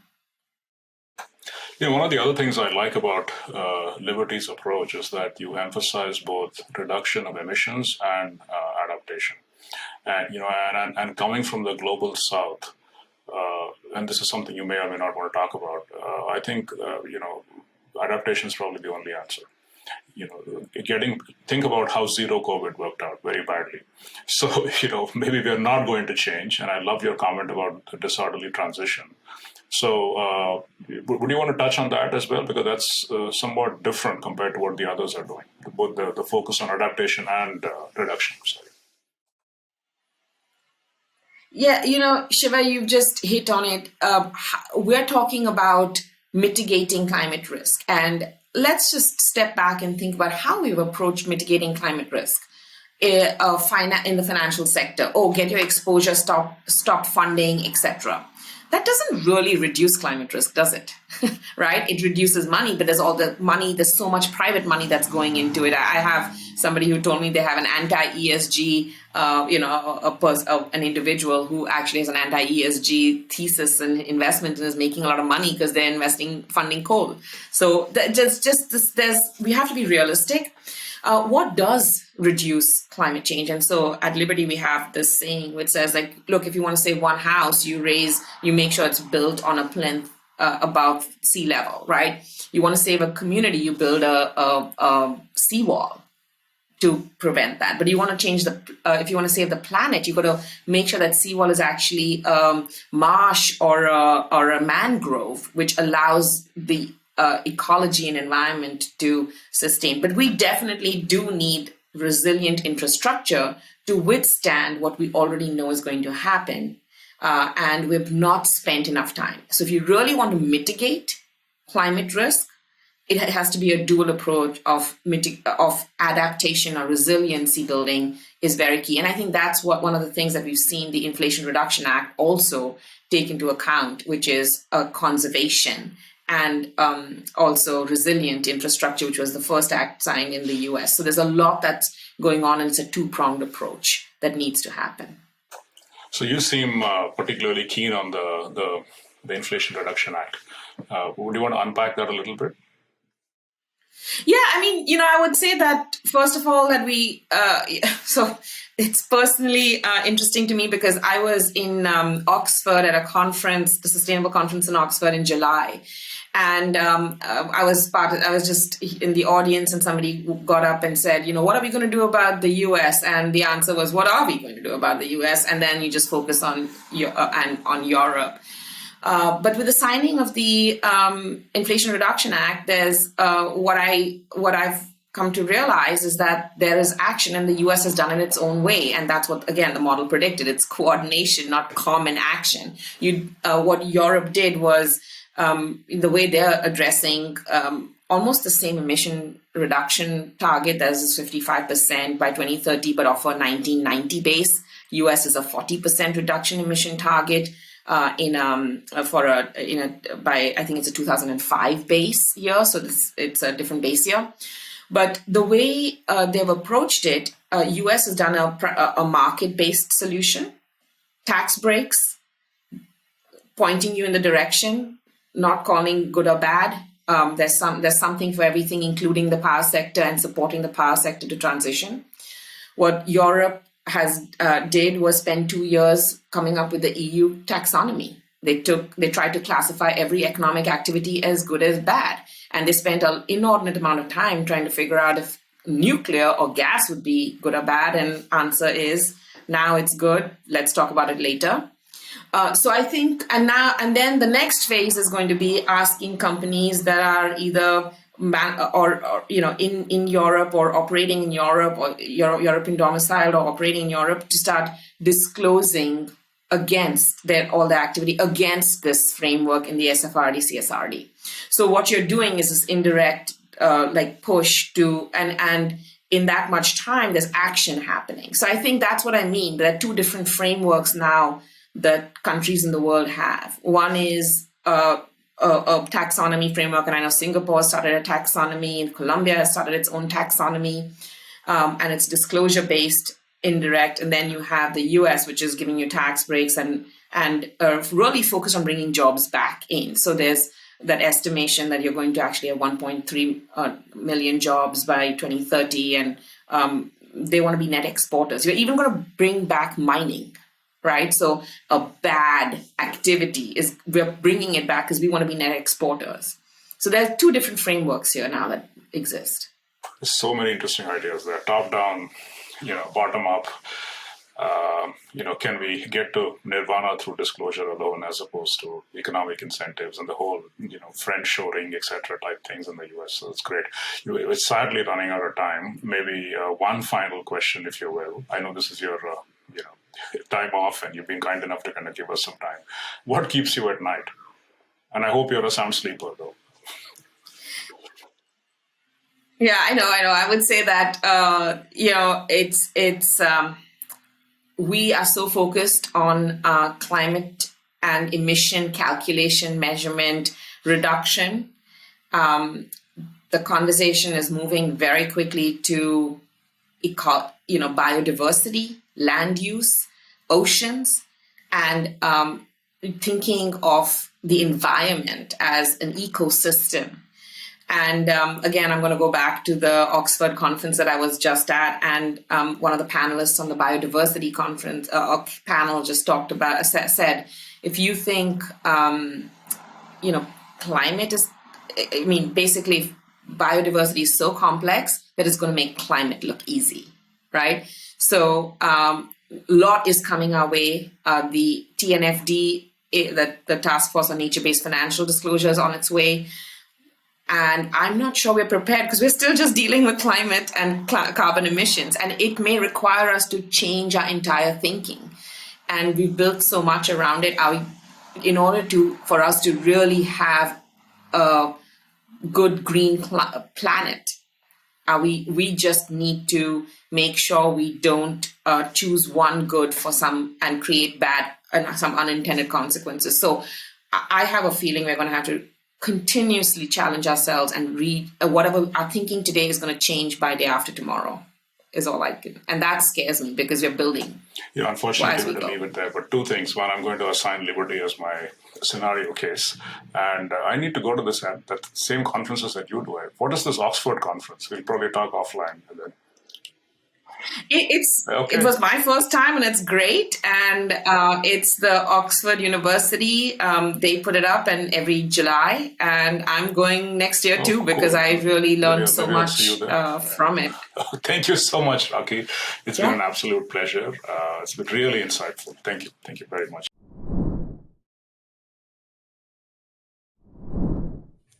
Thank you, Rocky, for providing such clear insights into the sustainability issues at Liberty Mutual. And thank you for your leadership in the sustainability space. Next, we will hear from Aniket Shah, the Managing Director and Global Head of ESG at Jefferies Group, LLC. Perhaps, Aniket, you could begin by sharing with everyone a bit about where you're coming from in the sphere between international finance and sustainable development. So as the current head as the global head of ESG and sustainable finance strategy at Jefferies, I have a pretty unique vantage point from which to see how both investors and corporates are evolving on the topic of sustainability. So Jefferies is a global investment bank. We are a top 10 investment banking business globally. And what that means is that we sit in between investors and corporates and between investors and governments and help those who are seeking capital to meet and to be matched with those who provide capital. And when you do that, you actually see how the system works in a little bit more detail. On a daily basis, we are engaging with the world's largest investment firms, trying to advise large pools of capital on what are the most significant ESG related risks and opportunities for their investment processes. At a very practical level, that means advising a portfolio manager who buys public equities. What is the fair price of the common stock of a oil and gas company, given what we know about the long-term demand of oil and the potential stranded asset risk? It means advising an analyst at a hedge fund, how do they better price the human capital and corporate culture risk of a company that has poor corporate culture and has a toxic corporate culture, which could lead into a tail risk event. It means engaging with a private equity investor who is thinking about what is the right way to put and install a governance program in a portfolio company to ensure that workers and executives and shareholders all have an appropriate voice in decision making. And we do that through content. And that's on the investor side. And then on the corporate side, we are advising the largest companies in the world to the smallest companies in the world on what do they need to do to be a company that is aligned with ESG principles, with ESG goals, and so on and so forth.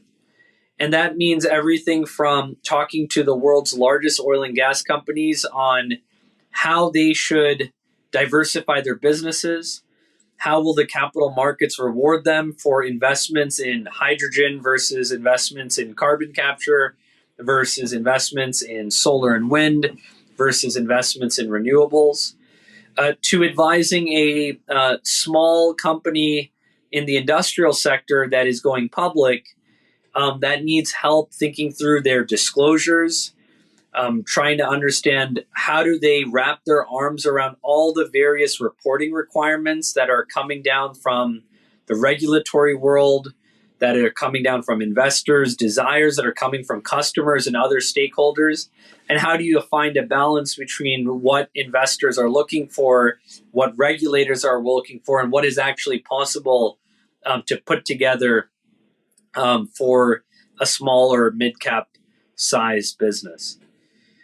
That job, as you can imagine, as I've just highlighted, means that you are using every different faculty of your own brain. And more than anything, you are relying on the great minds of the academic world, of the scholar world, and of practitioners in different fields to advise you and support you in these efforts. And over the last year and a half since I built out this effort at Jefferies, we have come to really admire the work of scholars like Professor Shiva Rajgopal at Columbia Business School, whose work on accounting and the various challenges and shortcomings of our accounting system has been really unbelievably helpful for us as we think about how do we best navigate these issues for our clients. You're both an academic and a practitioner in sustainability. What would you say are the most interesting unanswered questions? As you rightly said, I am both an academic and a practitioner in the field of sustainability, and particularly in the field of finance and sustainable development. And I think there are several unanswered questions that the academic community could do excellent research on and further their excellent research on, and also would be of practical significance to all of us in the financial industry. Let me highlight a few areas that I think would be of specific interest and specific focus. The first, and I think most important topic to really figure out is what is the simplest and clearest way to account for externalities that companies are creating, both positive and negative, on the broader economy. In some ways, I think the whole notion of sustainable development writ large and sustainable investing specifically is about looking at the system in a more holistic way. And it means that we have to look at not just the direct impacts of our of our economic activities, but also the things that we're not currently accounting for. Now, of course, the question of how do you properly account for positive and negative externalities is well known in terms of different methodologies, whether we're talking about carbon or whether we're talking about water, whether we're talking about unemployment and so on. But we haven't figured out a way to systematize it in a way that is simple enough for the broader capital markets to adopt and to inherit as part of their practices. So the first area that I would really focus on is what is a clear and simple way that the accounting industry and the reporting industry can better account for, in a standardized way, the externalities of a business into the real economy. A second area of focus that I think would be of extreme benefit to the financial industry is around intangibles. And specifically, figuring out a way of analyzing and reporting on a company's culture in a way that is systematic and can actually be part and parcel of formal and informal reports and accounts from companies. We all know that corporate culture is an incredibly important aspect of how and why companies are worth what they are.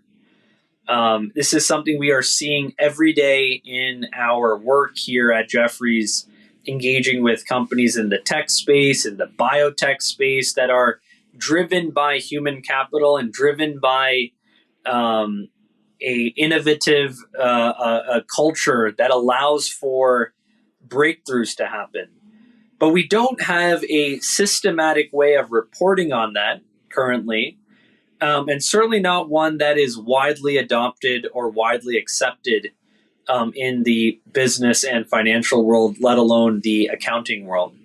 So I would say a second area of focus is to provide a specific set of guidelines and frameworks around the discussion of corporate culture for the business community, and allowing for that to be part of how the financial system thinks.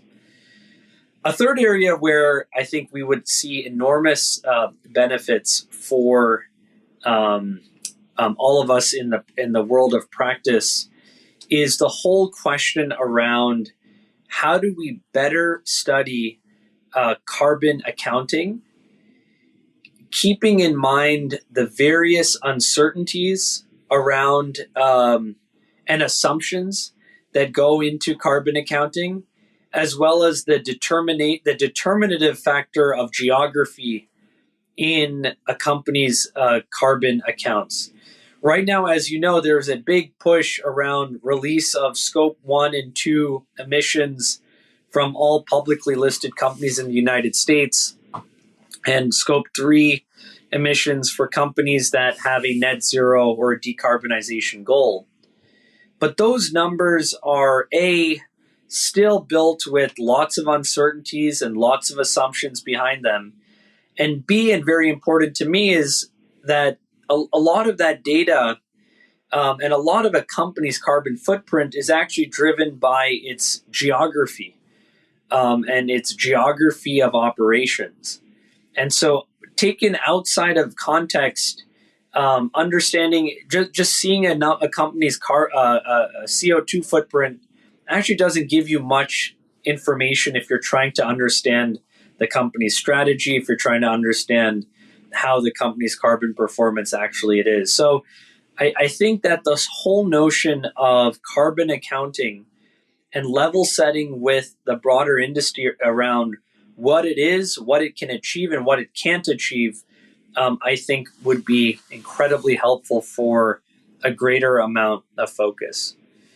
The fourth area that I think is required, more scholarship is required, is around harmonization of global norms.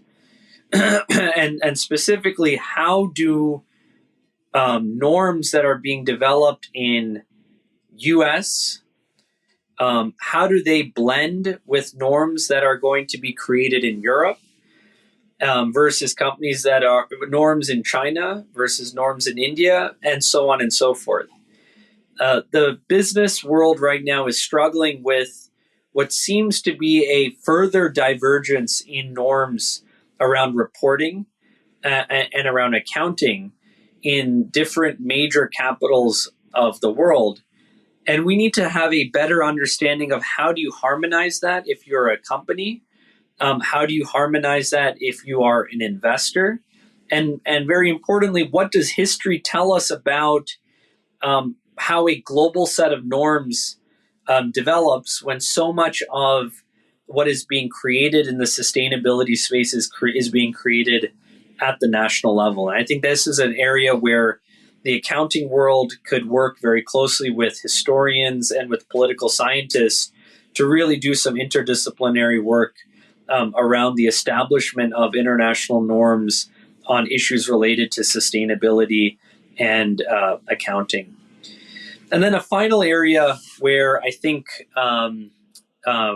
there should be a greater amount of focus from the community is what happens in terms of unintended consequences of different accounting systems. No one accounting system is perfect. Anytime you define a rule, there are a group of people who are going to try to break that rule. There are a group of people who are going to show the shortcomings of that rule, and so on and so forth. But as we now venture and think through a larger set of issues that companies need to report on, that investors need to analyze in their investment process, trying to understand from history, what do we learn about the unintended consequences of different reporting systems and accounting systems, and how do we take lessons from that so that our future work, as we enter into this new paradigm, minimize the negative unintended consequences that come from this project, I think would be remarkably helpful. Again, a useful collaboration, I think, between scholars of different disciplines. Aniket, where do you see ESG going in the next 5 to 10 years? Where do I see ESG going in the next 5 years? That's a really interesting question, and one that is on my mind a lot, and one that I'm trying to help my clients figure out. And by that, I have to first figure it out myself. If there were a few areas where I have slightly higher conviction about where things are going, they would be the following. So number one is on reporting. I think it's very clear that there is going to be regional divergence on reporting requirements for companies and reporting requirements from investment firms. The European approach, in a way, using a taxonomy or creating a taxonomy of sustainable economic activities and using that to drive corporate reporting and therefore also drive the reporting of individual fund managers, that is a very different project than what the SEC here in the United States has started off the track that the US is going down. And I think which is a very different approach than what we are seeing in China, and which is a very different approach to the several national taxonomies that are being created all around the world around sustainability. So we're seeing a bifurcation or a multi-pronged approach towards reporting around sustainability. There are some who will say that's a good thing because that's going to create competition. We'll see which ones win. There are some who think that that's needlessly confusing. And of course, that's all happening at the same time as the International Sustainability Standards Board under the IFRS is really taking off. But in the world or in the debate around are we seeing convergence or are we seeing divergence, I'm in the camp of we're seeing in the short term, certainly in the next 5 years, continued divergence in approaches in reporting around the world. The second area where I think there's going to be a greater emphasis is around impact and impact-weighted accounts. And just in general, how do investors better understand a company's positive and negative social and environmental impacts on the world? We really think that that is the next chapter of the ESG space. ESG was mostly about risk analysis. It was about determining what are material ESG factors at the individual company level, and then assessing that to better price a security. Impact is a different question. That is really looking at the question of what is a company doing that is positive for the world? What is a company doing that's negative for the world? And how do we better analyze that and make it part of our decision-making process? The term that is being used around this is the notion of double materiality. I think that whole space is going to get more and more attention and focus. And I think it's something that we really need harmonization. We really need more people thinking about how do you simplify that for the layman. And then the third and final space where I think I have a lot of confidence of where things are going to go is that in the real economy, the underlying environmental, social, and governance issues are only going to become more severe and higher on the minds of investors and regulators. And what that's going to mean is that there's going to be much more pressure on the system than even today to get these issues right. Despite all the growth in ESG, despite the growth in impact and so on, we have not yet seen a significant macro positive contribution of these efforts at the macro scale in terms of decreasing CO2 emissions, in improving inequality outcomes, et cetera, et cetera. And the pressures that currently exist around that are only therefore going to tighten and only going to increase. Right now, it's quite fashionable to think that ESG is on its way out, that the short-term energy crisis that we're in is going to mean that people will care less about the environment, and because we're entering in potentially entering a recession here in the United States, that people will care less about social issues. I don't believe that at all. I think all of that is only going to increase the pressures, which means we have to get all of this right. So those are some areas that I think, some places where I think that this whole space is going to go in the future. Thank you very much, and hope you have a great rest of the conference.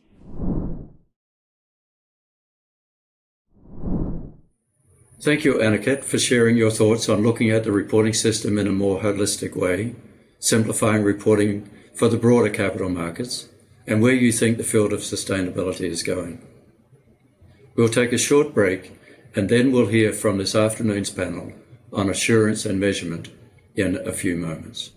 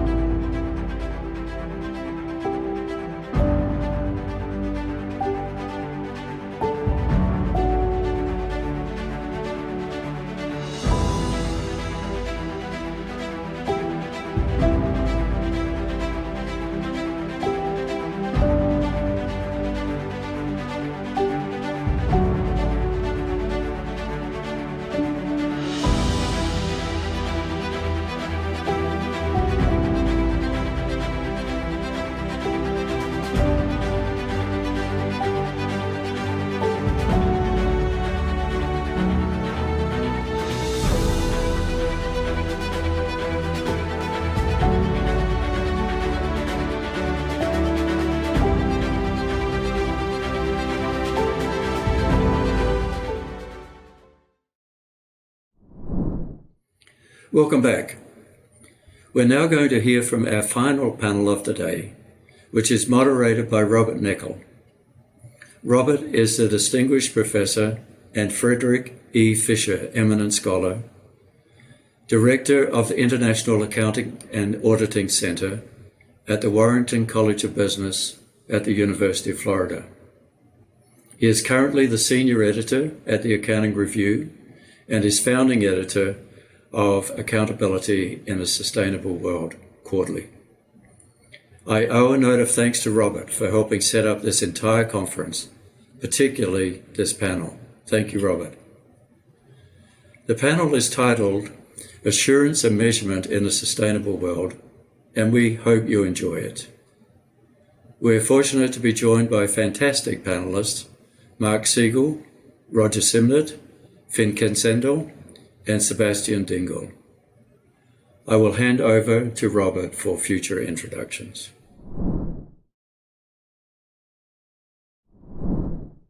Good morning or good day, depending upon where you're watching this from. I'm Robert Neckel, and I have the pleasure to host this panel discussion on the reporting, disclosure, and assurance related to sustainability in the world.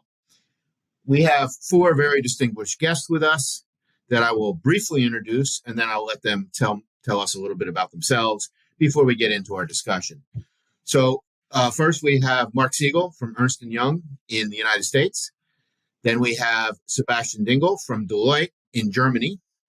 We have Finn Kinserdal from NHH in Bergen, Norway. And we have Roger Simnett, who is ex-UNSW in Sydney and ex-IAASB. They all have interesting and unique perspectives, and I'm looking very much to their opinions on the issues, be they practical, theoretical, regulatory, related to improving reporting for sustainability in an accountable world. So I'm going to turn it over first to Mark, and then Sebastian and Finn and Roger, and let you introduce yourself just very briefly, and then we'll get off with our comments or questions. Sure. Thanks for having me, Robert. I'm Mark Siegel. I'm a partner in Ernst & Young in the New York office. I'm a former FASB member and SASB board member. And currently I do thought leadership for Ernst & Young in the Americas on corporate and ESG reporting. Sebastian? Yeah, thanks, Robert, from my end as well. Happy to introduce myself. So my name is Sebastian Dingle. I'm a partner in Germany with Deloitte. For 2 decades right now into the audit practice, always looking into risks, processes, internal controls and the like. For more than 12 years now into sustainability reporting, currently leader of the sustainability audit and assurance practice here at Deloitte in Germany. Then it's Finn Kinserdal. I'm Associate Professor at Norwegian School of Economics, NHH. Just hosted the EIA conference. Also, we have a research center on sustainable business. Most of my life, I've been an auditor and consulting, though, in EY or Ernst & Young, where I've audited many sustainability reports and also set up the Nordic practice for the sustainability consulting organization. I also now sit in several boards of some of the largest companies in Norway, where I'm head of the accounting committee and do report on these type of reports. Thanks. Thank you, Roger.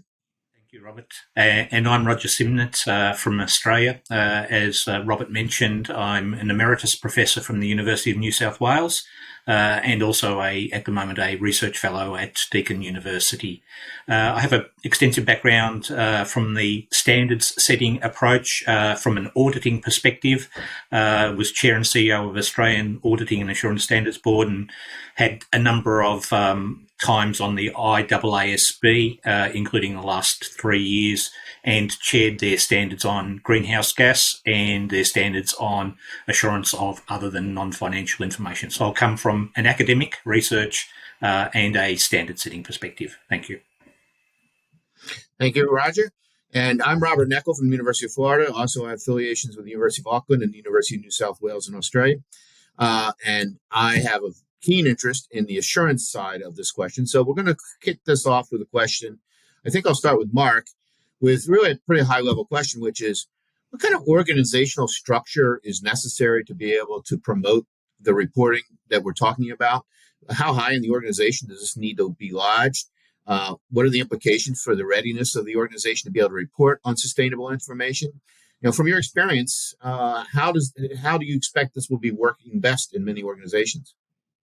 It's been interesting. It's been maturing over time, very, very compressed maturation, actually, because historically, most of the ESG reporting has been done by a sustainability function within a company.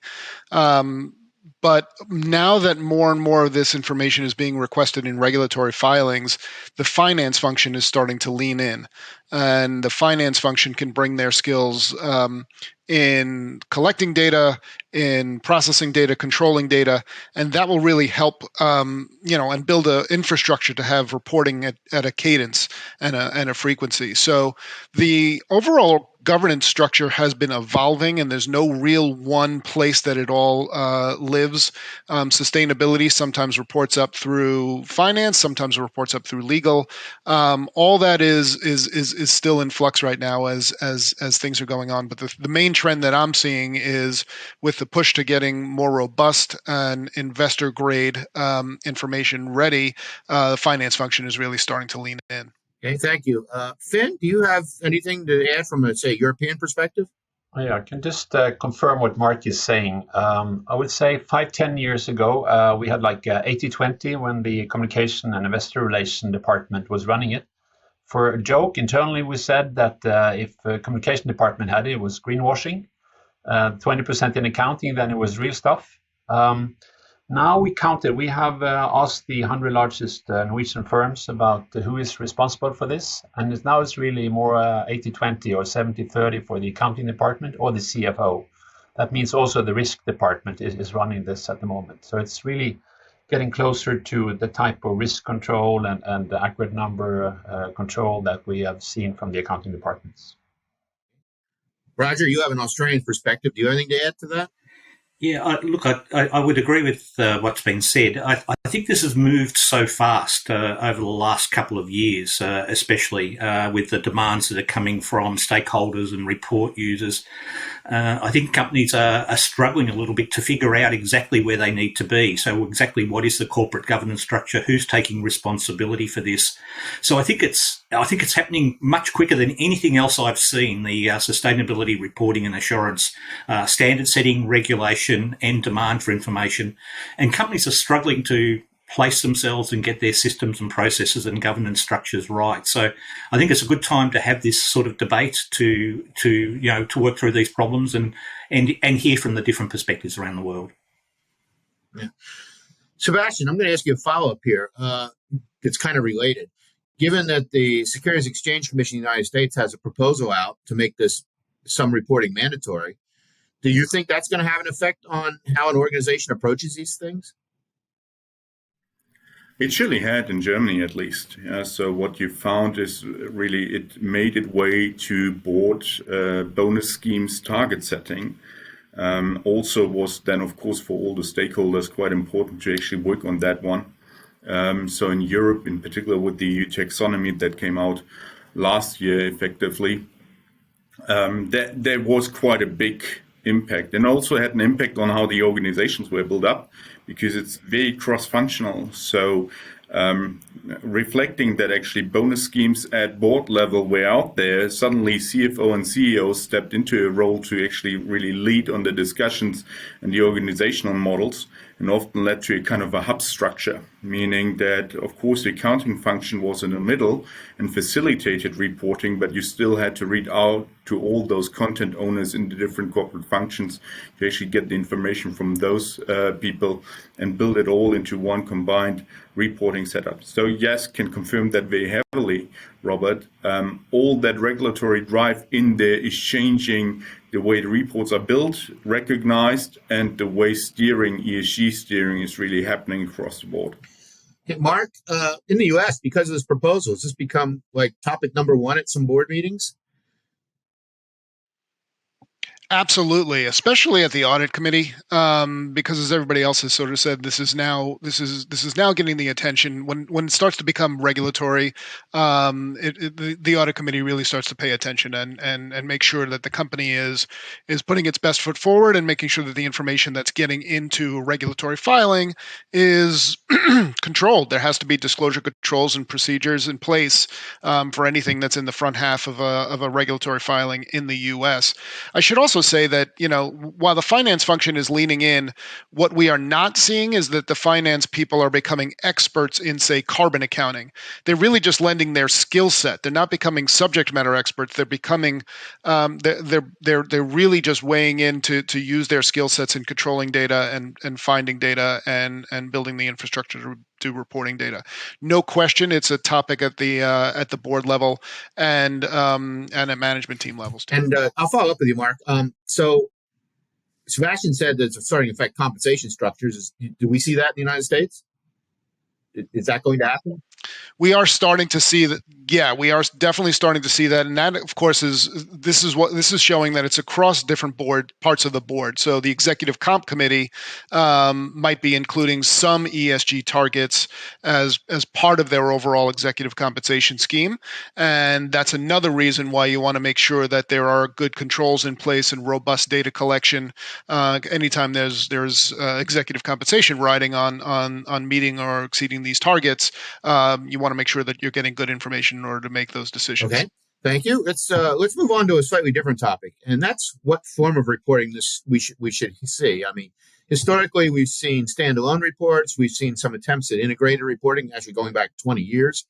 I mean, Finn, you've been on both sides of the fence, the academic side and the practitioner side.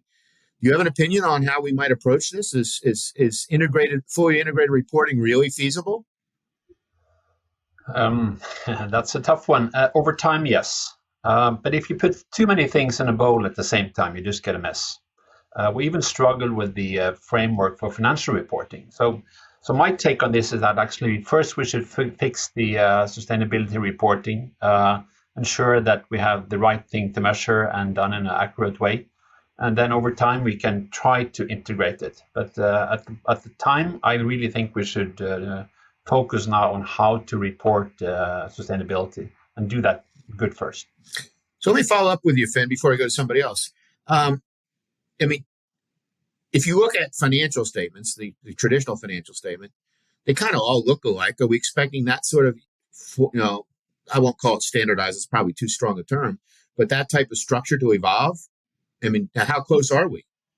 We have to. Because today, this is like a smorgasbord, as we say in the Nordics. That means that you can just pick and choose a nice number in a way, and you can find the number that make the company look good. And how could an investor try to compare between different companies when there are so many different standards, etc.? So I would say like there was an Economist special issue on the sustainability and say that the measure less but better and do more of the same. I think that's will benefit everyone. So you're saying we need to come up with some scoping aspects to figure out what really matters in this reporting, I suspect, if I understood. Yes. Sebastian, do you have anything to add to that? It is brilliant because Finn is picking on the, I guess, biggest roadblock right now, that is the materiality assessment. In particular in Europe now with the Corporate Sustainability Reporting Directive and the European Sustainability Reporting Standards, we do find that materiality is a little bit, let's say, underrated.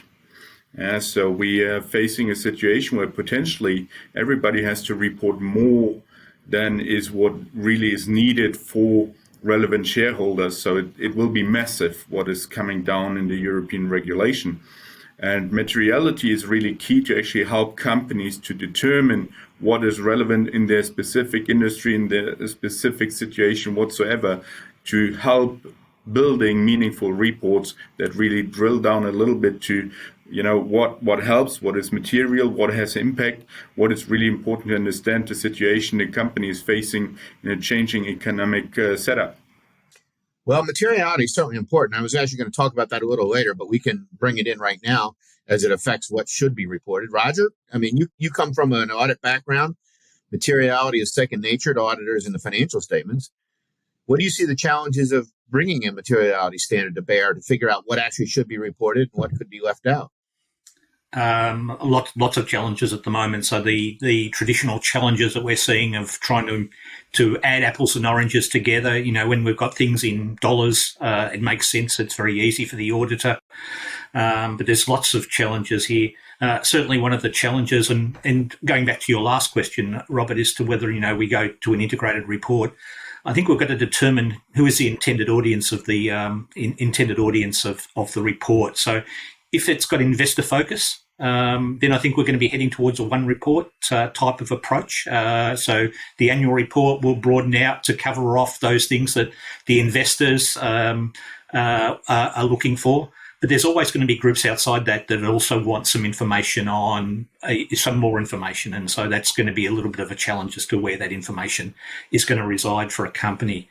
But certainly, the double materiality concept that we're seeing coming through has got that sort of flavour where we've got one there for effectively for the investors as to making sure that we're capturing all that information.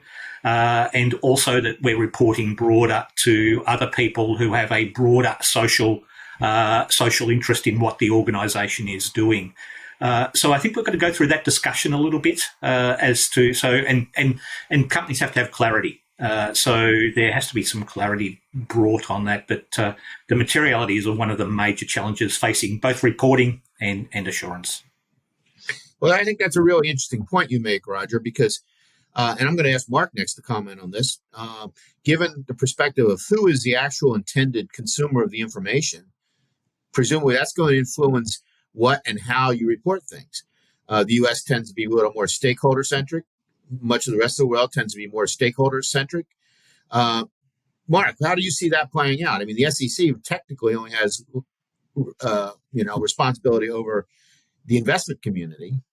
I mean, do we see that potentially expanding what we consider important in the United States, for example? Yeah, this whole topic is fraught with challenges and chances to miscommunicate. So I tend to use the word materiality sparingly and deliberately to avoid miscommunication, because as Roger so perfectly put it, who that intended audience is really impacts what you're trying to report. And it's fine to report to different kinds of people and through different kinds of communication channels. So yes, in the US, the SEC is statutorily mandated to have an investor focus. And I don't see that changing. Laws would have to change in order for the SEC's mandate to change. And so the SEC is treading carefully, or needs to tread carefully to make sure that what they are proposing will meet that investor mandate. Now that might or might not satisfy the investment community. We'll have to see about that. But it certainly won't satisfy what other parts of the world that are broader than just the investor audience are looking for. And that's why, as Sebastian mentioned, the CSRD, the Corporate Sustainability Reporting Directive, has a double materiality perspective, because its intended audience is beyond investors looking for a lot more information. And so what is trying to be done is set up a building block approach so that there is a foundational level of comparability and sustainability reporting that could then be built on by different jurisdictions to add things to the reporting requirements that would bring in different perspectives for different parts of the world. Sebastian, would you agree with that perspective? You have anything to add from a European perspective? Yeah, maybe only one thing that is a little bit in between the CSRD and ESRS and the SEC, that would be the ISSB, that could actually play the role of a global standard setter. It's leaning a little bit more towards the shareholder perspective from what we've seen so far. And it will be very interesting to see how that actually plays out, in particular in Europe, because that conflict is very evident. And right now, I mean, on the ESRS, we just closed down on the commenting phase, I think 4 days ago. And I hear many voices that are saying, well, we need to focus a little bit more on the shareholders. Otherwise, the bandwidth of what is relevant in that double materiality is just too broad. And because also the CSRD is pushing all that reporting mandatorily into the management report with mandatory assurance, I mean, that is just a huge effort that is or would be required by companies. So many look towards the ISSB and where they're going to position, as well as what the EFRAG, so the European guys working on the ESIS, will do with all those comments being provided right now. Okay, thank you. Yes, Roger. Yeah, I'll just come in there. I think the ISSB is a fascinating body to step into this particular area. It's certainly an indication of the mainstream area. The way I see it on their 2 exposures so far, and what sort of feedback they seem to be getting, is very much an investor focus. So there's a little bit of tension there. It'll be interesting to see how it responds in both US and in Europe. But for the rest of the world, we don't have the developments which have gone on for US and Europe, and so we're looking very, very heavily at the ISSB to get some consistency in reporting in this particular area, or give it a focus. And I can see the rest of the world getting heavily behind the ISSB. But it's been 6 months, and so what we've seen in 6 months is pretty amazing from a standard setting process. It certainly didn't happen that quickly while I was on any of the boards. Shane, you had your hand up? Yeah, just a comment, because we all agree that we need different report for different purposes. And we talk about how to develop standards, how to audit it, how to measure materiality. I think we have first to define who's the audience, really. And before that, it's very difficult to do anything at all. I can just market an article that my colleagues down the corridor here just made a year ago, Jorgensen et al. 2021, where they sum up all the discussions around materiality.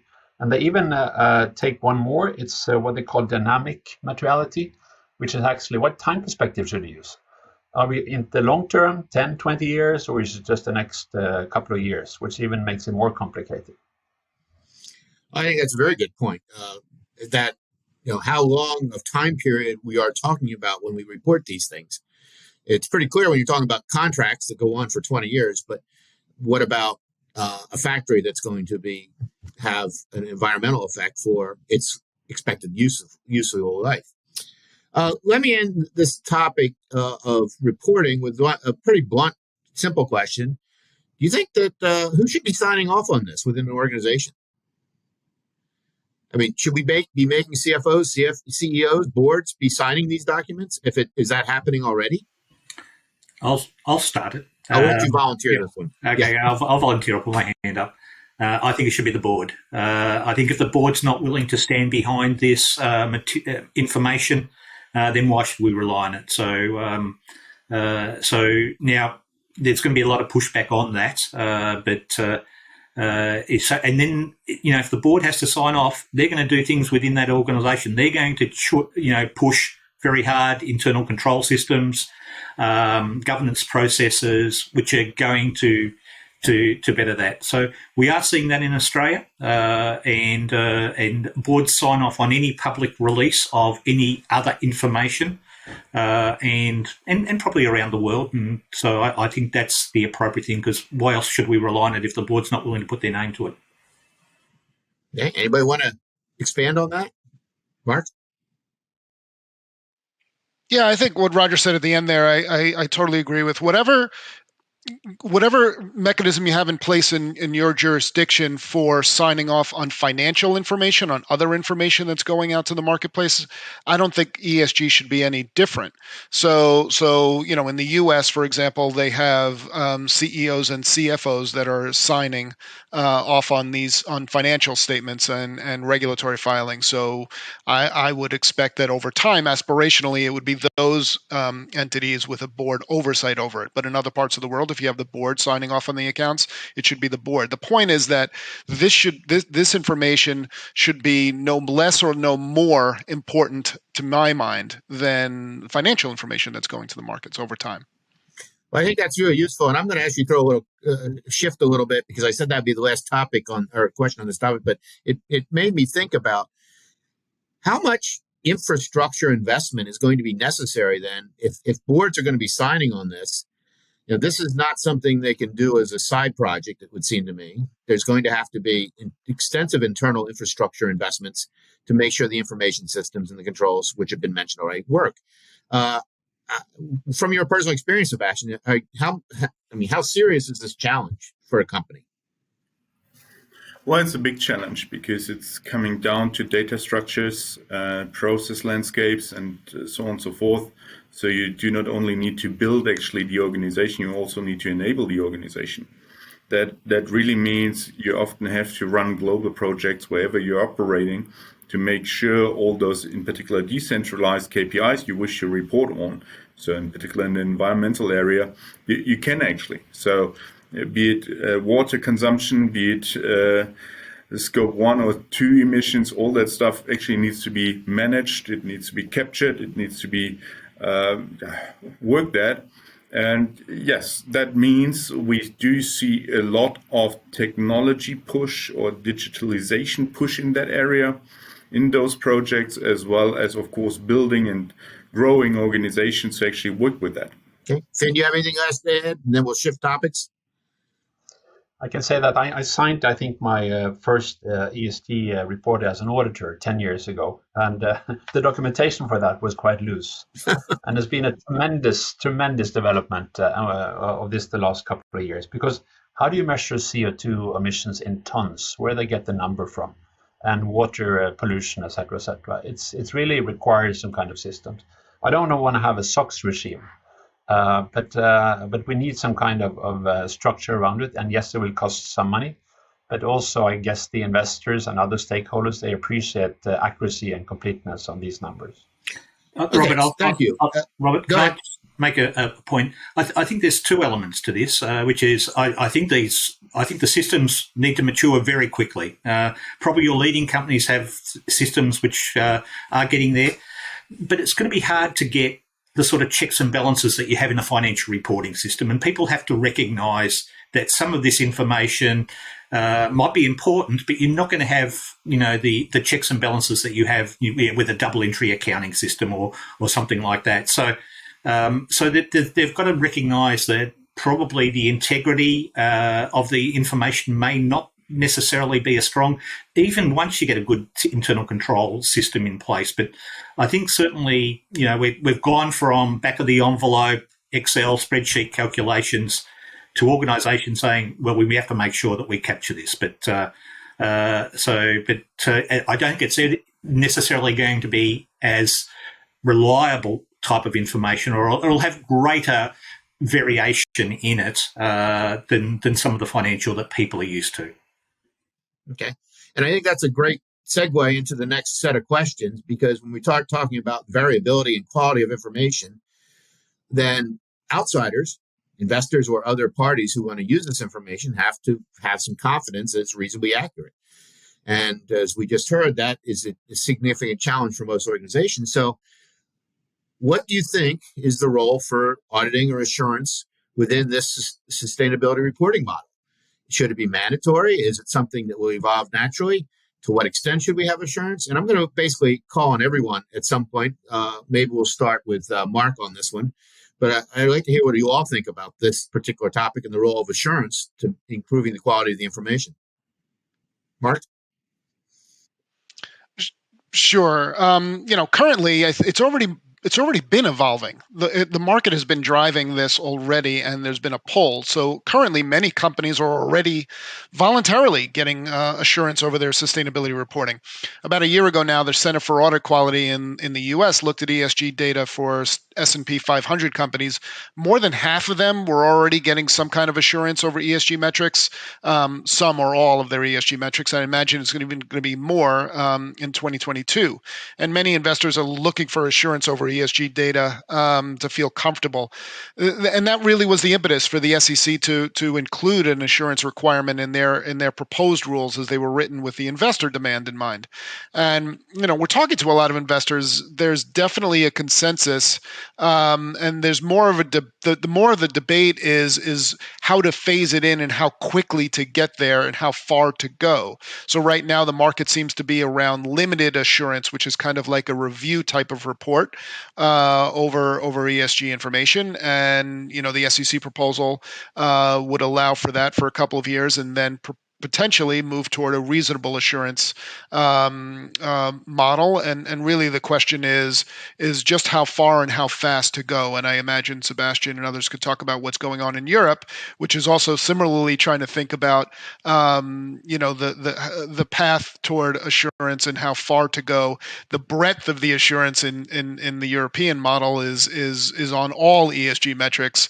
In the US right now, the proposal is just to have mandated assurance on Scope 1 and Scope 2 emissions. So it's really whether there'll be assurance or not. I think that's already happened. We're going toward assurance. The question is just going to be how quickly to mandate it and how far to go in mandating it. Okay, and that's a great way for me to call in Sebastian, I think, here, because I think what you said that really caught my attention was you said some or all, and then you said a limited assurance, which would be contrary to high assurance from normal auditing standards. So there's two dimensions right there where it is not clear where we will end up. So Sebastian, where do you think Europe is today, and where might it be heading?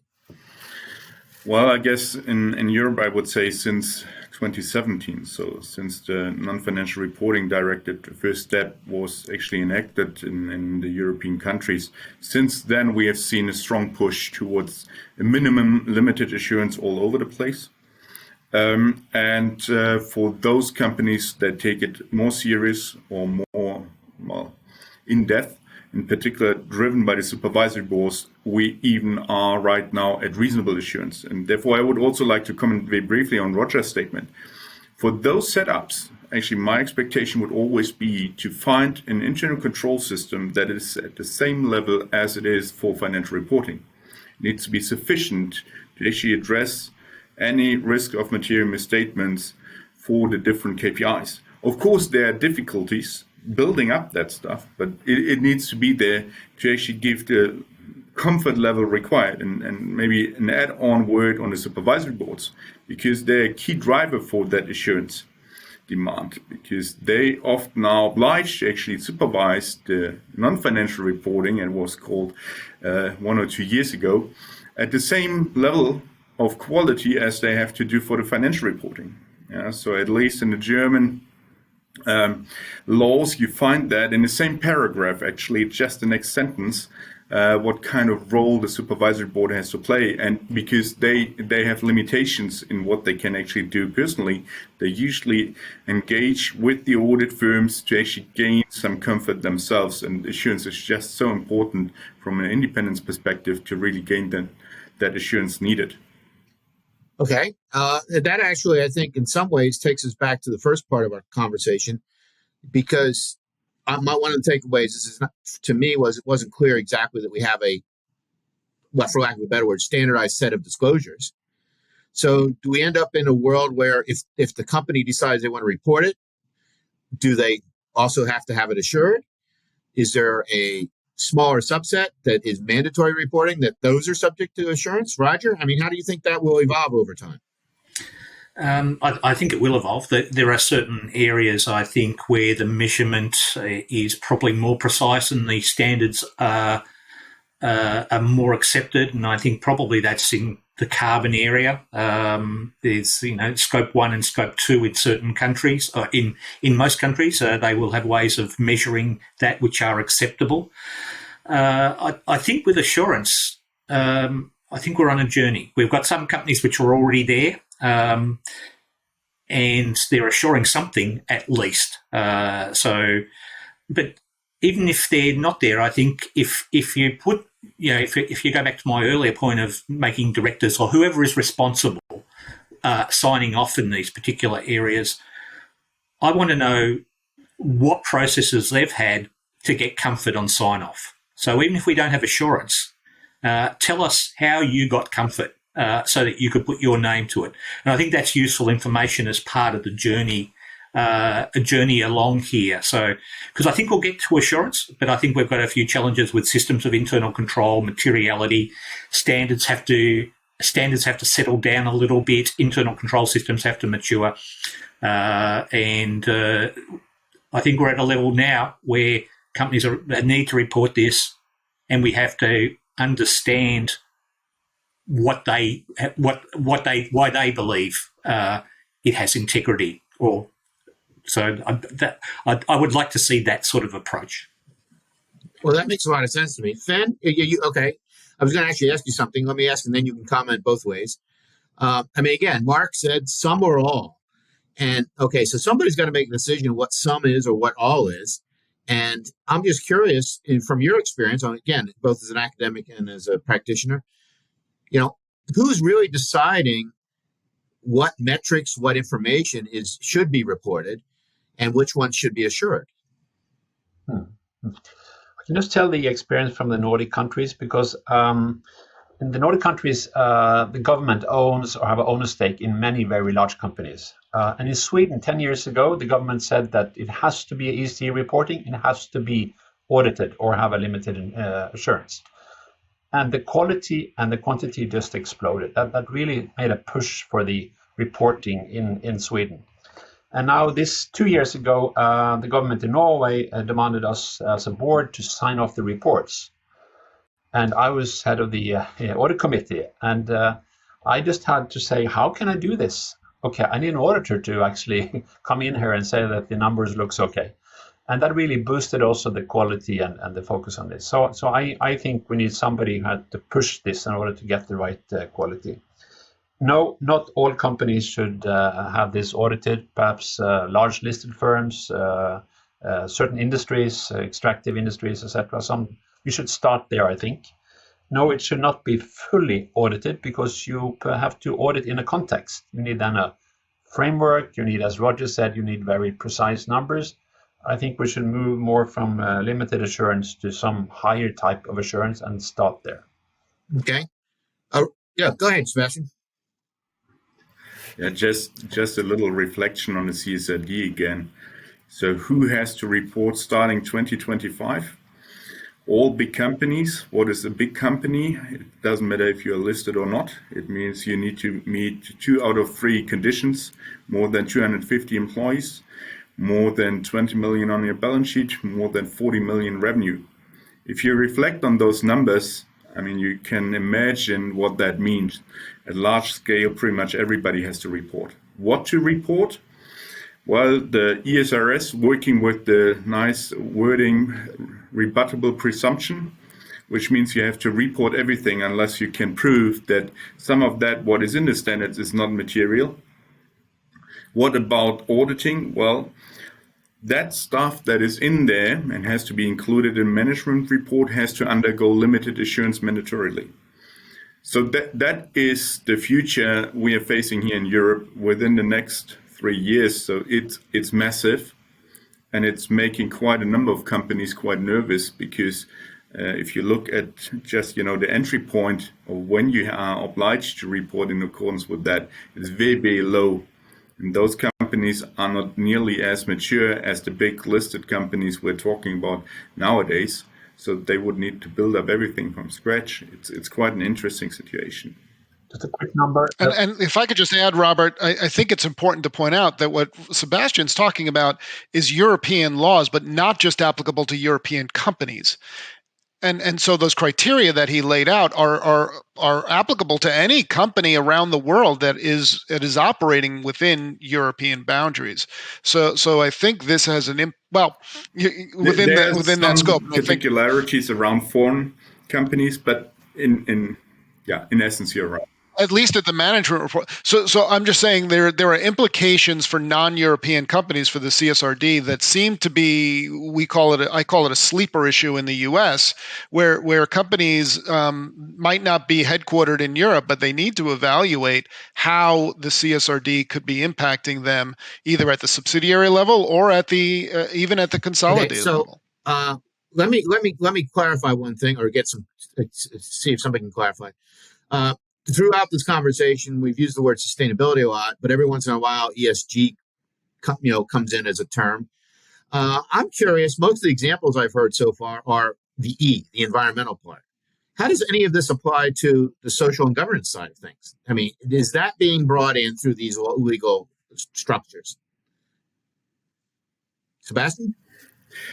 Yeah, it's exactly like Roger said. The environmental part is high on the agenda for everybody. Everybody is talking about CO2 consumption.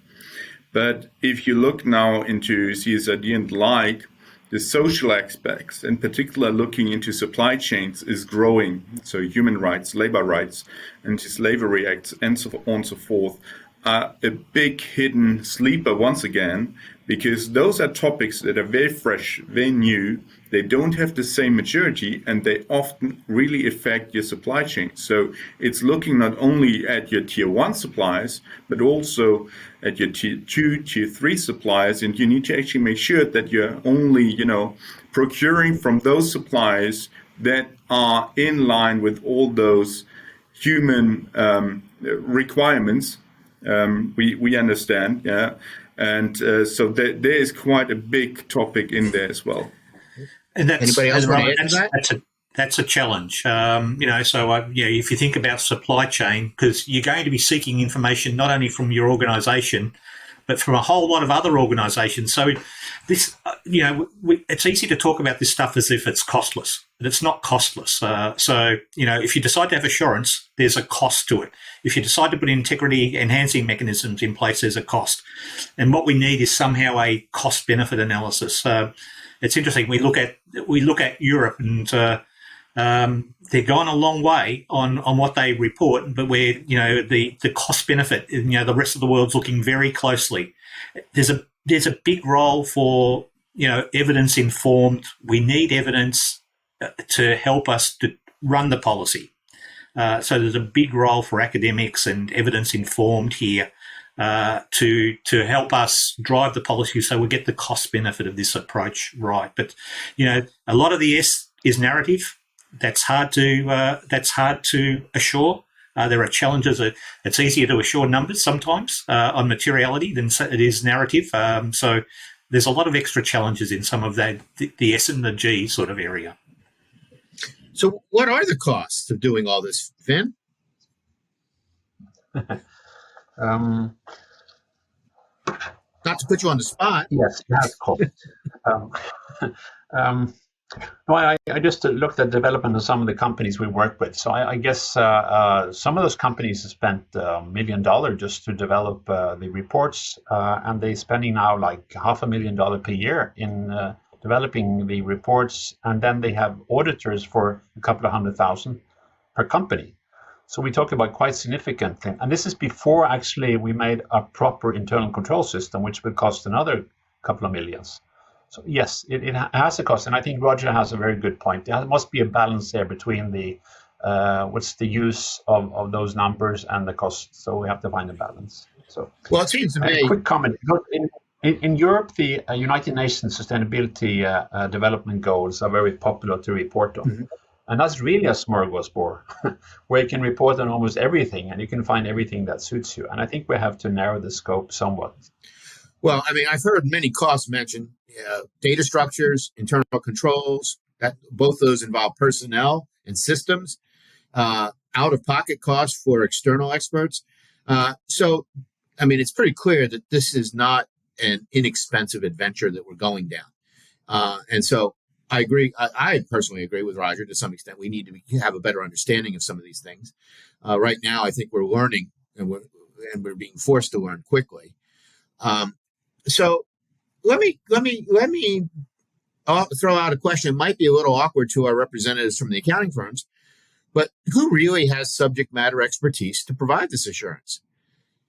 I mean, is this something that will be lodged in accounting firms? There's some other market participant that is highly involved and will be involved in providing this assurance? Now, I think this is going to be an interesting evolution too. So I'd like to hear some opinions on that. Anybody? I'm not going to pick on somebody here. I'll ask for a volunteer. Okay, Sebastian, your hand was first. Thanks. I guess if you're talking subject matter expertise, then the first question is, what are you looking for? And I think you're looking for three key elements. You're looking for audit or assurance skills. So Big Four and all the other practitioners are well suited. You're looking for independence and regulated oversight to make sure they're providing good services. And last but not least, you're looking for, of course, a technical expertise in all those different E, S, and G environments. Now, having that, I think what we've seen in Europe is building respective assurance practices in that arena, and it's very strongly linked, because if you think about it, it's not sufficient to only talk isolated about one or the other KPI. You need to bring that into an overall context a company is operating in. So you earlier mentioned what's the useful life of a certain asset in a changing economic environment. When we talk about EU taxonomy, where you're asked to actually talk about CapEx, revenue, OpEx, I mean, yes, you need to understand what makes them green or not green, and that is maybe ESG expertise, but you need to have that strongly linked with also the accounting expertise to understand a little bit, all right, that has to do a little bit with cost accounting, cost controlling, and the likes, to bring those two perspectives together. So to me, having built that expertise, the technical ESG expertise already, and combining it, I guess the audit and assurance firms are best suited to actually go down that route and provide the services needed.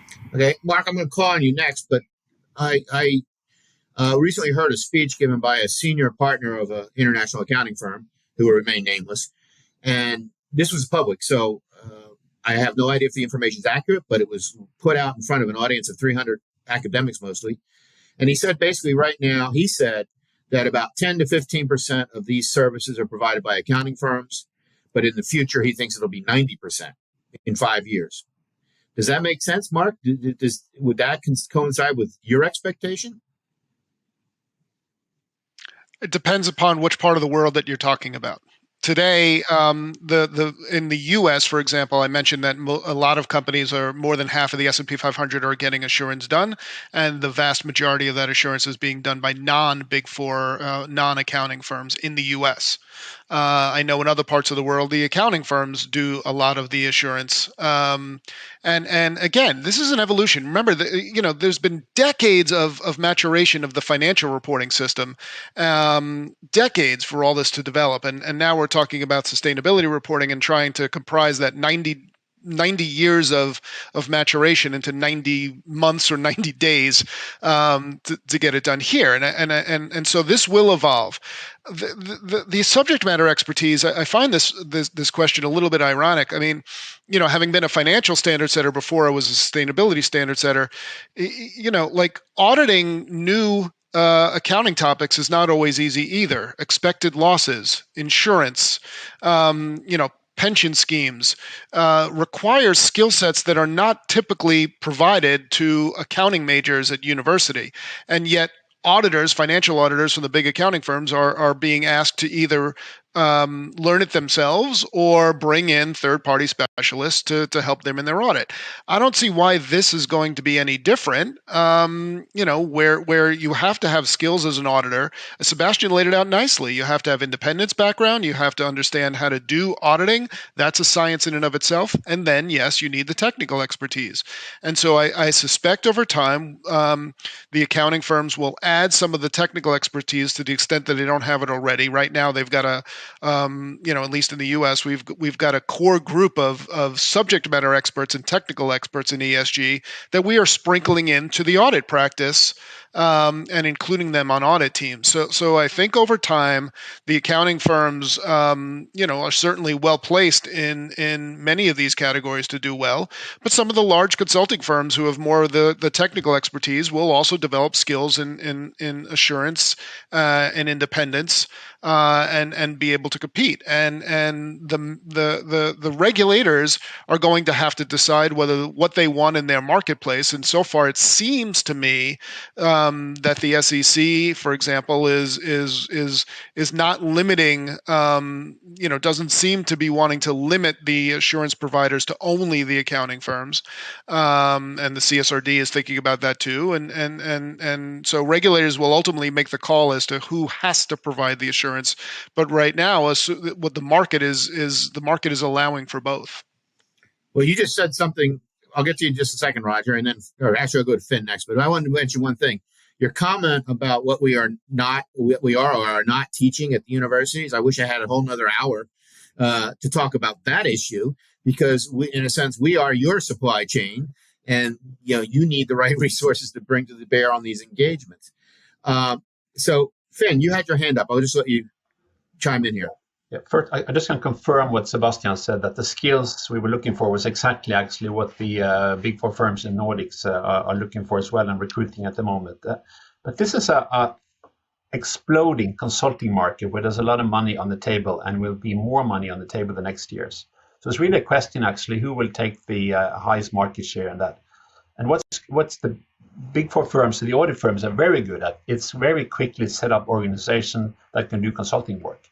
So I think they will take a lead quite quickly in that. And then McKinsey's and BCG's, etc., will more take the very high cost per hour or fee per hour, which will be a more limited market. So I think the audit firms has a very good setup in order to win that competition. Well, I particularly like this thread that we're on, because I have a paper in Accounting Horizons from about a year and a half ago where I talk about the difference between the verification process, where auditors have skill sets, and including in that is the global reach, scope, and ability to maintain independence in the face of very large clients, versus the subject matter expertise, which is something that I think can be developed.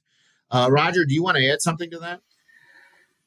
Yeah, look, I agree with all the challenges. The IAASB has recognised those challenges, and they've put some guidance out there on those challenges, very detailed guidance, as a matter of fact.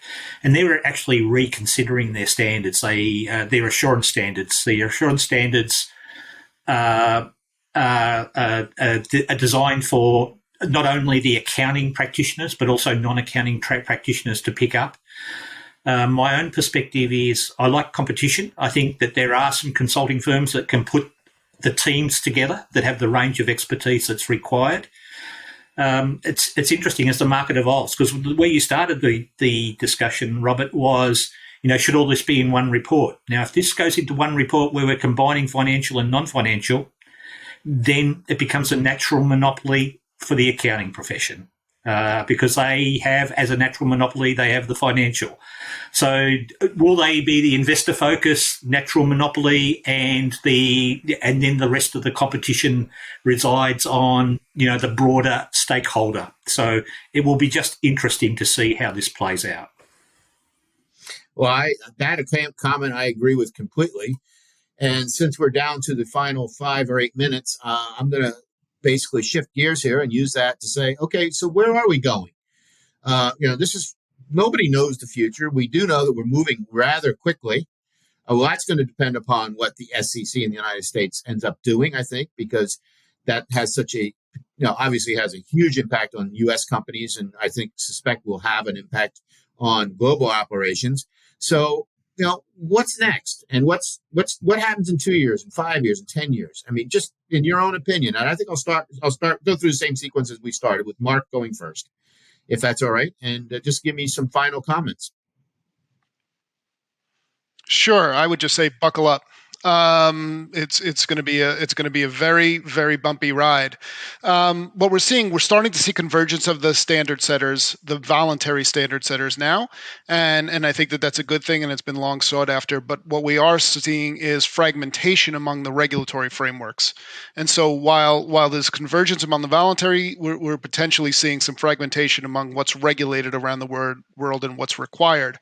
And so that's going to be a bumpy ride for people. At the end of the decade, by the next 10 years, what I expect is that this will be like financial reporting. There will be probably 4 dialects of corporate reporting language that are out there. Like in financial reporting today, you have what's required, and then most companies also issue non-GAAP information to the market. So you've got 2 in the financial space, 2 dialects, and I suspect you'll end up in the same thing with sustainability. You'll have required sustainability, which could vary depending on what jurisdiction you're reporting into. But I also imagine that companies will think that what's required doesn't tell their unique story in a perfect way, and so they will continue to provide voluntary ESG reports and sustainability reports, and you will have potentially 4 different dialects out there. And I don't necessarily think that that's a bad thing. I think, trying to have 4 different views about what's going on in corporate reporting, the more, if you think about investing as in a mosaic theory, the more tiles you have in the mosaic, the more clear and higher resolution you have in the picture. But that's kind of been my prediction, that there'll be a bumpy ride as we have these different regulations coming out around the world, and the market still demands different kinds of information other than what's regulated. Thank you. Sebastian? Yeah, I would have 3 topics actually. So number 1 is I see the same thing Mark sees. So I see everybody is really making a huge effort to build a standardized sustainability reporting landscape. However, there's one big thing that roadblock we talked about, that is the materiality concept that needs to be clarified and put in place.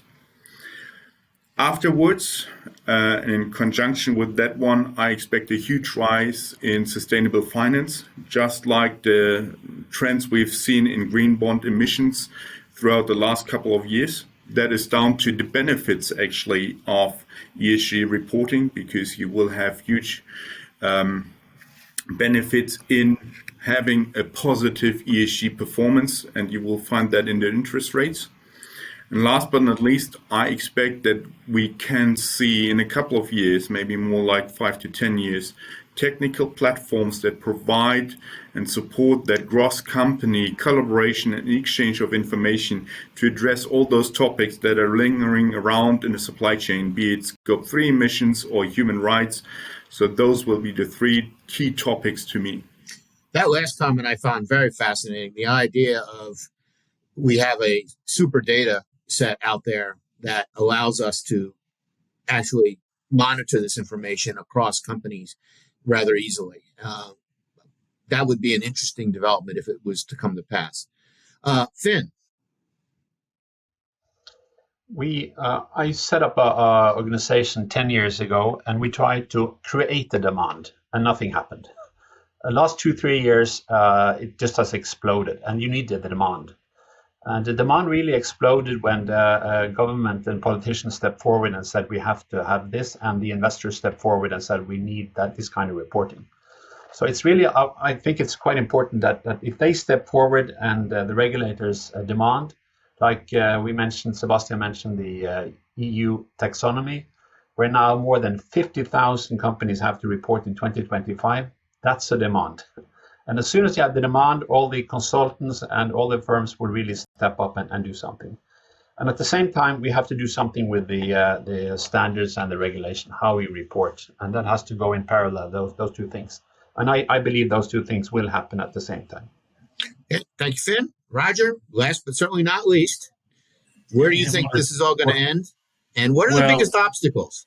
Well, that's what I was going to get to. I think what an exciting time we live in. I think I've seen more development in the last 1 year than I have in the previous 20 years of bringing this together from an international perspective to address international problems. So I think we'll get there very quickly. I am worried about the obstacles. I'm worried about the roadblocks, and we need everybody to come along, and that includes we need management to be doing the right thing, and we need them to set up systems and processes to collect the right data.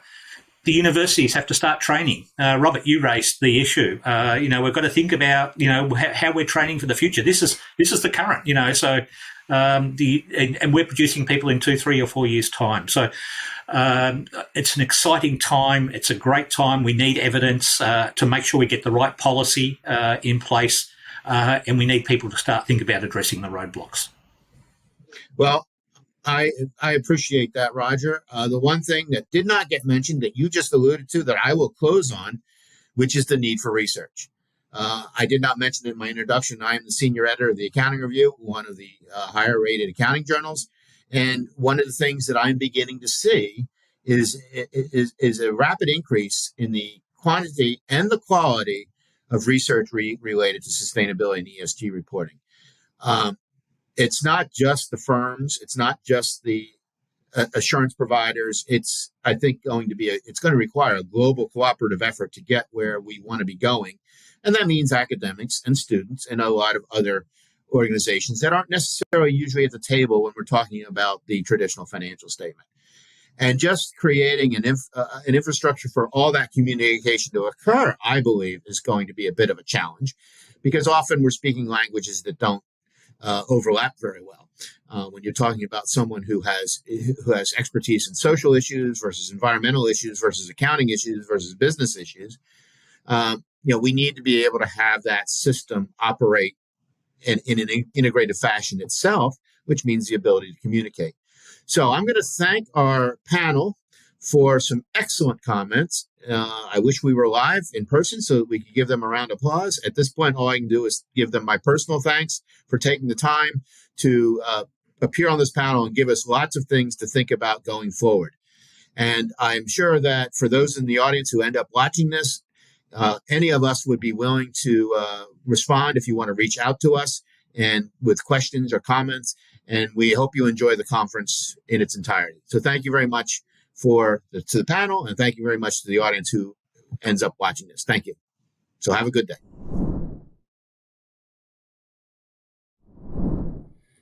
That was an excellent discussion of the critical issues with a number of diverse yet quite related points of view. Thank you.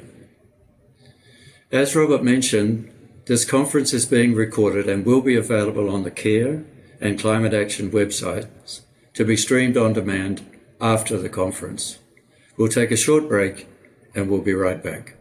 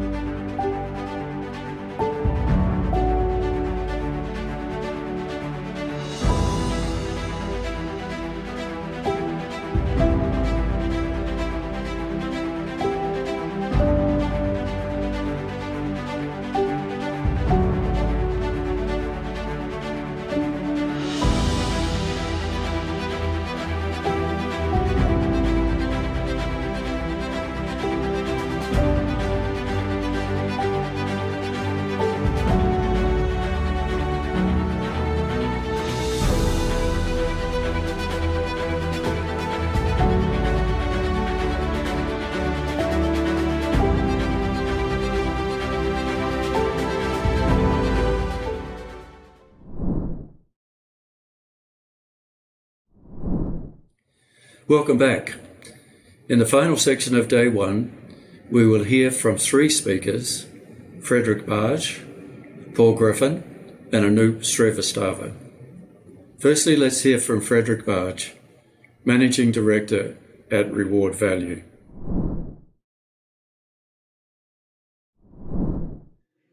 Good morning, good afternoon, or good evening, whatever is applicable to you. It's a great honor to be speaking to you today. In my talk, I will concentrate on executive remuneration as one of the important governance instruments with respect to accountability. Companies play a key role in shaping good societal outcomes. They create jobs, generate wealth, and offer desirable goods and services to consumers. However, some corporate behavior comes with social and environmental costs, like inequality, pollution, and emissions. This prompted many initiatives like the UN Sustainable Development Goals, the SDGs, the Paris Agreement, and private efforts such as the UN Principles of Responsible Investments, Focusing Capital on the Long Term, and the Global Reporting Initiative, better known as GRI. Companies have noted their societal role, as can be seen by the purpose statements of those organizations. Yet a great gap has developed between those purpose statements, which outlines the corporate commitment to society, and executive remuneration that outline what corporate behavior and performance is evaluated and rewarded. This applies both to the set goals as well as to the applicable time horizon. Executive remuneration is contested mostly for its levels, but also for its structure. The structure is often too heavily weighted on short-term financial success.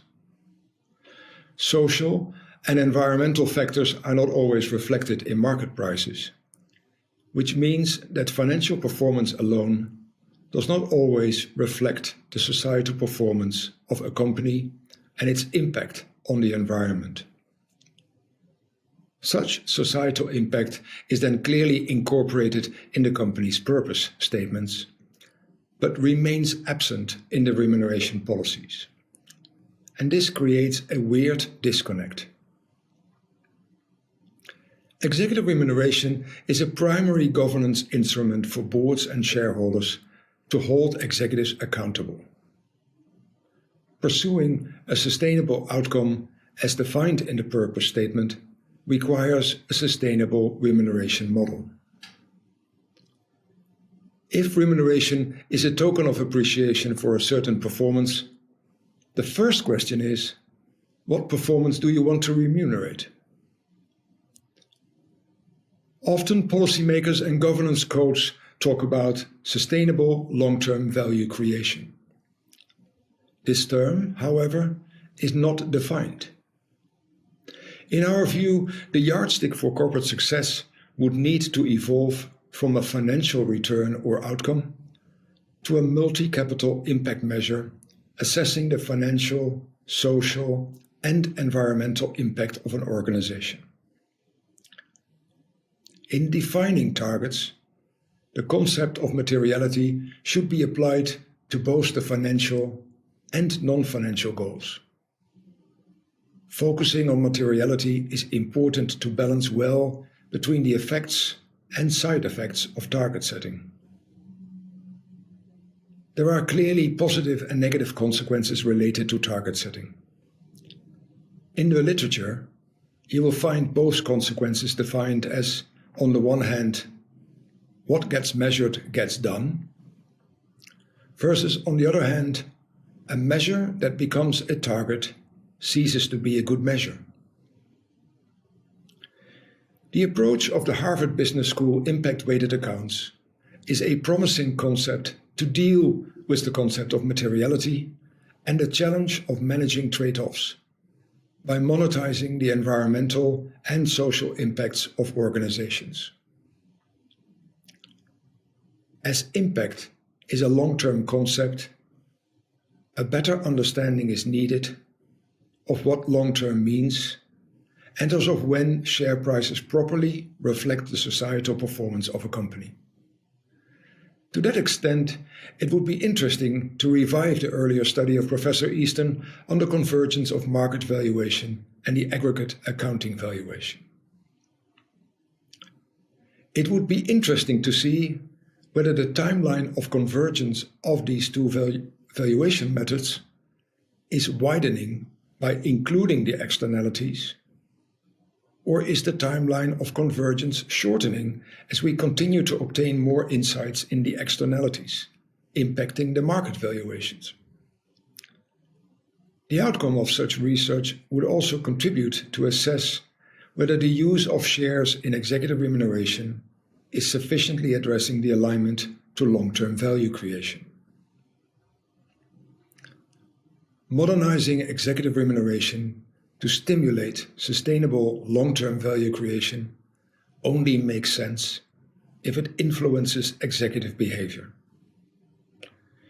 In order to obtain insights, our foundation started to study the impact of remuneration policies on executive behavior.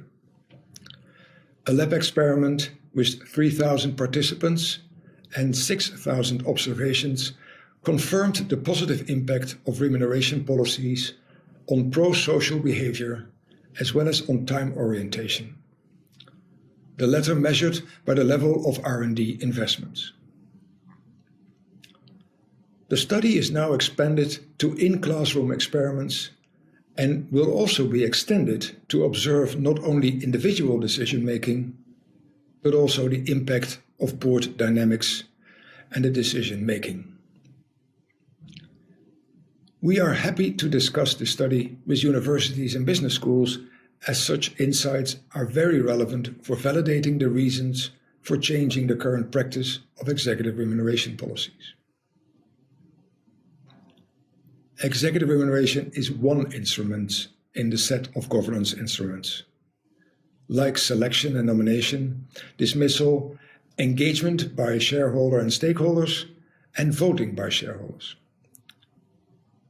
The growing opposition against executive remuneration is starting to impact both soft and hard law. Soft law in the sense of governance codes and stewardship codes.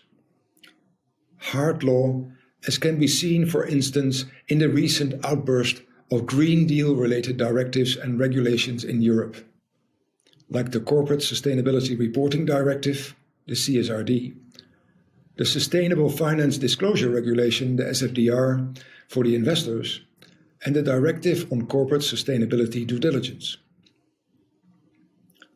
It remains unclear what the appropriate mix is of soft and hard law to stimulate sustainable change without falling into the trap of compliant behavior, which would only reduce the willingness of companies to innovate. And dealing with societal challenge cannot be done without the innovative power of companies. Last but not least, disclosures are vital for accountability. Although convergence in reporting standards through the ISSB and the European ESRS is picking up, the difference in taxonomy, materiality, and just defining ESG or sustainability remains a concern, as for instance is clearly shown in the divergence in ESG performance reported by the major ESG data providers. Standardization is clearly needed for uniformity and transparency. The Reward Value Foundation is a non-profit think tank working with universities, institutional investors, the business community, consultants, NGOs, and the public regulators to perform research that will support companies to modernize their remuneration policies in support of sustainable long-term value creation. You're invited to join our research and share your insights to accelerate our program and to make executive remuneration a catalyst for positive change. I thank you for your attention. Frederick, I'm seeing a question coming in the chat, and it amounts to, what are you missing in the current remuneration policies? Well, thank you, Peter. That is a great question to ask. With respect to what I'm missing, I think what I'm missing in current remuneration policies is really two things, which is on the one hand, the linkage to what is integrated success. So what is a new definition of corporate success, integrating financial and non-financial elements. And the second element is all about the time orientation. So most remuneration policies are too much short-term oriented. The average is about 2 to 3 years for the incentives, which is relatively low if you look at the challenges that we face from a more sustainability perspective. So lengthening the incentive time horizon, as well as including more non-financial elements in those incentive schemes, would definitely an addition that is needed. Frederick, you focus on long-term impact, but impact is only changing slowly. How do you assess whether a company is moving towards long-term value creation? The question on the focus I have on long-term impact, Peter, thank you, is I know that impact is a slow-moving concept, and therefore you do not always know whether companies are moving in the right direction. And to get a better insight in that, I think research should be done to understand what companies actually say. So to what extent do they have communications? What do they say about their remuneration? Or specifically, what do they say about sustainability as an organization? What is the outside world saying about that organization on those sustainability topics? And are they dealing with the material relevant topics? And then to test that, to see whether the money is really put to those initiatives and they put the money where their mouth is, you like to understand how that has been incorporated in executive remuneration on the one hand, and on the other hand, how the investments made by the organization in CapEx and R&D are linked to the communication they have on sustainability. So are they investing in the promises they make? It's kind of a conviction assessment that you would like to make. And the insight that we would like to create is, can you from that analysis then also make a prediction whether the long-term impact of those organizations will be better placed if they have the right talk and also the right walk? Frederick, accountability requires detailed disclosures. What are your expectations on this front? As for the disclosures, Peter, I think what is really key is that we achieve a standardization not only in the reporting in general, but also in the remuneration report, so that both from a content as well as from a structure perspective, remuneration reports become comparable, transparent, allowing all the different stakeholders to have a clear insight how remuneration has been set, how it's been linked to the performance delivered, and to what extent those targets have been challenging enough for boards to reach. So the quality of remuneration reports, certainly outside the US, can definitely improve from where they are now.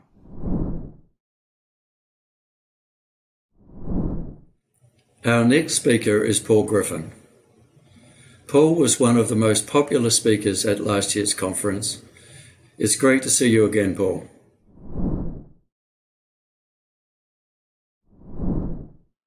My name is Paul Griffin.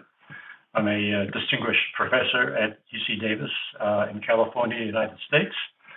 And I'm going to comment and talk today about a forthcoming article that will appear in the Sustainability magazine Peter's managing.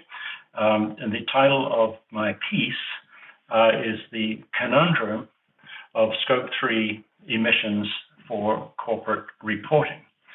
And there's just a few sort of main takeaways that I would like to summarize from this article. Takeaway number one is that the Scope 3 emissions are by far the largest source of emissions produced by corporations worldwide by many, many fold over what's called the Scope 1 and Scope 2 emissions. And those Scope 1, 2, 3 is a designation that's been out there by the GHG protocol since 2004. So these GHG Scope 3 emissions are by far the largest. However, they are the least disclosed and the most mismeasured. So therein lies the conundrum, that we have an urgent need for firms to report their Scope 3 emissions and particularly their ability to set targets as to how those emissions are going to contribute to emissions reductions on a national or countrywide basis. So we have that need, yet there's just so many issues that come up in terms of successfully getting a disclosure program in place so that we can monitor and then manage these emissions to achieve the climate goals. So that's the conundrum, and there are a number of roadblocks, including what I believe is some questions or some faults that are with the research. There's some incentives driving emissions reporting to be produced more by outside providers, but rather than the firms themselves. And there's also issues in getting convergence internationally by standard setters worldwide to get agreement on how the reporting and disclosure should be managed and delivered to benefit investors. So that's the sort of the larger the takeaways from this. The going forward, I'd like to see more research, particularly on whether and how markets actually recognize Scope 3 emissions. Do they price it correctly? And perhaps if we're going to deliver on that and get a better idea of whether that's actually occurring, because there's some dispute in the literature as to whether that's occurring or not, we probably need some better data on those emissions, and that's what comes down to standard setters delivering promises to investors to get this information in the hands of investors in accurate and reliable information so that the pricing can occur to decide whether the required disclosure is actually going to benefit relative to the disclosures and the estimates that are already in the market itself. In my article, I also actually looked at some of the actual reporting by firms themselves.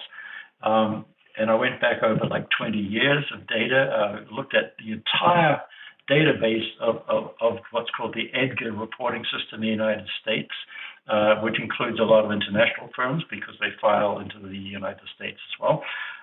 And the number of firms actually reporting or saying anything about Scope 3 is just a dismal number. It's a tiny number relative to the totality of all of the reports filed with the SEC. And a lot of these disclosures are actually made by international firms, which is kind of in the mining, maybe in the energy business themselves. The other thing that showed up in this analysis was that a good part of these disclosures that were made on Scope 3 emissions actually correlated quite highly with the underlying financial characteristics of the firm, and so there's an element of emissions reporting that's really just sort of replicated by financial characteristics, which leads me to believe that the more the developments in the estimation of Scope 3 emissions is more going to come from understanding industry characteristics, like the notions of the supply chain or the notions of how value is created in the hands of consumers of products or services of the firms. On that particular point, in terms of developing measures of emissions, of Scope 3 emissions, getting into firms' supply chains is actually a pretty big issue because a supply chain involves many, many levels of supply. There may be the direct exporter into the United States through the shipping, but there could be many layers of supply prior to that. and getting access to that information actually is quite difficult. It's difficult largely because to get that information from another firm outside of the boundaries of your firm, the actual disclosure firm, it could be sort of a high degree of cost, particularly in the supplier firm releasing information which they could regard as proprietary and therefore damaging if it's in the hands of other people. So there's a big issue there in terms of even if we know what to do, the cost of actually extracting information is actually pretty substantial. The SEC is obviously grappling with this, and they've given firms a little bit of leeway in terms of not requiring immediate implementation, giving them some form of safe harbor as well.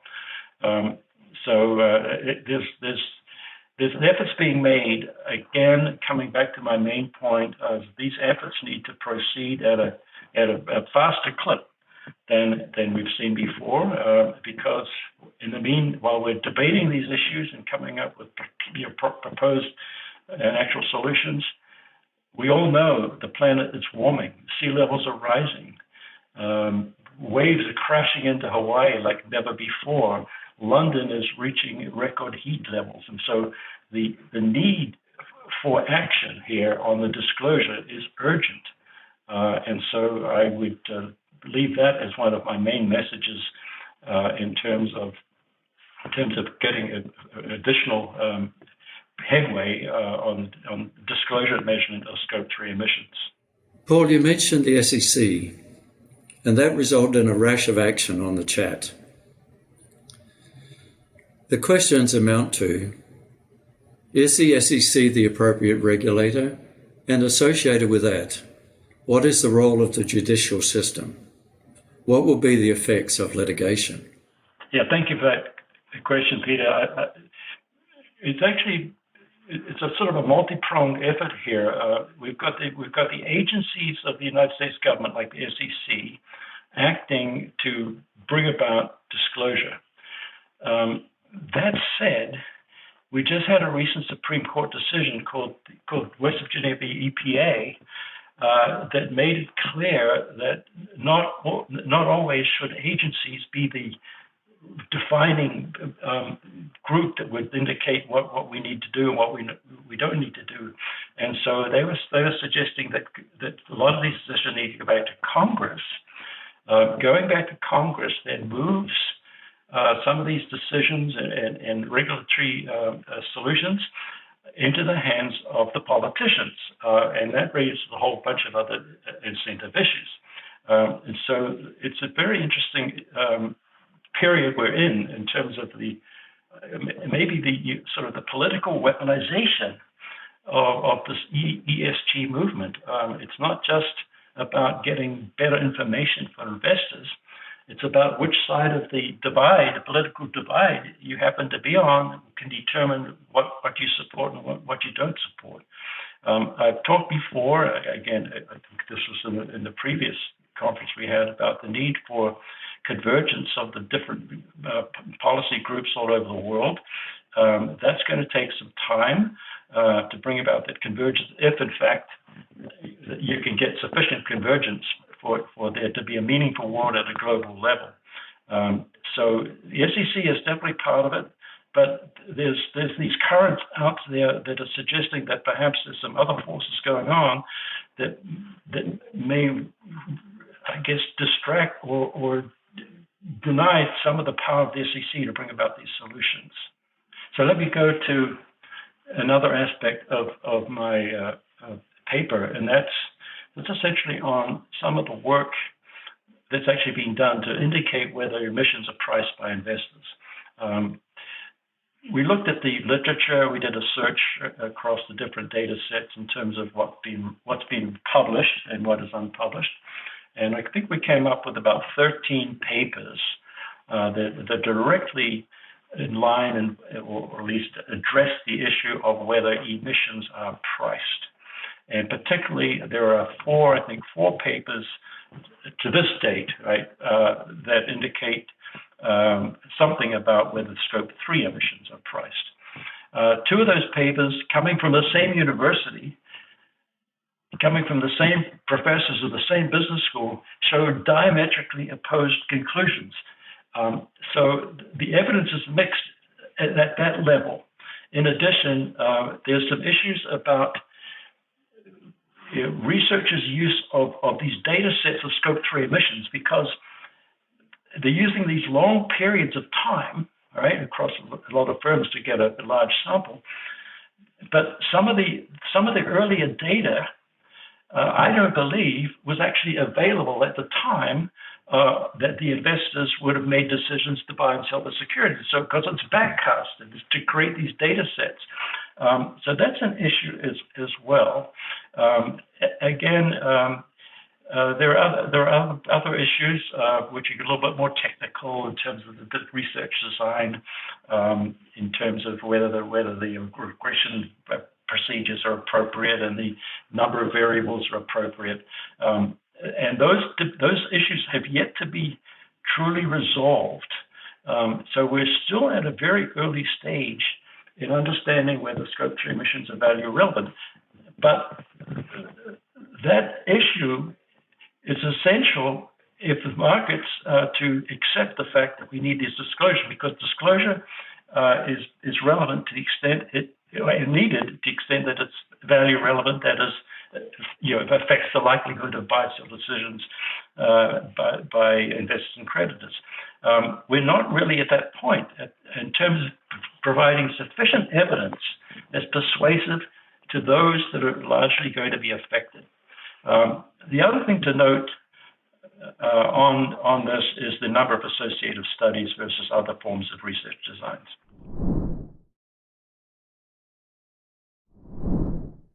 Thank you, Paul. As always, you give us a lot of food for thought. Let's now move to our final session of the day. It's my pleasure to introduce Anup Srivastava. Anup is the Canada Research Chair and a full professor at the University of Calgary.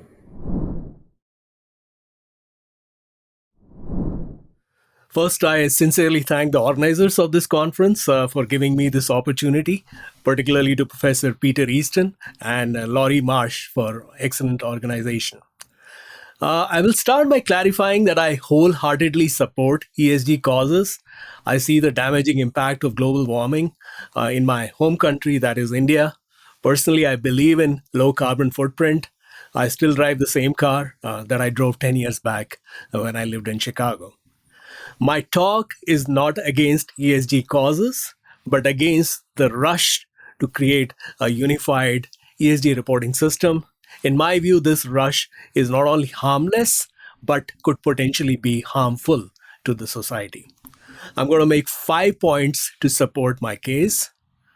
First, creating a good information system requires proper identification of its users and an in-depth understanding of their objective functions. When it comes to ESG causes, neither the users nor their objective functions are well defined. One day we're talking about shareholder value, the next day we're talking about lender security, racial diversity, gender diversity, biodiversity, corporate governance, wealth disparity, air, water, and soil pollution, workers' welfare, local needs, tax compliance, and maybe many more dimensions. A summary metric can be created only if all objectives or all functions point to one direction. Like in accounting, increasing revenues while decreasing costs leads to higher profits. In the ESG context, the objective functions of different stakeholders are bound to differ and often conflict with each other. If a company could create shareholder value by simply doubling its wages while emitting drinking quality water, then it should have already done so. The fact is that companies often must play a zero-sum game in managing different stakeholder objectives.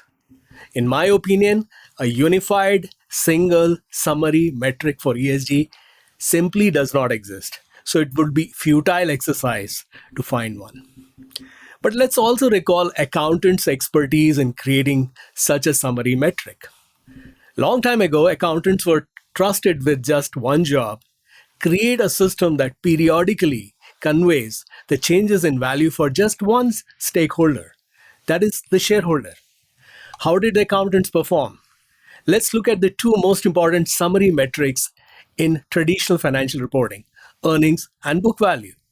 Both are now largely irrelevant for investors' decision-making in this knowledge-driven economy. My second point is that different organizations need different information systems.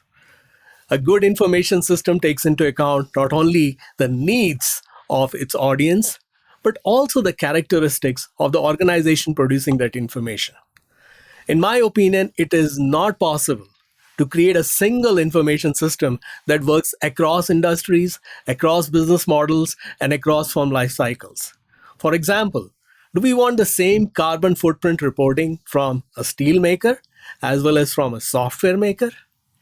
Even if we could create such a one-size-fits-all information system, how relevant would it be for decision making? Again, let's consider accountants' performance in creating such a one-size-fits-all information system for a metric that we all very well understand, that is revenues. It took FASB and IASB 16 years to create a common revenue recognition standard. Even then, its implementation went through 2 false starts, and the user community has already started complaining about it.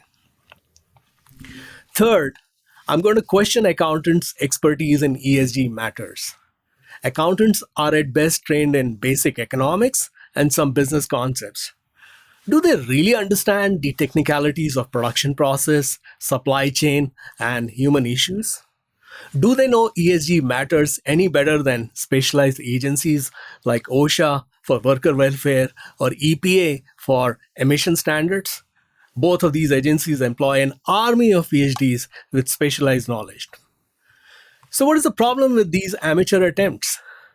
The problem is that accountants with count in their middle name have a tendency to take the easy path. They create systems based on what they can easily measure and verify. They shy away from difficult to measure but meatier concepts. For example, accountants have thrown up their hands when it comes to intangibles because they cannot measure or verify them.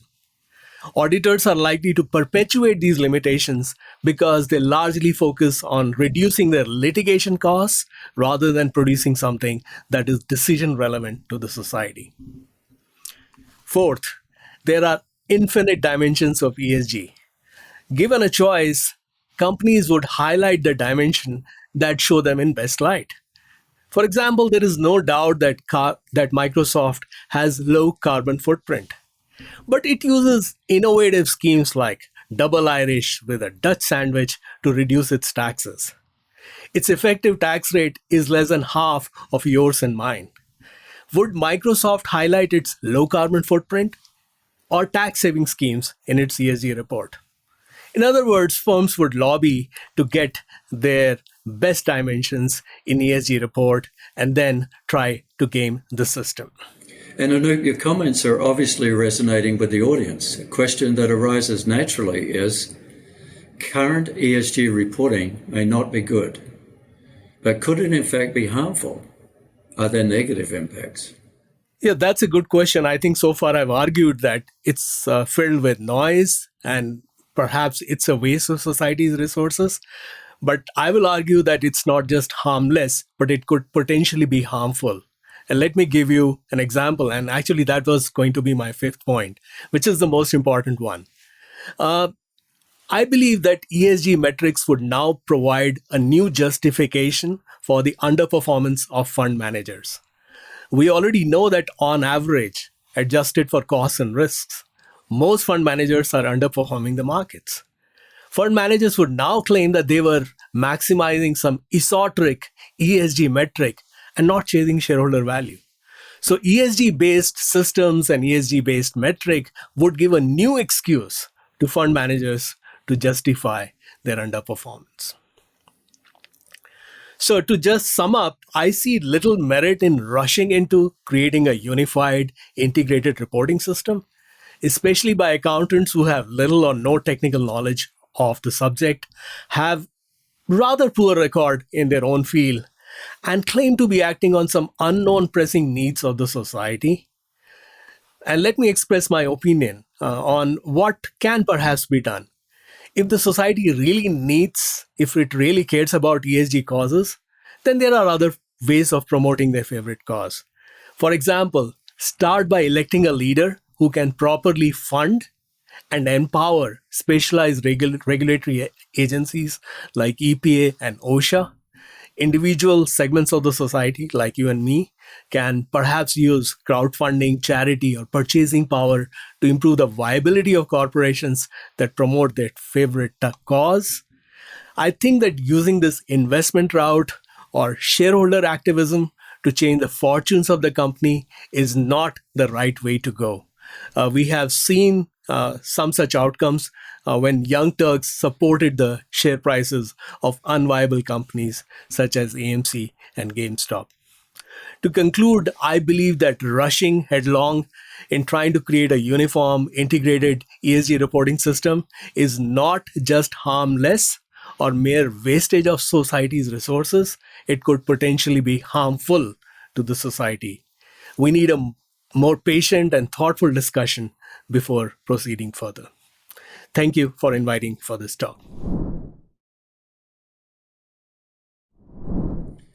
Anup, thank you for your clear message. Urgent action is needed, but we must be cautious, and we must not rush into this lightly. And that brings us to the end of today's programming. We will commence again at 9 a.m. Eastern Daylight Time on Friday, September the 23rd, with another equally strong lineup of panels, speakers, and perspectives from academia and industry. We look forward to your participation and more lively activity in the chat when we return on Friday.